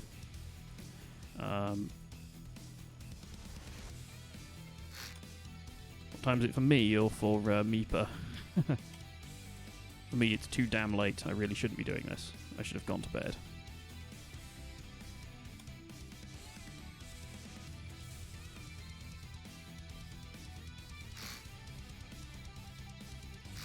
Right. So we want those up there. Let's just do this. So I think...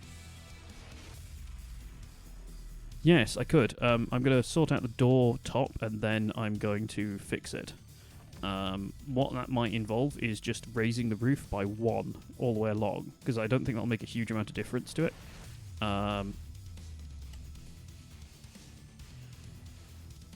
So... Whoop. There we go. There we go.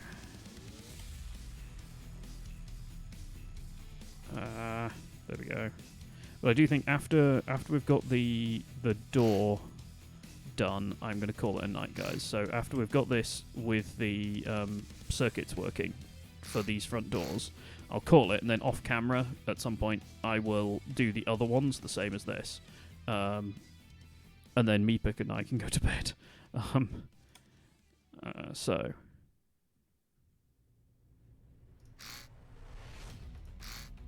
let's see if we can get this. Okay, right, and I've raised the window as well because the window felt low. So there we go. So that's on there. It's 8 PM for you.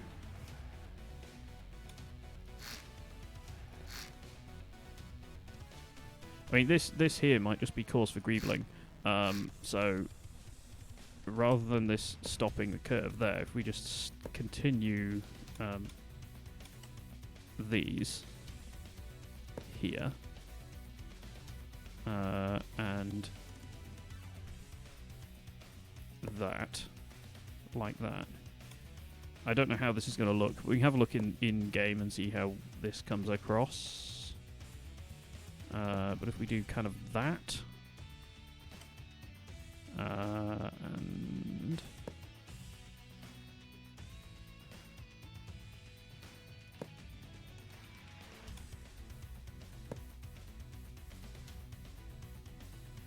yeah, I don't know. I'm just wondering whether the bulbous look of it, because I mean these things originally, certainly in the UK, they were literally made by taking train wheel bases. So they take like the undercarriage of a regular train carriage, and then they'd slap a bus body on them, and they'd be absolutely horrible, but they would work as a transport device. It was about as much you could give them. So yeah, they were really just like janky, thrown together weird things. I mean, look at where we've come from, right? So this was the door we started off with. This is the door we've got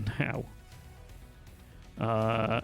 Yeah, I'm happy with this. So, okay, let me think about this. So we've got 4 doors, and we want a all open, all close button here.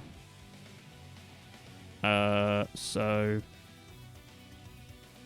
yeah, we have buttons. Double-sided ones, right? So if we take a double-sided button, is there enough room somewhere? Oh, I'm tempted to put it on the door itself, actually. Yeah, let's do that. There we go. Double-sided button on the door. Then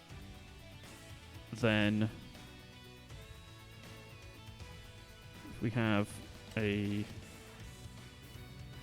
push button here somewhere. Where should we put it on the dash?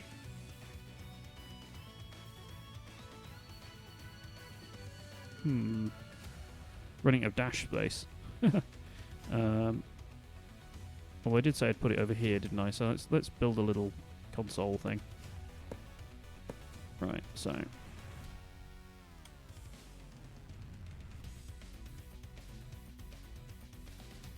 it's probably going to have to be quite far forwards. And let's not. I was in mirror mode. You didn't remind me, guys. I was in mirror mode. Right. So if we put a couple of them on here. Right. You know what time it is? Microcontroller time. So, logic. Front left, front right, back left, back right. Open all, close all. So, front left. Front right. Back left. Back right. All open. All closed. Right, so these are all there. Okay, and then we have 1, 2, 3, 4. So the ones that are here, these are outputs. And these will all be numbers. There we go. So front, left, whoops. Front, right. Back, left. And back, right. Okay, so that's all the inputs and outputs. So we're going to need quite a few positions on here, so let's just separate these all out. Okay, so back left, all close, back right, all open. Front left, right, so front left, back left, front right, back right,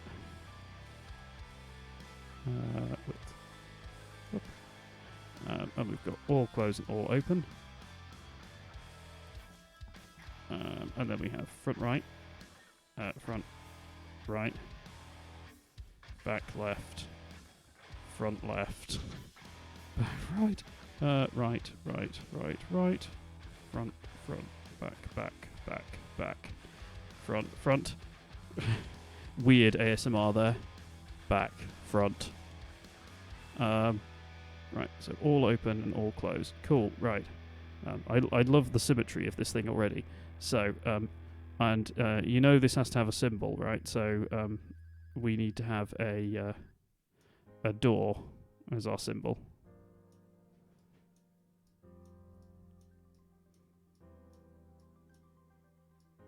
Like that.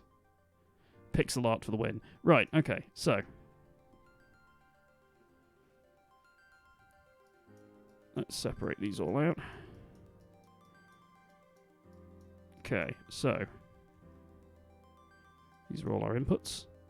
So, front left, back left, all open, all close. Front right, back right. So that's front right, that's that one, back left. Just going to pair these up first. Right, okay, so those are all the pairings. And we will need space. Okay. So these basically are not JKs, SR flip-flops. The entire thing's, everything is an SR flip-flop for this. So every single one will need one. So SR latch, SR latch, SR latch, and an SR latch. So these are numbers, however. So we need this to be a little bit further.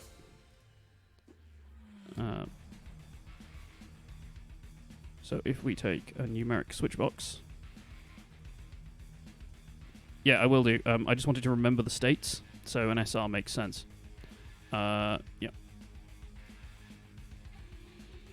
So, boop. We'll need one each. Let's.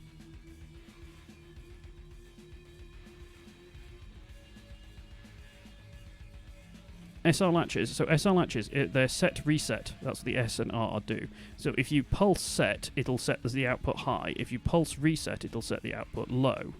But they remember their states. So it doesn't matter how many times you stab the set one, it'll just stay set. So this is what I'm saying, right? So if I want these all to close, my all close logic just kind of looks like that. And we're done. Right? That's why they're cool. The only problem is I'm going to have the front, left, and back ones, because you want them to toggle between two states. They are going to have slightly more complicated logic. So this isn't going to be the complete thing. I'll just remove those for a moment. So let's just sort this bit out so they can open and close. So numerical switch boxes, we want the values from each of these to go to each of these. Let's line them up, because, you know, OCD in straight lines. Here we go. And we know what our limits are for this, so we know we're going to have 2 positions, and I can use the same 2 for the entire thing. So let's do that, which is going to make this an absolute mess. But whatever. So we have our open one and our closed one.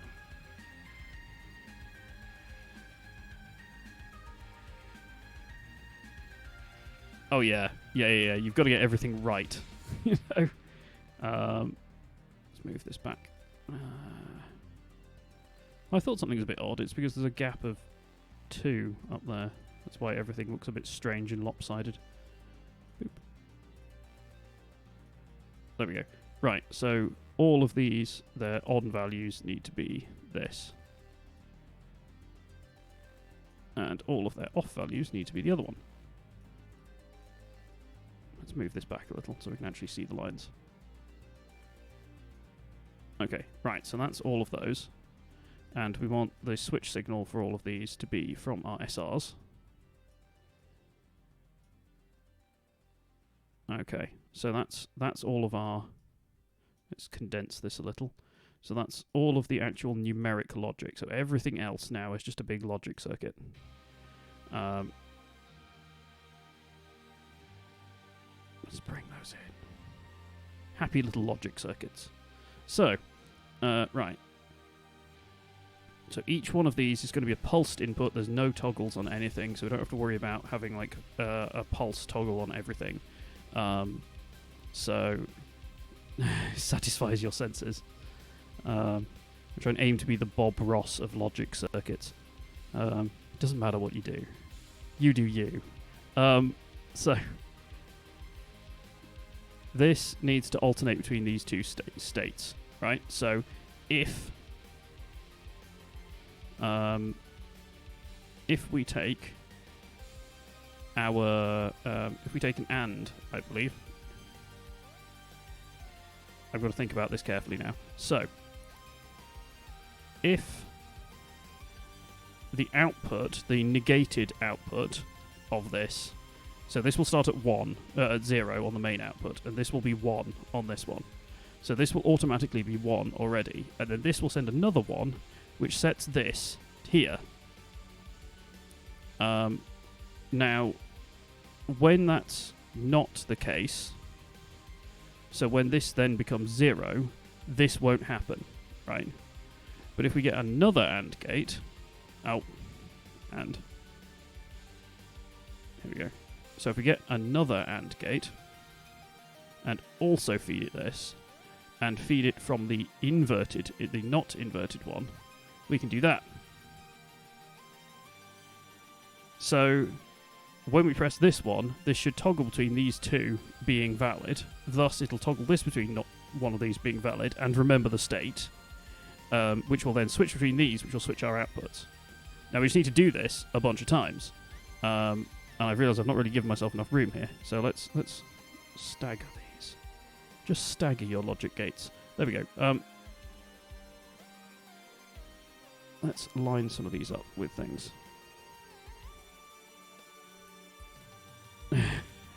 Take as a screenshot. If you guys like doing this stuff, look up Shenzhen.io and games that it's related to. They are amazing for this kind of stuff. I imagine we're going to have to move all of these, so let's grab all of this lot and just move it down for now while we sort out the others. Okay, so if I move this a little bit further away, there we go, and the cross goes between the I/O. Right, totally pointless, but pleasing. Right, let's bring that up. There we go. So we'll need this exact same logic again, so let's just copy and paste that. So, kind of like Logic Sim, yes, kind of like Logic Sim indeed.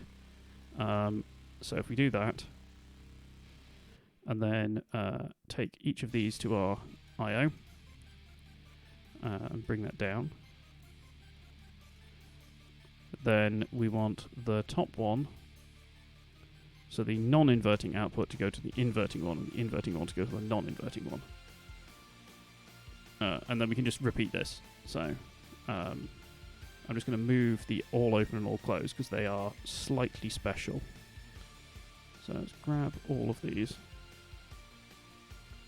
And then plonk it down. So there's one lower than that. Okay, right. So once again, pair these up. And yes, I have got those in the same place, because otherwise they'll bug me. So, grab all of these. Do our set and resets, because they're the easy ones.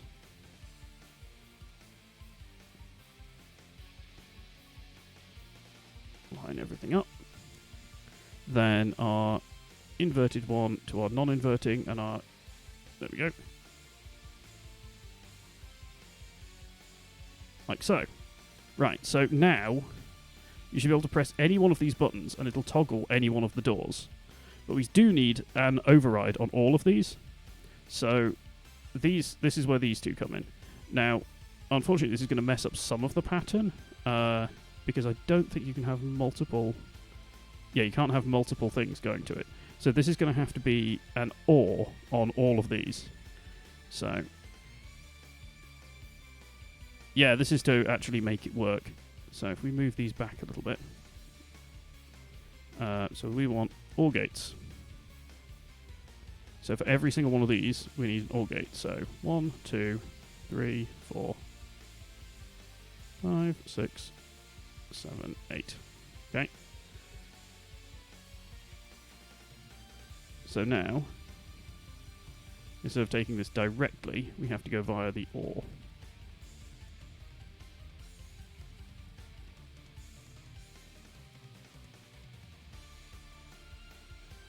Oh, whoops. Oh, no, that's right. There we go. Let's just do all of these, and then we can go back and check them all. Right, so which ones was I using? Using the top ones. Right, so because these are all gates, these would just now work anyway. Right, so that's all of those. Now we have our overrides. So this is our... So if we're doing this on this one, which is our 0.5, so I'm 100% going to get these the wrong way round. So this will probably be closing on the open and opening on the close, and I'll have to rewire this bit. But... this ends up being this one on the open ones for each one. And then this one onto here. And we're done.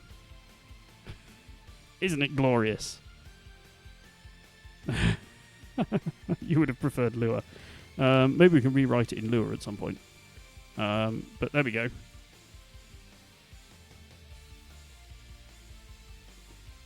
So.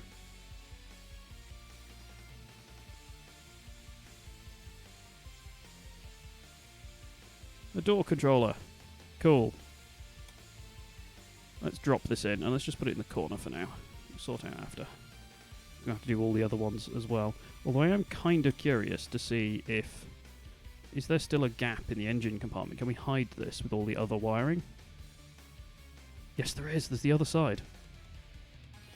Is it big enough? No. No, it's not quite big enough. I think. Yeah, because this is quite a big chip. So, let's hide it behind all of this lot. So let's get rid of this. And grab the beastiest chip thus far.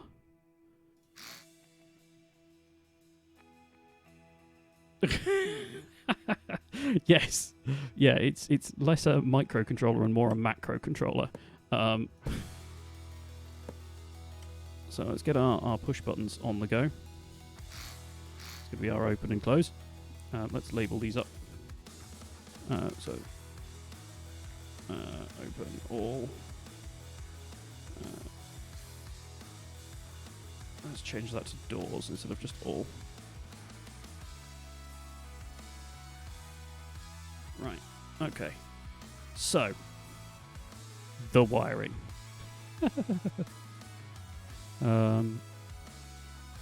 Well, the other thing we need to do is get rid of these, so we don't need them anymore. Cool. Right. Let the wiring fest begin. So, buttons need power. Let's hook them up. So they've all got power. These can get power. Yep. Those can get power. I'm not going to actually hook these all up now, but I'm just going to make the little heater network so we know they're all connected.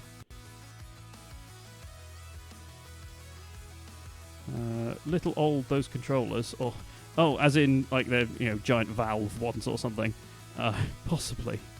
Another thing I could have done actually is hidden it under the floor. I could hide it underneath. I'm actually kind of tempted. We just slap it down there.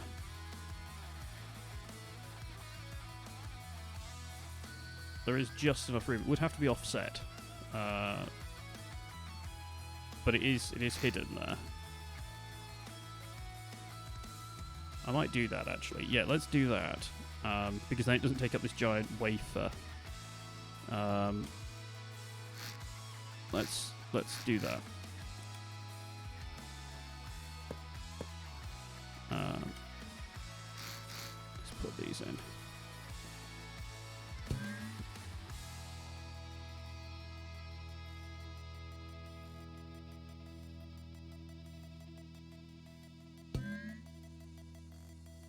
One second, folks.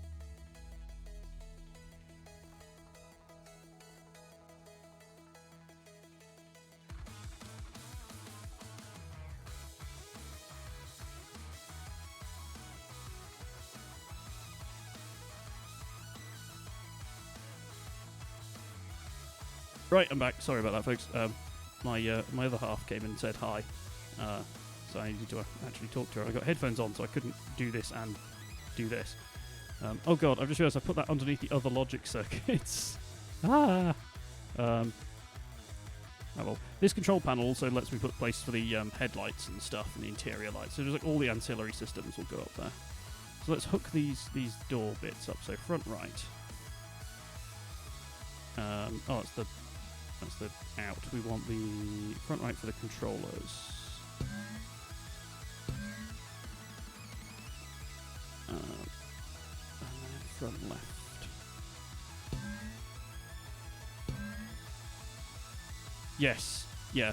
Although I do kind of like this. I mean, this is an old-style train, right? You don't want a glass cockpit in an old-style train. I want, like, big buttons and stuff you can poke. Right, so all close. Let's have the back one be closed and the front one be open. So let's label these up. Malcolm. One of our cats, Malcolm, is now sat on my arms while I'm doing this. I'm claiming handicap for now.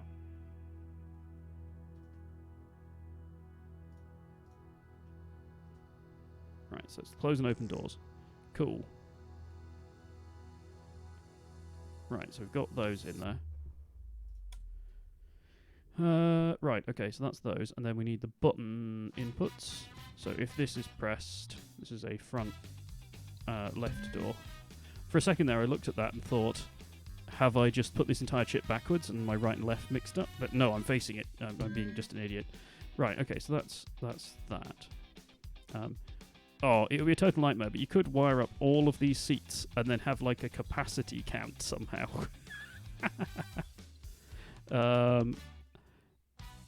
Right, okay, so that's those. And I think because I removed the buttons, I didn't re-add them. No, I've re-added them to the power. That might be it, guys. That might work. Place your bets now on whether I've missed anything.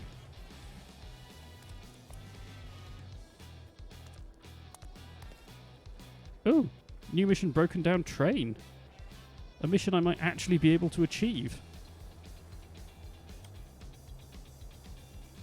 Broken down train, apparently approximately half a kilometre from destination Arctic mining facilities, engine completely failed.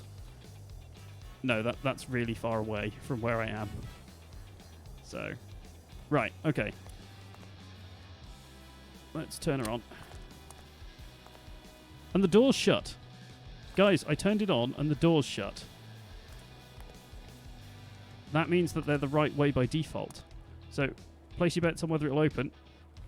3, 2, 1. Hey! Okay, so they do need a pulse lengthener in that circuit because it toggles on and off if you hold it. Yeah, so they need a pulse. That's fine. Does it work on the other side? They do. Okay. Real test, close. They closed! They closed! Do they open? And they open. Yes!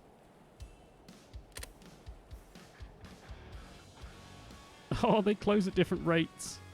Like a real train, it's already knackered.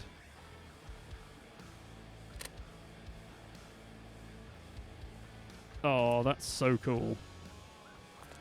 I mean, I know I built it, but that's so cool to watch. Okay, so all of these need little pulse limits.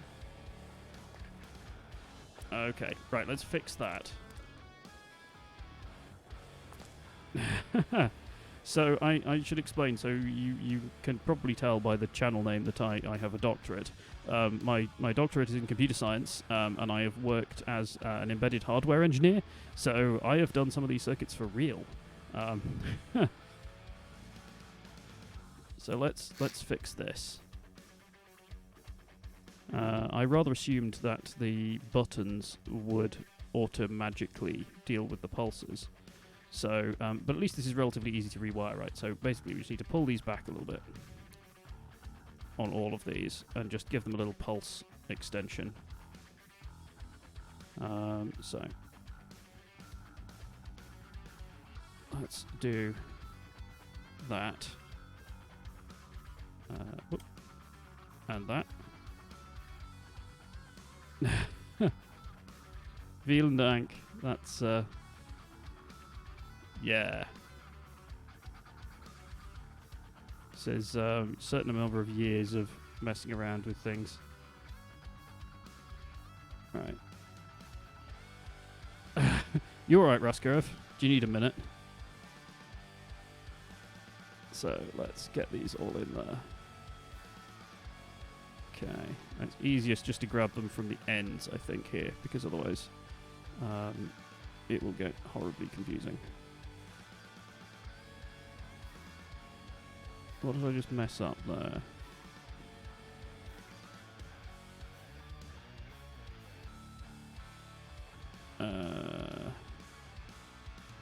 I just took that off the wrong one, didn't I? Yeah, that's that one. That's why that looks completely weird. Right, okay, and then that one. Having just said that I'll do it this way so that I'm not confused, I then got confused. Quality. There we go. I can't stop working. Probably. Let me save this and save as the door controller. Yes. And we want our door controller neatly tucked away again. Is it the right way around? No. Let's turn it round. There we go.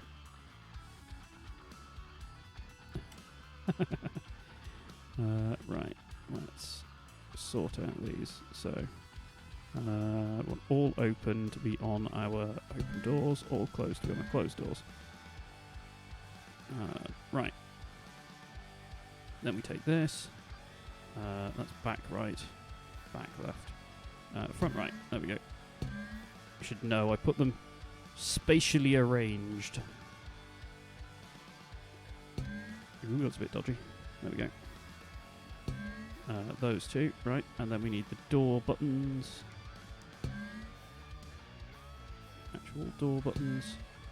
Glorious. Glorious. Right, spawn.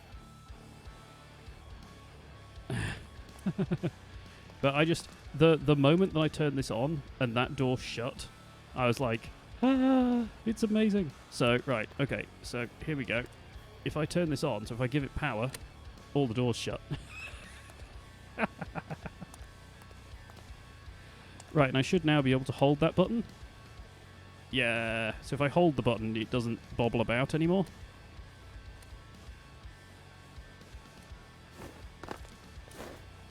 And close doors. Oh. Awesome. Shall we go for a drive? Let's take her out for a spin. Take her out for a spin and then call it a stream. Okay. She be filling. Let's give her some decent amount of fuel. And then the next stream we can decide what we want to do. Oh yeah, there was this lump at the front. I don't mind that lump, actually. That lump is alright. What do you think? As it rolls gently backwards towards the buffers. I started the paint job a tiny bit as well. I was just messing around with what looked good. Good lump. Yes. I was messing around with what looked good on the on there. So looks like the perfect Lego Power Functions train. Yes, it does. They've accidentally made the Lego Power Functions train. So, okay. This is where I find out, of course, that with all the additional weight and modifications, it now doesn't have enough torque to move. So, oh, the step works. Okay, so can I reach the switches from the door for here, for instance? So if I, yeah, so we can zoom in and out. So if I hit the button, cool. Oh, you know what else I've got to do for this as well, guys, right? I've got to make it so when you hit that button, it goes bing as it opens and closes the doors. I should add a wedge as a doorstep. Well, I'm kind of hoping that that step, that little step that comes out, is high enough and at the right level to actually line up with the station. So if we set off in a moment and I change to the left-hand track, then I think we go past the station. We can see whether it lines up. Right, so, brakes on, folks.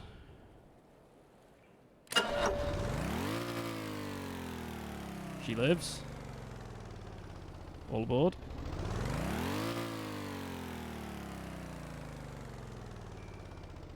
That view. Oh, I didn't jump twice. I jumped once and then stepped forwards. I just stepped over that thing. And I can't add a wedge on there because that's where the slider is. The slider gets in the way. In fact, actually, if I open the doors, you'll see what I mean. So, yeah, you see, I could, if I put one here, it interferes with this slider base. So, if I just step there... Oh, I do have to jump twice. I did manage to walk up on my own, but, yeah, the slider base gets in the way. I would have to move it deeper into the build and then hide it somehow, but then it would be a track still, so... I've still got to tune the PID, haven't I? Anyway, so what's the battery doing? 0.93. Because the battery keeps having to start the engines. Right, here we go.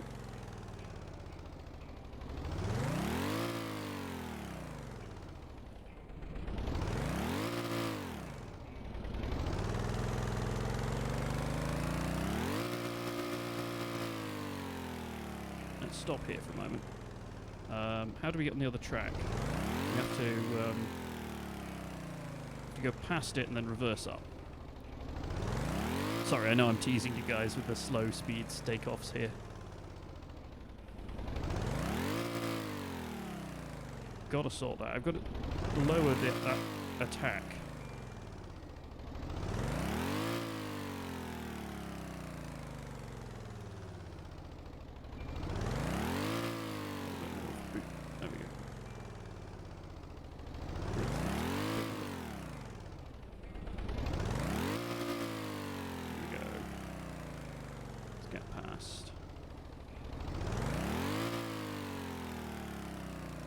Go past that set of points, put the brakes on.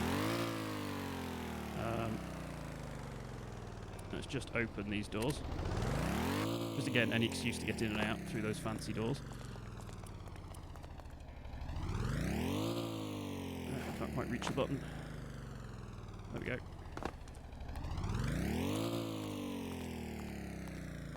I did jump all the way through this earlier on in the stream. I threw myself out the other side. Let's leave the doors open for the moment because I'm going to have to reverse up anyway.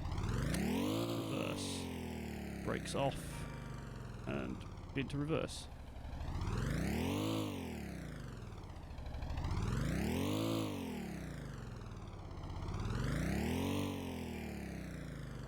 Yes. Yeah, it does rev like a bloody dragster.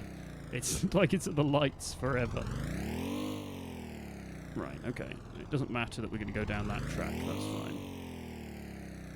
Let's put the brakes on. The train's just raring to go, guys, what can I say? Right, let's come over here. Just make sure this is on the right track. It's going to put me on the right-hand one. We want to be on the left-hand one. There we go.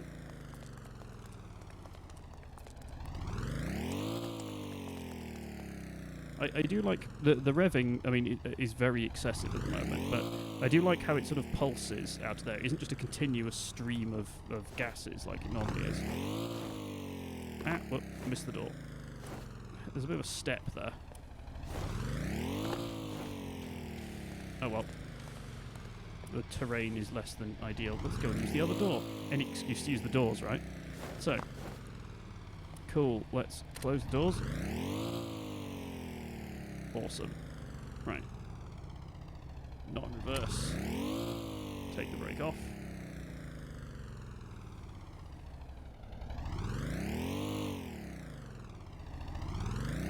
Hopefully we'll stay on the left-hand side.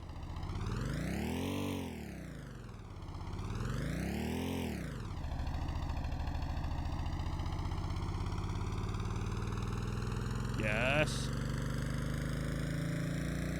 Second gear.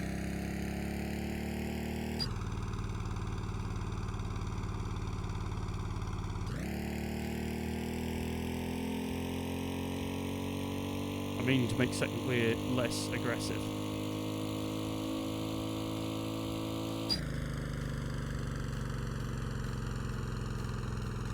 Yeah, second gear needs to be less aggressive. We'll just have to stay in first for now.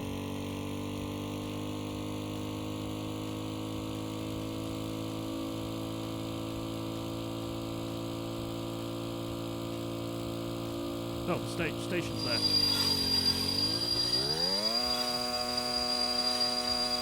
I missed the station.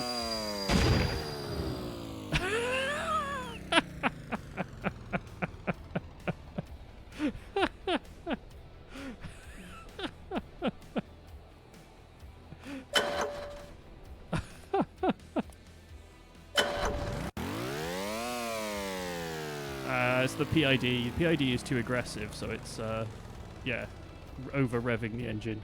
But you hear it starting it by itself. I didn't do anything, it just started it up again. That bing was it noticing. Like that. Right, let's put her back in reverse.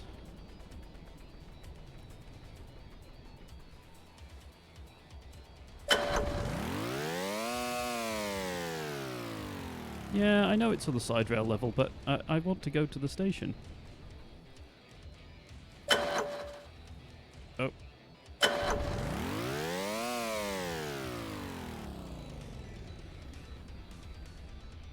I keep stalling it because the engine's overheated. This is why the trains are always late, folks. The drivers messing around with their PID controllers and then end up getting... Let's just turn that off. It's going to keep trying. I did think about putting like a backup tiny electric in this, just for shunting it round and just having it after the gearboxes. Being indeed, buzzer. Right, let's open the doors, shall we? Oh, that's perfect. Come on. Come on, that's perfect. That's exactly the right height. Exactly the right height. Which is... oh dear. Hello ladies and gentlemen, welcome to the 1:49 a.m. train to hell. Right, let's close the doors. Right, oh yeah, that's another thing we didn't test. So if we sit in the seats, you can see outside. Yeah, you notice the doors don't have any of those sort of break glass things. So we can't, you always have to use the button. Oh, that's awesome. Shall we fix that gear and then take it for a spin? Because that wasn't really a spin, that was just it broke. Right, let's fix that and fix that PID, because that's just changing the parameters. We can do that without redoing that. So let's just take you back into the thing. So let's do that. So first things first, that gear ratio is way too aggressive. Yeah, 2-to-1 is way too aggressive. So let's try 3-to-2. 3-to-2 is a bit more sane. And then we have parameters on our PID. So it's revving too hard. So if it's revving too hard, that probably means that this is too low. So we need a higher integral. Yeah, it's revving too high because the MEPA, the advanced PID controllers, don't have a clamp function. So if you move outside of the range of what it can do, and the range on the engines is 0-to-1, it then just takes ages to return back down again. I have a feeling it might just be because if I do that, that might be enough. Yeah, let's try that. There we go. So just do that. Open the door. Oh. I might add a second brake lever somewhere around here so it's defaults to on or something, so it doesn't roll away, because rolling away is actually really annoying. Right.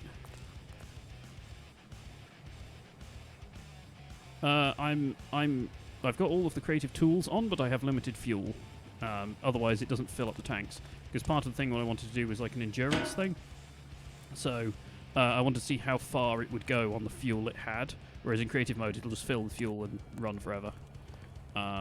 So gonna have a bit of a challenge, right? You know, rather than all of the massive challenges in building this. Let's close this. Right. Start her up.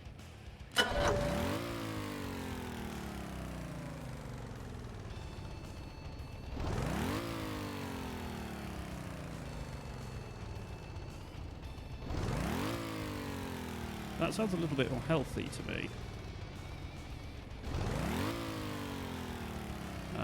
I guess we'll find out.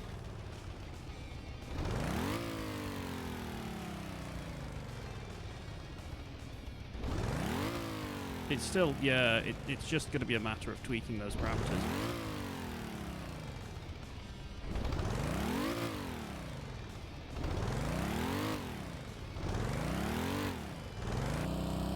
There we go.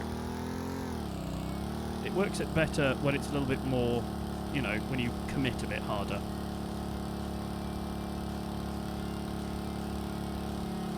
There we go.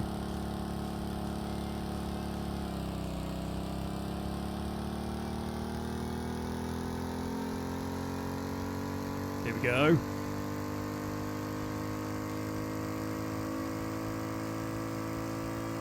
$180.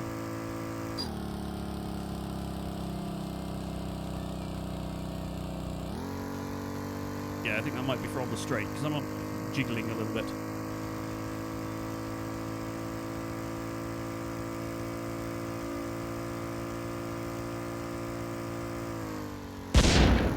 Ooh. They over-revved. Interesting.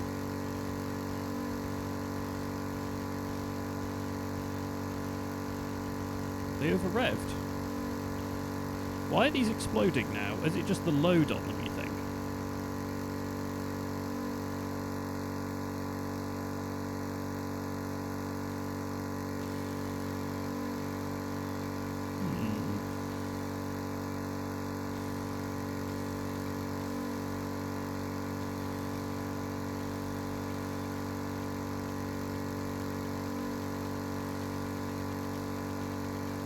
I mean, it still seems fine. It's fine. It's just a little bit on fire.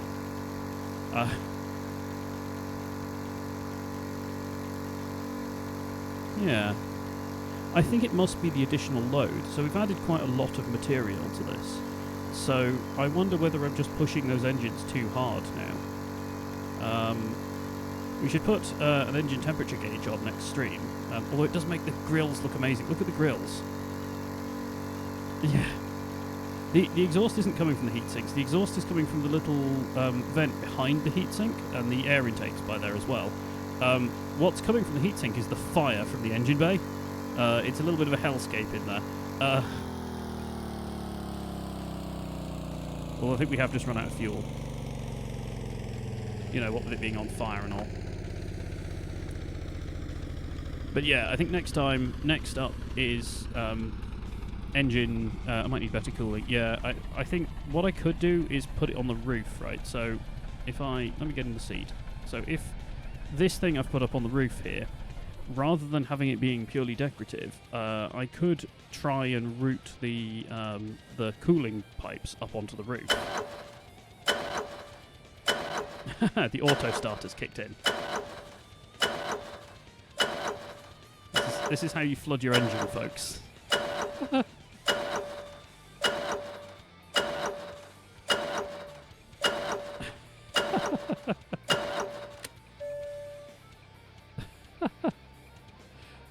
Yeah. So, yeah, if I actually extend the thing on the roof and put some of the radiators up there, because that would be too high, and then I can hide the blocks in the ceiling with the hidden pipes, then that might be enough to cool it for the speeds that I'm running it at, even with this load. Meepa, do you know if active pumping in the coolant works better?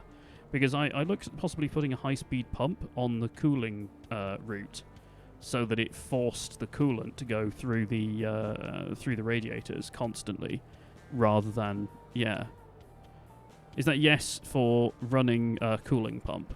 Because this is purely passive. It requires a physical fluid tank for a pump. How the hell do you get coolant? Or do you just use water?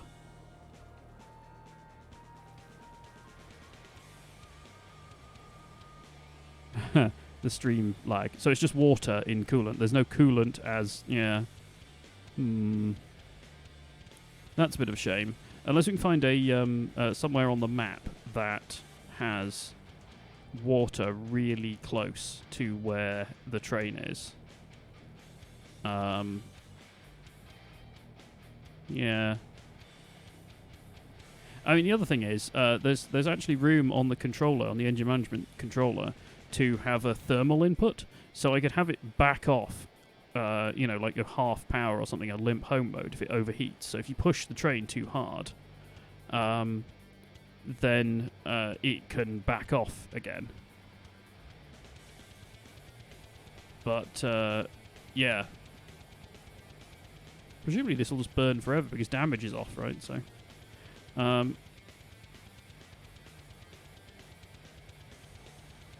just open the doors. There you go. People can get out now.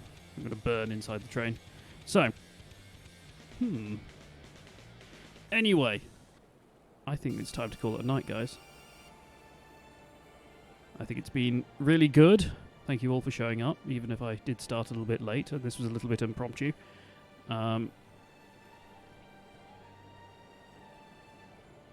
So, thank you for playing along. Let me just let's go into chat mode, and then I can talk to you guys. So, yeah, again, I don't know when I'm going to be next streaming. Well, I do, for definite. That'll be Friday. However, that might be... me messing with this thing might turn into another stream at some point or other. If it does happen, again, it'll be around 8 o'clock, going on till probably shorter than this. This has gone on far too long.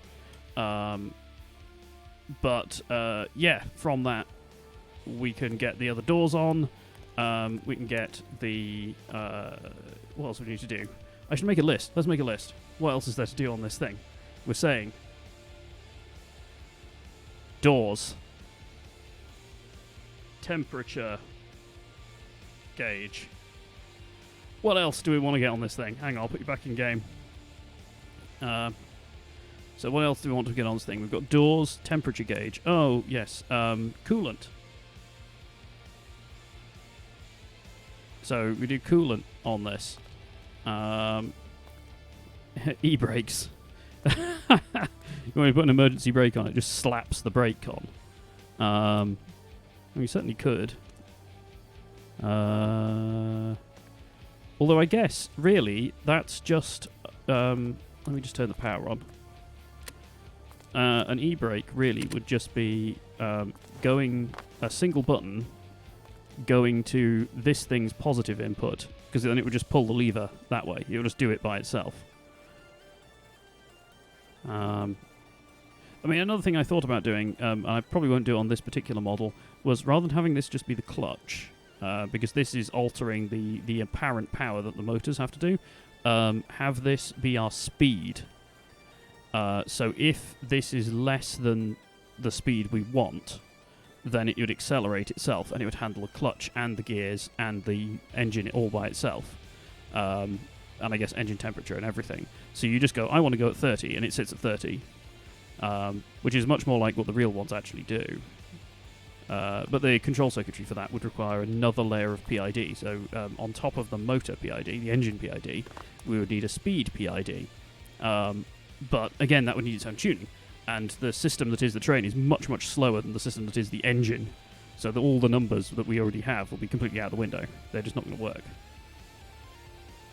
But anyway, yes. Oh, yes, lights. Lights were a thing. And heaters. What else do we want to get on this? Under chassis lighting. Smoke trails. Well, we've already got a smoke trail. Oh, couplers. So this needs to have the universal coupler that we worked out in the other stream, so it can pass power through. And then, yeah, so that'll be coupler and power control, along with possibly putting in a brake bus, right? So that brake lever at the moment only controls the brakes on these wheels. It'll be really cool to have it control all the brakes. Yeah, Wi-Fi. I mean, we can legitimately do Wi-Fi. There is radio blocks in this. We could go completely ridiculous. We could put a radio receiver and hook it into the control circuits, and then go and stand on the roof and have like a remote control toy car, full size.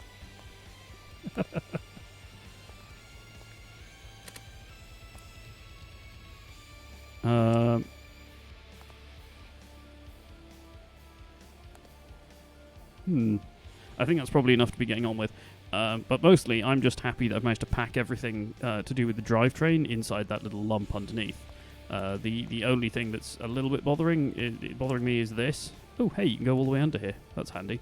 Yeah, is this controller is not... I mean, it's hidden, but you can see it if you get sort of under it somehow. Mind you, I suppose trains aren't perfectly smooth underneath or anything, so... yeah... Sorry, I need to just finish off some of the edges. There's a little bit of things that need more greebling. More greebling! And then there's this back bit as well. So what do we do at this back bit? I mean, we could carry on the seats, but I feel like they should stop here. And technically, this should be another cab. But I really don't want to do that in this one, because I'd need to do a control bus, and it would just get to be a nightmare. Although that said, in a different build at some point... we could look at doing a control bus that goes all the way along and out the electrical connector. So if we had two of these locomotives, you could turn one on and it would run both. So if you need more power, you just add more locomotives. Yes, they should be fairly easy with compounds, but it means I've got to have like a control bus, a control bus controller at each of the things, and I design that circuitry and have this all come through. Yeah, and this let's call this like generation 1. We'll do that in generation 2. But yeah, it would be nice to have it go all the way through, and then we could, you know, we could go completely silly. We could have like you know how they have the little shops on board? They have a little shop with a little display, and the display tells you, you know, you can open the doors or not, whether you can do stuff in there.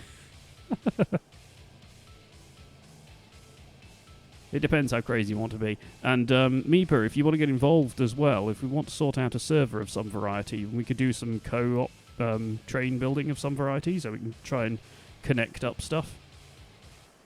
It's called for an imaginary workshop company. Yeah, I feel like certainly if we get onto doing the races with these things, we should certainly have like a workshop group called Extreme Train Racing or Formula Train or something. Formula Rail, and just have all of our builds in there, just to have fun. But yeah, anyway, for another time. Thank you very much, everybody, for joining me, and putting up with my ramblings and staring at logic circuits going, I will be back in the near future, with any luck. You can finally sleep, Meeper. I release you to the world of sleep. I'm going to save the multiple unit on here. One thing before I do go, one nice thing about multiple unit, because all of this is just hollow, if we want to repurpose this for something else, I can just delete like that across the whole thing, and we end up with a rolling thing, so we can carry on making carriages and stuff without having to worry about rebuilding everything. But anyway, this is all, let's just make sure that did save. So this is all saved. Don't forget to save, yeah. Yeah, we haven't even done the lighting hookups or anything on this. But yes, thank you very much for joining me. I will put out on Twitter if I know for certain when I'm going to be streaming at a particular time. Otherwise, just keep an eye on the Discord. If anyone doesn't have the Discord, can you yell in stream chat? And I will then send out a link when I've clicked off this. Let's go to chat mode. And then you can join the Discord, and Discord has a bunch of stuff every Friday. So all of my times are BST for this. So every Friday, 8 p.m. BST, I'm doing games I want to play in general. This might also be with friends. But yeah. I'll be allowed to follow you on Twitter. You go ahead and follow me on whatever you like, man. It's fine. So 8 p.m. Is the time for most things. 8 p.m. Fridays, I'm going to try and do stuff that I want to play, so this will be kind of Stormworks. It may be multiplayer Stormworks, if we can get that running. We'll have a look at maybe some Space Engineers, we could look at RimWorld, look at all sorts of things. I mean, basically, kind of things that are interesting me. There'll probably be Halo streams, because we know we've got that Halo pack that's come out.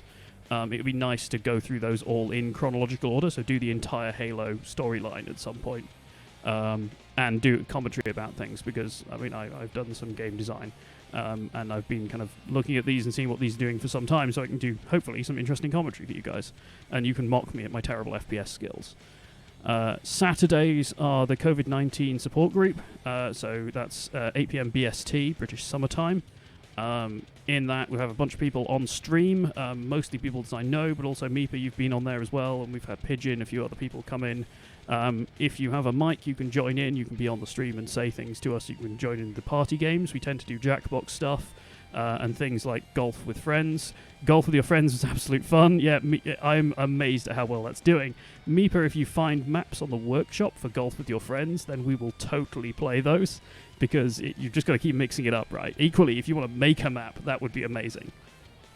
But all of that, we're always looking for stuff. That might eventually evolve to tabletop sim and other things. Then on Sunday like this, if I'm feeling up to it, and I can afford to do it because of work not being, because I'm having to work from home as well, and I don't want to be here forever.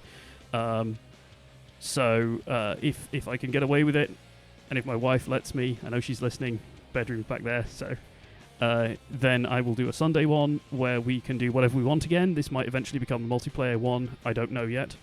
But at the moment I'm part of a D&D group, so the start time is a bit floaty at the moment. We'll work out when that is. If I have anything that I know for certain, like I say, if it's impromptu, it'll be on Twitter. If it's scheduled, it'll show up on my Twitch TV page. There's a when is the next stream countdown at the bottom of the page, and I'll try and keep that up to date. So yeah, I don't have any merch, I don't have any donate buttons, I don't have a Patreon or a whatever. I'm just doing this because it's cool.